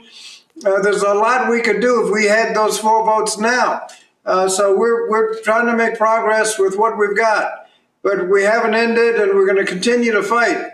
But this is certainly a serious blow, which will make that fight much more difficult. Congressman Bobby Scott of Virginia, we appreciate it. Thanks a lot. I want to bring in Quentin James with the Collective PAC. Quentin, you're all about raising money for black candidates, people who run for Congress, people who run for state office, and when you talk about the South, when you now start talking about Texas, Louisiana, Mississippi, Alabama, Florida, North Carolina, South Carolina, Arkansas, we can go on and on and on. We know what's about to happen. these Republican lawmakers are about to go in and say, oh, let's wipe out. So this is, and I'm telling you, Kagan is right. This is going to be the largest wipeout of black political power on the congressional level since Reconstruction. But this thing is going to go all the way down from Congress to state to county commissioners, Supreme Courts, to water district, you name it, because the Voting Rights Act is what provided political power to black people. And Latinos, y'all better wake the hell up, because this is going to include you too. Exactly. I mean, this is what George Wallace and Bull Connor couldn't do, right? They've taken a knife and put it directly into Section 2 of the Voting Rights Act. And as you mentioned, this is about real power, about real seats. We're talking about up to 19 U.S. House seats from this court case alone. There are other cases pending that we're also going to be paying attention to. So another 27 possibly with gerrymandering. We're looking at 13 to 16 of the CBC members possibly becoming vulnerable due to this ruling. That's 30% of the Black Caucus. You mentioned Hispanics, talking about 11% of the Congressional Hispanic Caucus. This is a big blow to our efforts to build black political power, as you mentioned, Roland. I think we saw ushered in through Obama the largest increase in black representation that we've seen in a few hundred years over the past 14, 16 years. And so this is huge. You mentioned down ballot, right? About 191 state legislative seats are now possibly vulnerable across these 10 states, as you mentioned, Roland. So this is big, but I think this is an attempt, right? We still have the power to try and prevent this at the ballot box. And I want people to make sure they understand that, is that we have the power to make sure this doesn't happen, right? 18 million registered black voters in the country right now. If we all show up, not half of us, not 65% of us, if we all show up, we can stop this. But then I want to be critical, Roland, to my party, to Democrats. If we do get power, you have to know what to do with it. I think what we're seeing now from Donald Trump and the Republicans is them using power for their purposes. If we get power back, we have to make sure we defend the right to vote and we defend black people and our ability to be a part of this democracy. It's going to be Quentin, I'm going to Cliff Albright, Black Voters Matter in 1 second. Panelists, I know you're there as well. Damon, I want to go to you. Go to my iPad. Already, I told you it didn't take long. This is from AL.com. Alabama Republicans push for new congressional map after a seismic Supreme Court ruling. It's time to act. So what they want to do is they want to wipe out, these Republicans, they want a 10-0 map in Alabama. They want to wipe out the congressional seat of Terry Sewell in the Black Belt of Alabama.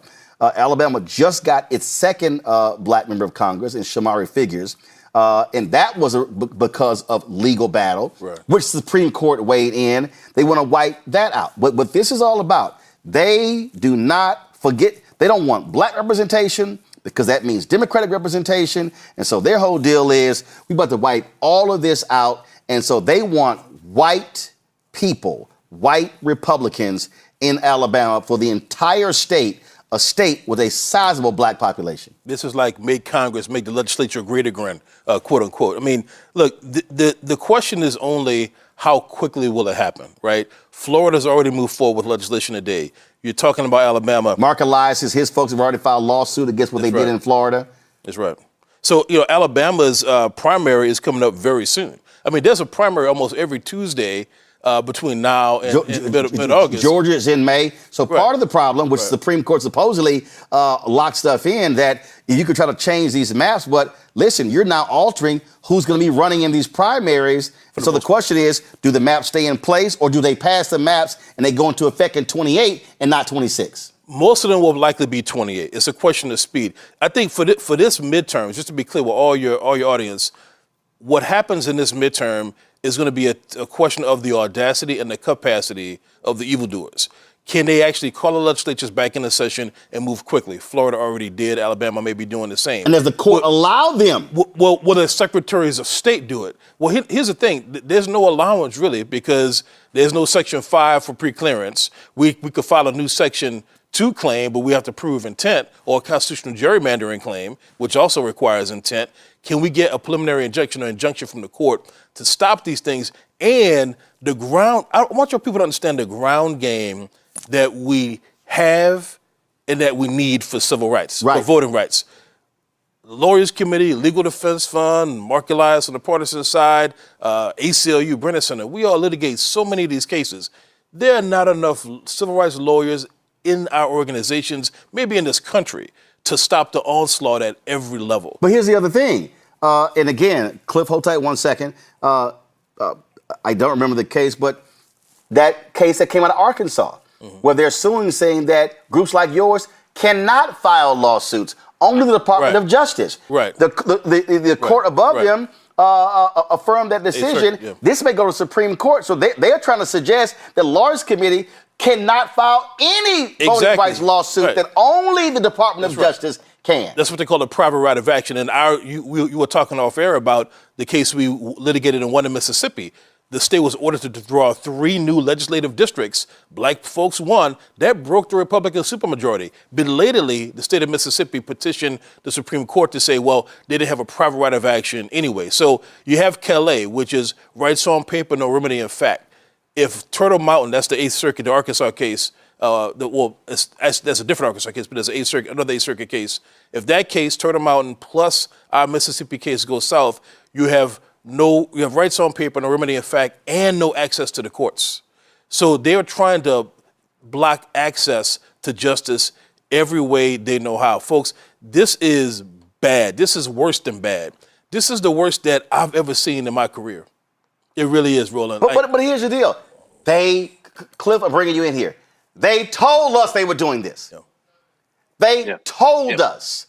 They were clear. And I know Congressman Bobby Scott said this all started with Shelby v. Holder. No.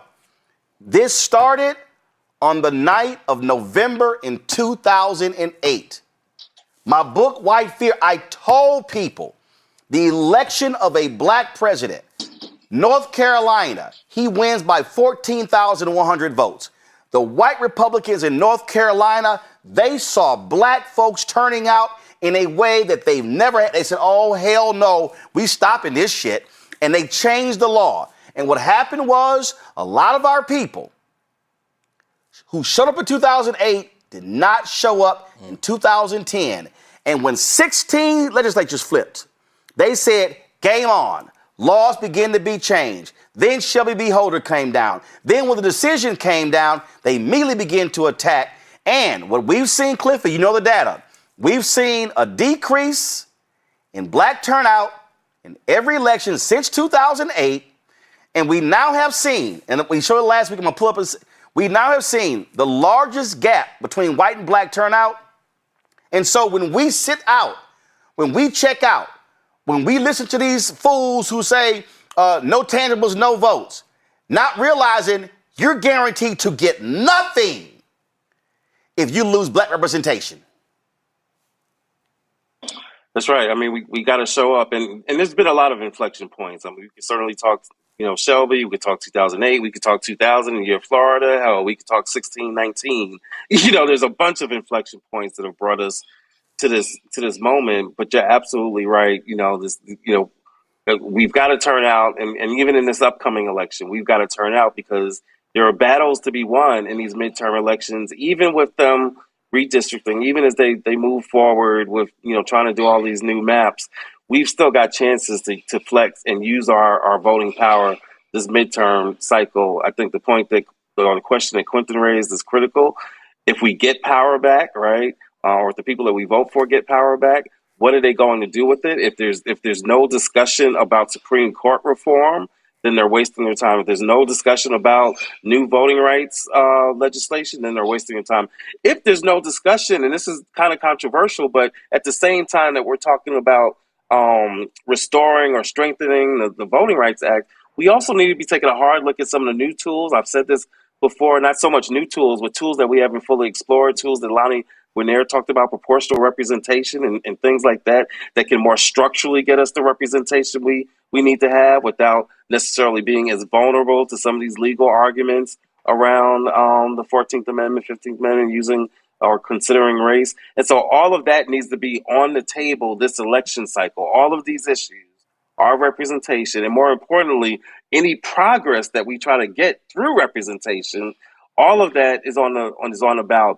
But before we get there, the thing that I'm really encouraging folks to do, Roland, is to recognize that the battle right now is not on the steps of the Supreme Court, it's in these states. It's in those states that you were just talking about, like Alabama, Louisiana, Mississippi. We know about Florida, Tennessee. We know that Crazy Mashburn is talking about, getting rid of whatever black districts are left there. And so in all of these states, the battle right now is in these state capitals, at these state legislatures. There are groups that are fighting the good fight. Like our friends, the Power Coalition in Louisiana, right? One of the plaintiffs in the Calais case. There are groups in all these states that are fighting these battles. They need amplification. They need support. They need financial support. They need volunteers. And so if you're upset right now and you're looking for something to do, yes, we can be talking about the voter mobilization that is absolutely critical, but we also need to be talking about helping these Sister Angie Nixon was on the floor in the Florida Capitol just today with a bullhorn, calling out this nonsense that they're doing in that legislature with the maps that they just passed today. There are organizers and organizations and legislators in these states that need our support right now.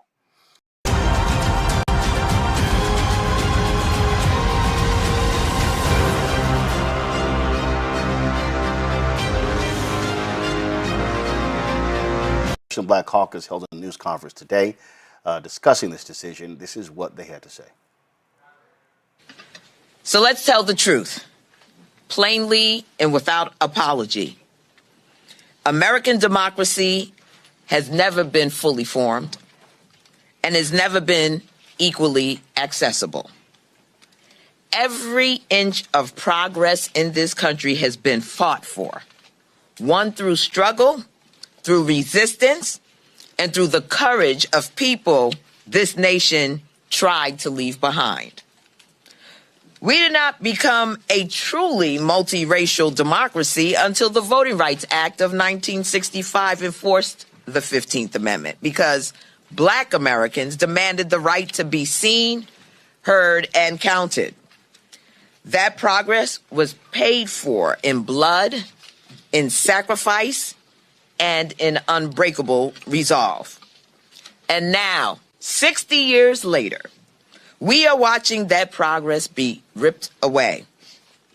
With its decision in Louisiana v. Calais, the Supreme Court has opened the door to a coordinated attack on Black voters across this country.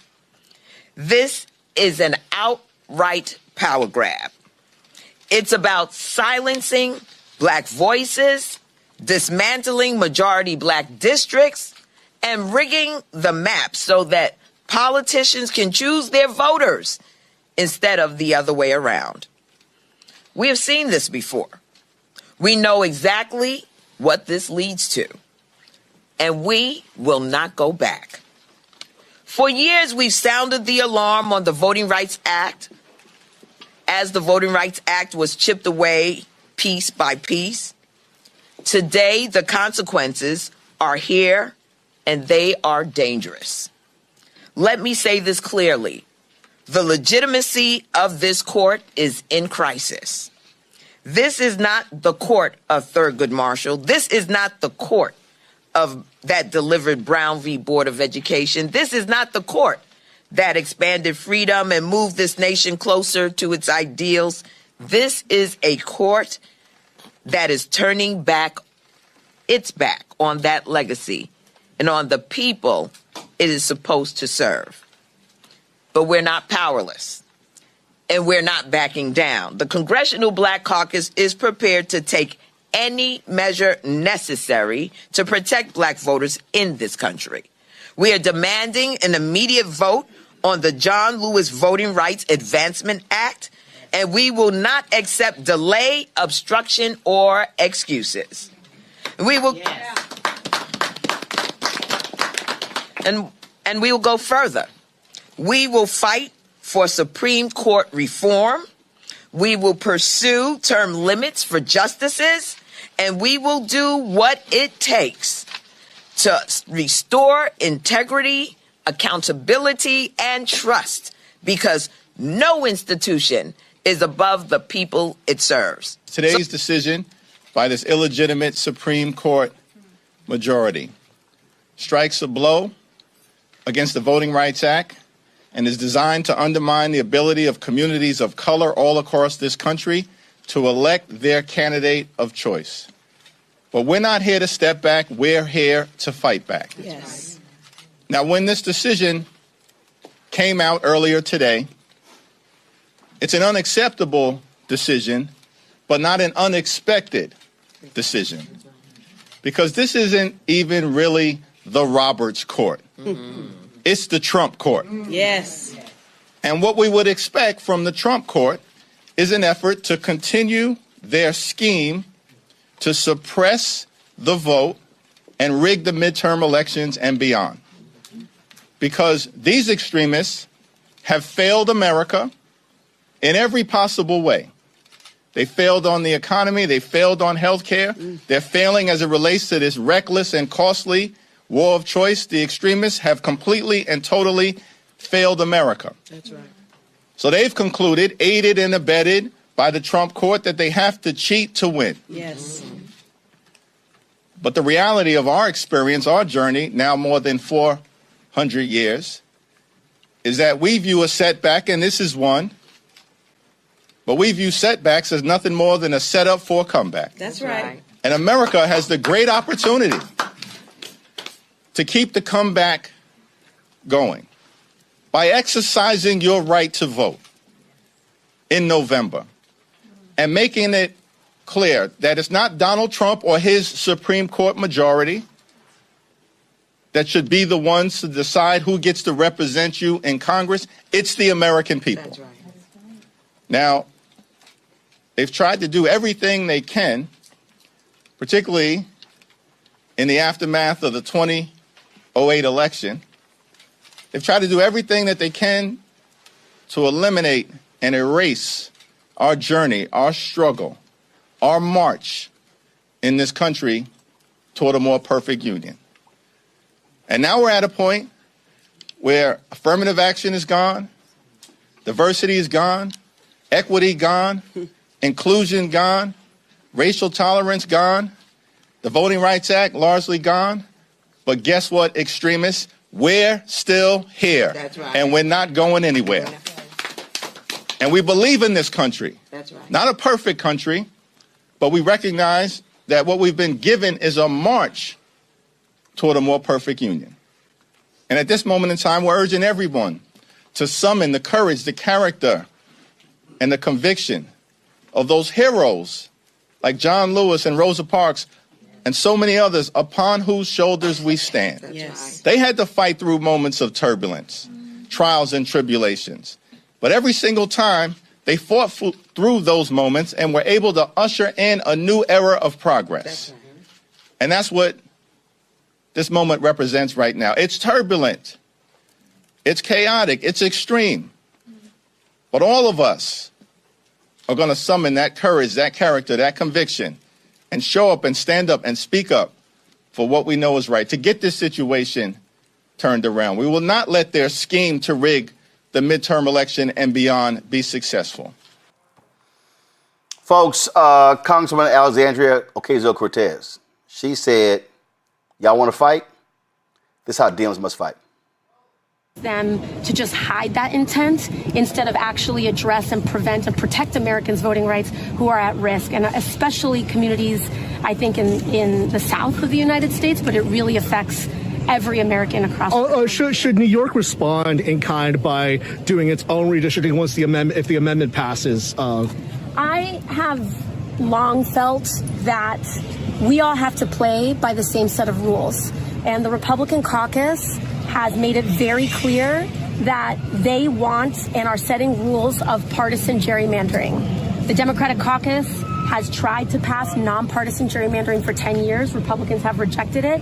And so we have to all abide by the same rules. And so if Republicans are going to redraw North Carolina, if they're going to redraw Texas, if they're going to redraw and gerrymander every one of their states, then unfortunately, we have to provide balance to that until we get to the day where we can all finally agree to put this behind us and pass nonpartisan gerrymandering federally.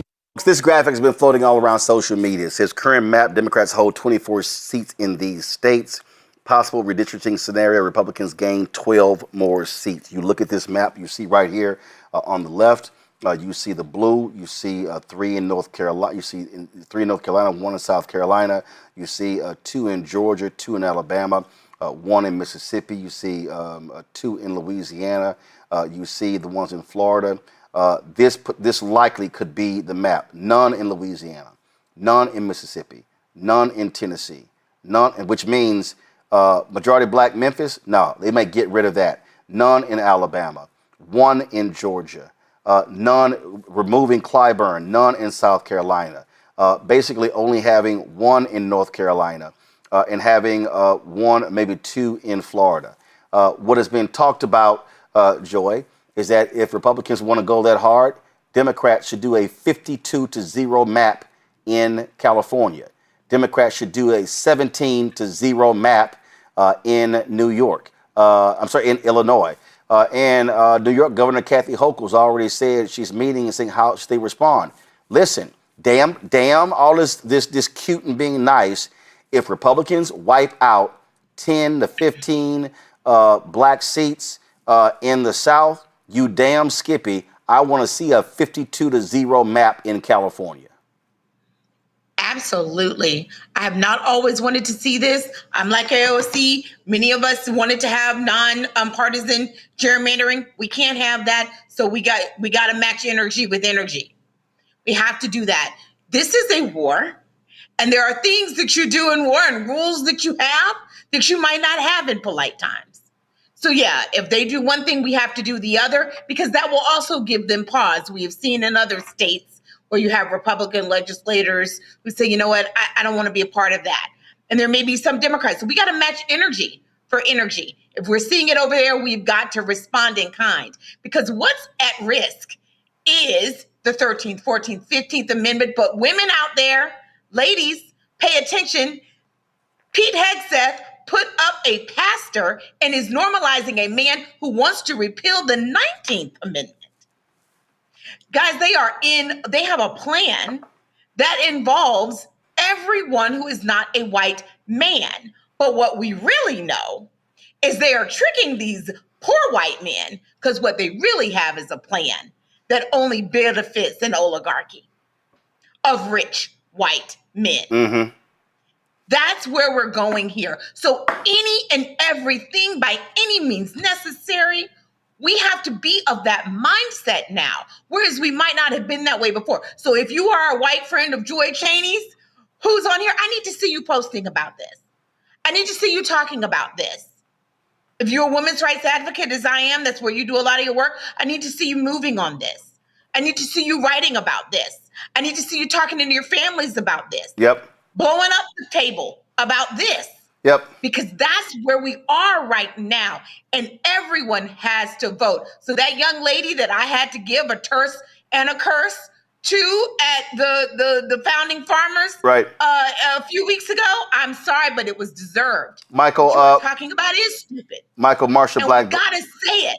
Marsha Blackburn, who's running for governor of Tennessee, posted this. I urge our state legislature to reconvene to redistrict another Republican seat in Memphis. It's essential to cement Donald Trump's agenda in the golden age of America. I vow to keep Tennessee a red state, and as governor, I'll do everything I can to make this map a reality. So what she's saying, Michael, is she wants to see a Republican represent a majority black city in Memphis. Now, remember, there were 2 Democratic seats in Tennessee. Now there's only 1 because they split Nashville into 4 different congressional districts.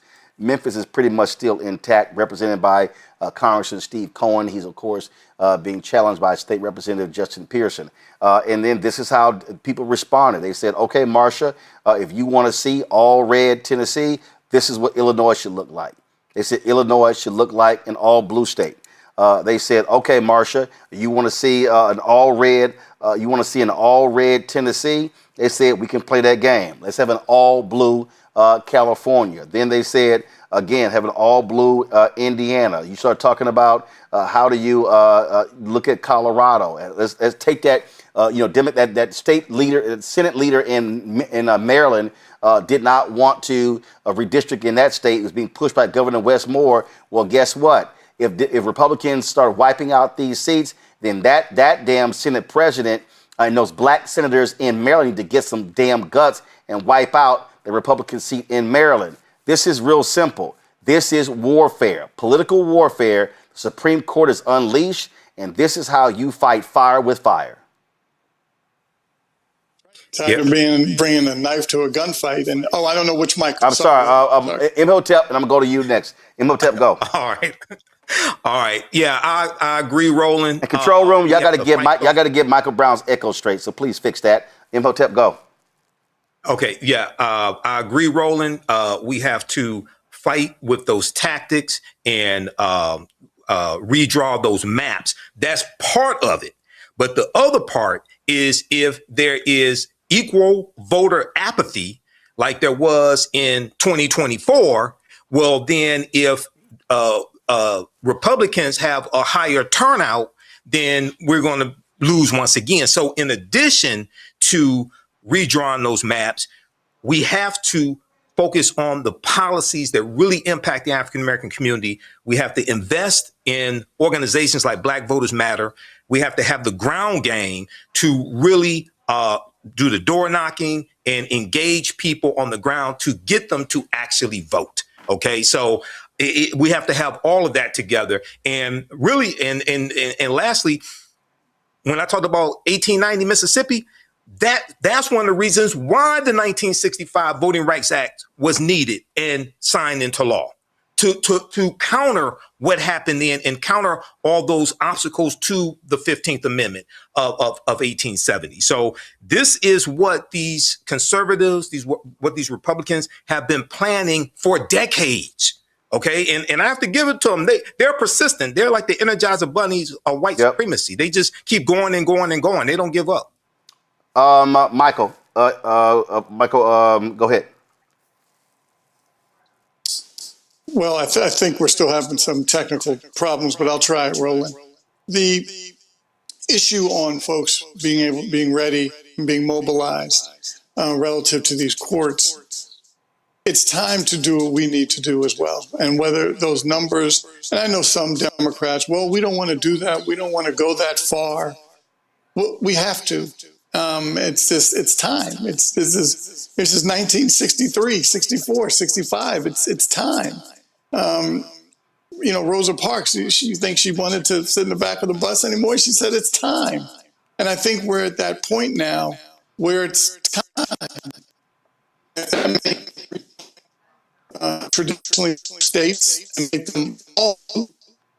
And then if they want to do the same thing, maybe it just has to just be that way for a while until we get back to saying, hey, let's figure it out the right way and have nonpartisan gerrymandering.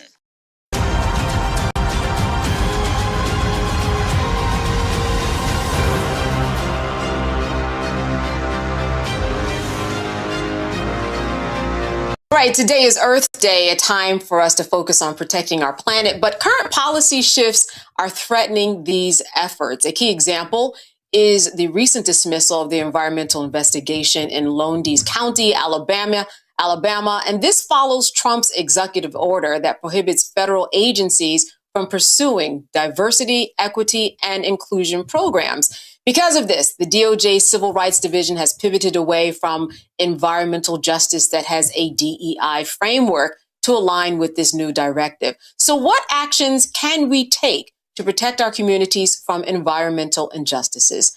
Joining us to discuss this is Dr. Beverly Wright, the Executive Director of the Deep South Center for Environmental Justice. Dr. Wright, thank you so much for being with us today. Thank you. I'm happy to be here. Yeah. So listen, how can we ensure in our communities that this new order does not negatively affect what's going on in our communities? Our communities are already struggling when it comes to whether we have a refinery plant next to us or water issues. they are suffering. And we know this. We've seen the maps where the refinery plants are, for example. But what can we do now in order to fight against this? Well, we have been in this situation before. We're now working to maintain the progress that we've made over the last possibly 30 years. But we have been in a place for centuries where we have had no protection. So our work continues without money, and the work is the same. It is education, training, organizing, and voting to make certain that we stay in this game and we wait this particular terrible situation out. So one thing that happened for us under the Biden administration was that for the first time, we actually had money to do the work that we had been doing with no money. So we're back in the same situation with no money. The difference is that we're better organized, for one thing. We're more connected, and we are continuing the work with no money. It is really very important, for example, that we stay engaged politically and encourage our community to vote. Who you put in place matters. And I think we see that better now than what we've ever seen before, that voting actually matters and it can make a difference. So one of the things that we've done is just before the Biden administration came into place in 2018, we literally started what we call the environmental or a just climate platform. That's where community groups and environmental groups came together to try to pull together changes that we thought needed to be made in the Clean Water Act, for example, the Clean Air Act, all put in place, but we still have Cancer Alley. What does that mean? It means that there's an act that in some way was protecting some people, but not others, but the whole game is not protecting the globe or the environment. So, and as usual, we are the people who suffer. So coming together to present what we thought should be corrective action was put in place and presented to the Biden administration. That resulted in $700 billion coming back to our communities for renewable energy and environmentally sustainable projects. We were on the move. The lesson that we've learned with this new administration is that we can never sit an election out. We have to become involved because who's in place makes a difference. Now, it's also, to me, it also encourages us to do more. I think we were, in any way we were getting really happy and a bit lazy about organizing and educating. This shows us that we cannot. So we have been re-energized to continue our work, and we know that our chance is coming again. So right now we're trying to get ready for this change to do what? To build back better. It's not good enough for us to put back in place what used to be there. We have to make the changes that are necessary so that we are no longer growing more cancer alleys, that we are protecting the health of people who look like me and poor people and the planet. And what we're also protecting, believe it or not, is our property. So imagine the number of Black communities that have been completely destroyed. The worth of their homestead is gone. And for most of us, that was transformative wealth. When you can inherit something, that's building wealth in your family. Imagine the communities where our parents and grandfathers, grandmothers worked so hard to buy that little paradise, as they called it, and then we lose it because of pollution, because of toxins that now devalue that property. So we're not just working for our health, we're also working for our pocketbooks and for the wealth of our children who come behind us. Yeah, I mean, speaking of pocketbooks, though, in terms of, let's say, grants that might not be awarded to certain communities because it's looked at as DEI, and monies that communities are no longer receiving because of the new disposition of this administration, what do you do in those situations in order to fill in the blanks? Yes, so you're speaking to someone who lost $18 to $20 million in funding for communities with all of the work that we do. So what we do is really press on the philanthropic organizations to focus a lot of their funding in the direction of filling the gap. We also are working with them with legal organizations because we are in court. We're not giving up. We're not just relenting, to what Trump has done. What he's done is illegal, and we are in the fight. And we're not afraid because what else can he do to us besides what he has already done? So we are in the fight, and we are working diligently with the philanthropic world, trying to get them to put more money in places where Trump has removed all of our dollars. Workforce development, something that really supports our families and transforms them. He canceled a grant that was 30 years old that had an unbelievable track record. So what do we need? We need more dollars in workforce development and more monies to help us have our communities prepared for this transition to this renewable energy economy. We want an equitable renewable energy economy where we are actually involved in redirecting our resources for renewable energy. If we don't train our young people to be a part of this, then we're left out once again. So we're asking the philanthropic organizations to become involved in all of these areas where we've lost ground. We really believe that this is temporary. I just really believe that this will not last. And we're built from stronger stuff than what Trump can hand to us. We've been through a lot. We'll live through him. And we just keep encouraging one another to stay in this game. Work with young people, educate and train them so we can continue this work. Brighter days are coming. We have about 30 seconds. I want to ask you this. What can people on an individual level do in their communities in order to deal with this environmental racism and injustices? The first thing on my list is vote. I would have young people tell me voting makes no difference. I said, so all those people who died fighting the vote, my mother going down counting jelly beans and all of that, they were just stupid.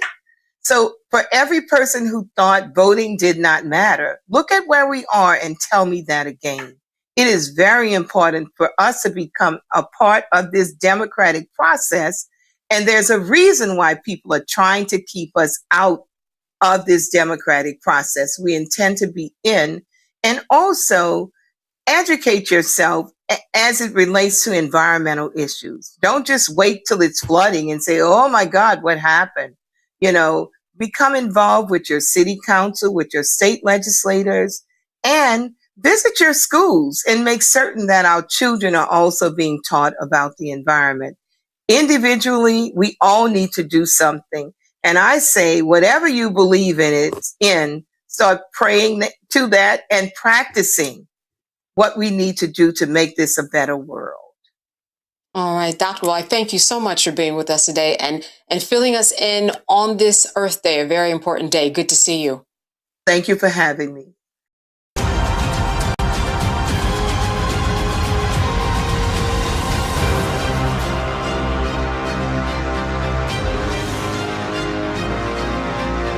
We walked everybody through what were going to be the implications of Donald Trump winning in 2016. We told you. Everything we told you happened. We told y'all what the implications were going to be if they win in 2024. We told y'all about Project 2025. We sounded the alarm. We told y'all about the courts. We told y'all about what they wanted to slash. And all these folk, and you got some Negroes out here. Oh, Trump ate too. I saw some fool talk about, oh yeah, I told y'all Trump did some good things, and there was a black woman who got sick back in the day, and he went and paid her medical bills. So you think that negates him being a racist? That was Trump trying to get some media attention. See, we tried to tell y'all. And see, what I need people to understand is that what the Republicans are doing right now, listen to me clearly.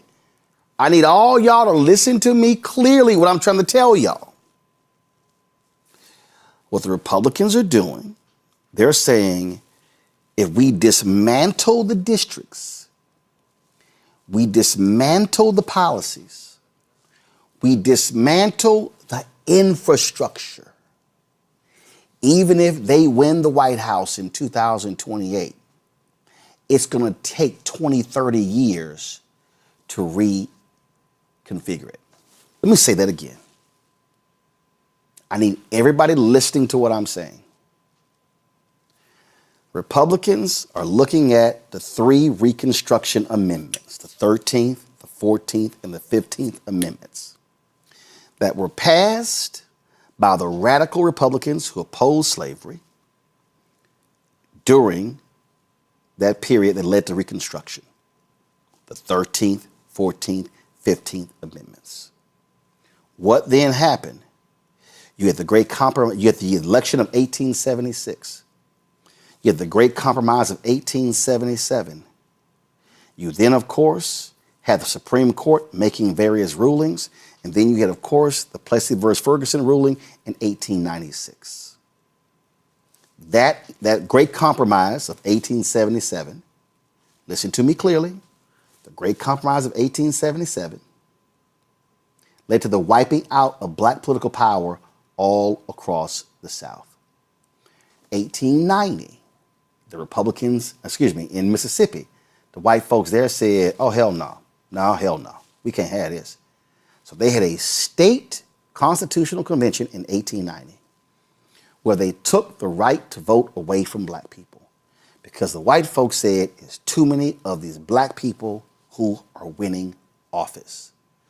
Because after the end of slavery, from 1865 through 1876, y'all, 1865 to 1876, black political power, they wielded that power quickly and decisively. They passed laws all across the South. There were more black state legislators in South Carolina than white. And they said, no, we can't have this. So what happened? A contested election in 1876 leads to the Great Compromise of 1877, effectively ending Reconstruction. You had the storming, the coup of Wilmington, North Carolina, and they begin to wipe out. And that's when Congressman White gives his speech, his famous Phoenix speech from the floor, because he was the last remaining black member of Congress.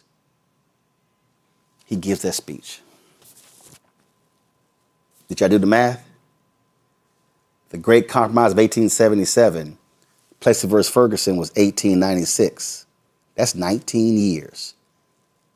With these people, and then 1896, you don't see another civil rights bill. Last civil rights bill, I think, was 1875. You don't see another civil rights bill in America until the watered down one in 1957.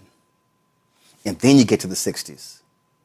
And so what today's Republican Party, not the radical Republicans in the 1800s, today's Republican Party is aligned with the Southern Democrats of the 1800s. Today's Republican Party is sitting here going, how can we dismantle as many of the laws and the rules that were put in place during the Civil Rights Movement and after the Civil Rights Movement?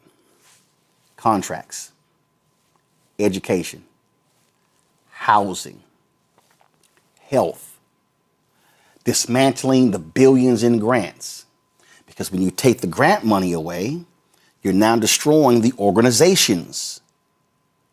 Y'all to hear what I said. You take the grant money away, they're destroying the organizations. The organizations are within the communities. And so now when you choke off the money, you no longer are seeing the results. What did Doge do? Doge choked the money off for AIDS programs in African countries. A year later, what are we now seeing? The rise of AIDS in those African countries. And so what I need, black folks, and we love commenting on bullshit on social media. What I need y'all to understand is that what we are seeing right now is the targeting of anything black and everything black. They laid it out, and they're saying if we completely disrupt and dismantled the federal laws that guaranteed voting rights, the federal laws that determine congressional seats and state seats, if we dismantle these things, then we are wiping out the complete black infrastructure. And that's why I framed this in January of last year as this is the defunding of black America. And it's happening before our very eyes. And so you can be consumed with all this other stuff. You can be sitting here, you don't like me, you can't stand what I say. Oh, you met me and I was rude, which is nonsense because I speak to everybody when I go anywhere. Y'all can say, you can say whatever you want to. You can sit here, y'all can trash me on Threads, Twitter, Instagram, all over the place, but I'm not lying. And I'm telling you right now, black people, if this continues, and if we do not vote, and I'm going to take a break, and I'm going to show y'all what happens when we don't vote. The last election was the largest gap in white-black turnout in 30 years. I need y'all to understand. We scared the shit out of them in 2008. In 2008, black people, by percentage, voted at a higher rate than white people did for the first time in American history. And that was with the election of then Senator Barack Obama. That was 2008.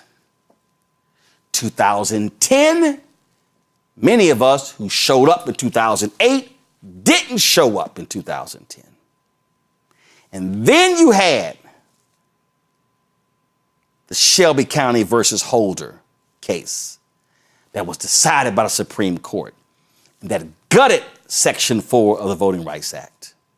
And that's when they began to fight the Voting Rights Act, shut down polling locations, change voting rules, put in voter ID, because they saw with their own eyes the power of black voters. And they said, no, we can't handle this. And what has been our response since? We have had fewer of us voting in each election since 2008. I've always said, when you show what you are capable of doing, you got to keep showing them. And you got to keep turning out. They are absolutely scared of the future of black people and Latinos and Asian Americans being in charge. My book is called White Fear, How the Browning of America is Making White Folks Lose Their Minds. This is the book, y'all, and I laid it out. And I'm telling you right now, what I am laying out to you is exactly what is going on. And I'm telling you, if we continue to play games and to be talking about every other thing and ain't got nothing to do about our future, we gonna look up and we gonna see, and we're already seeing it, we're gonna see scholarship programs wiped out. We're gonna see black health programs wiped out. We're going to see education opportunities wiped out. We're going to see black political offices wiped out. We're already seeing,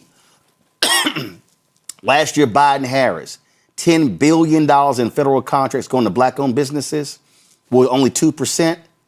That sucker's already down to 1.2% under Trump. So if you lose economics, education, health, civil rights, social justice, They've wiped out your black infrastructure. And that is their aim. So, folk, I'm telling you right now, you can mark it down. At 7:02 p.m. Eastern on April 27th, if we sit these elections out and let them win, and when it happens, y'all mark this moment. You cannot say you weren't warned. You cannot say the flag was not flown. You cannot say the siren was not sounded. Because it is. We're going to keep hitting it every day, whether the haters like it or not.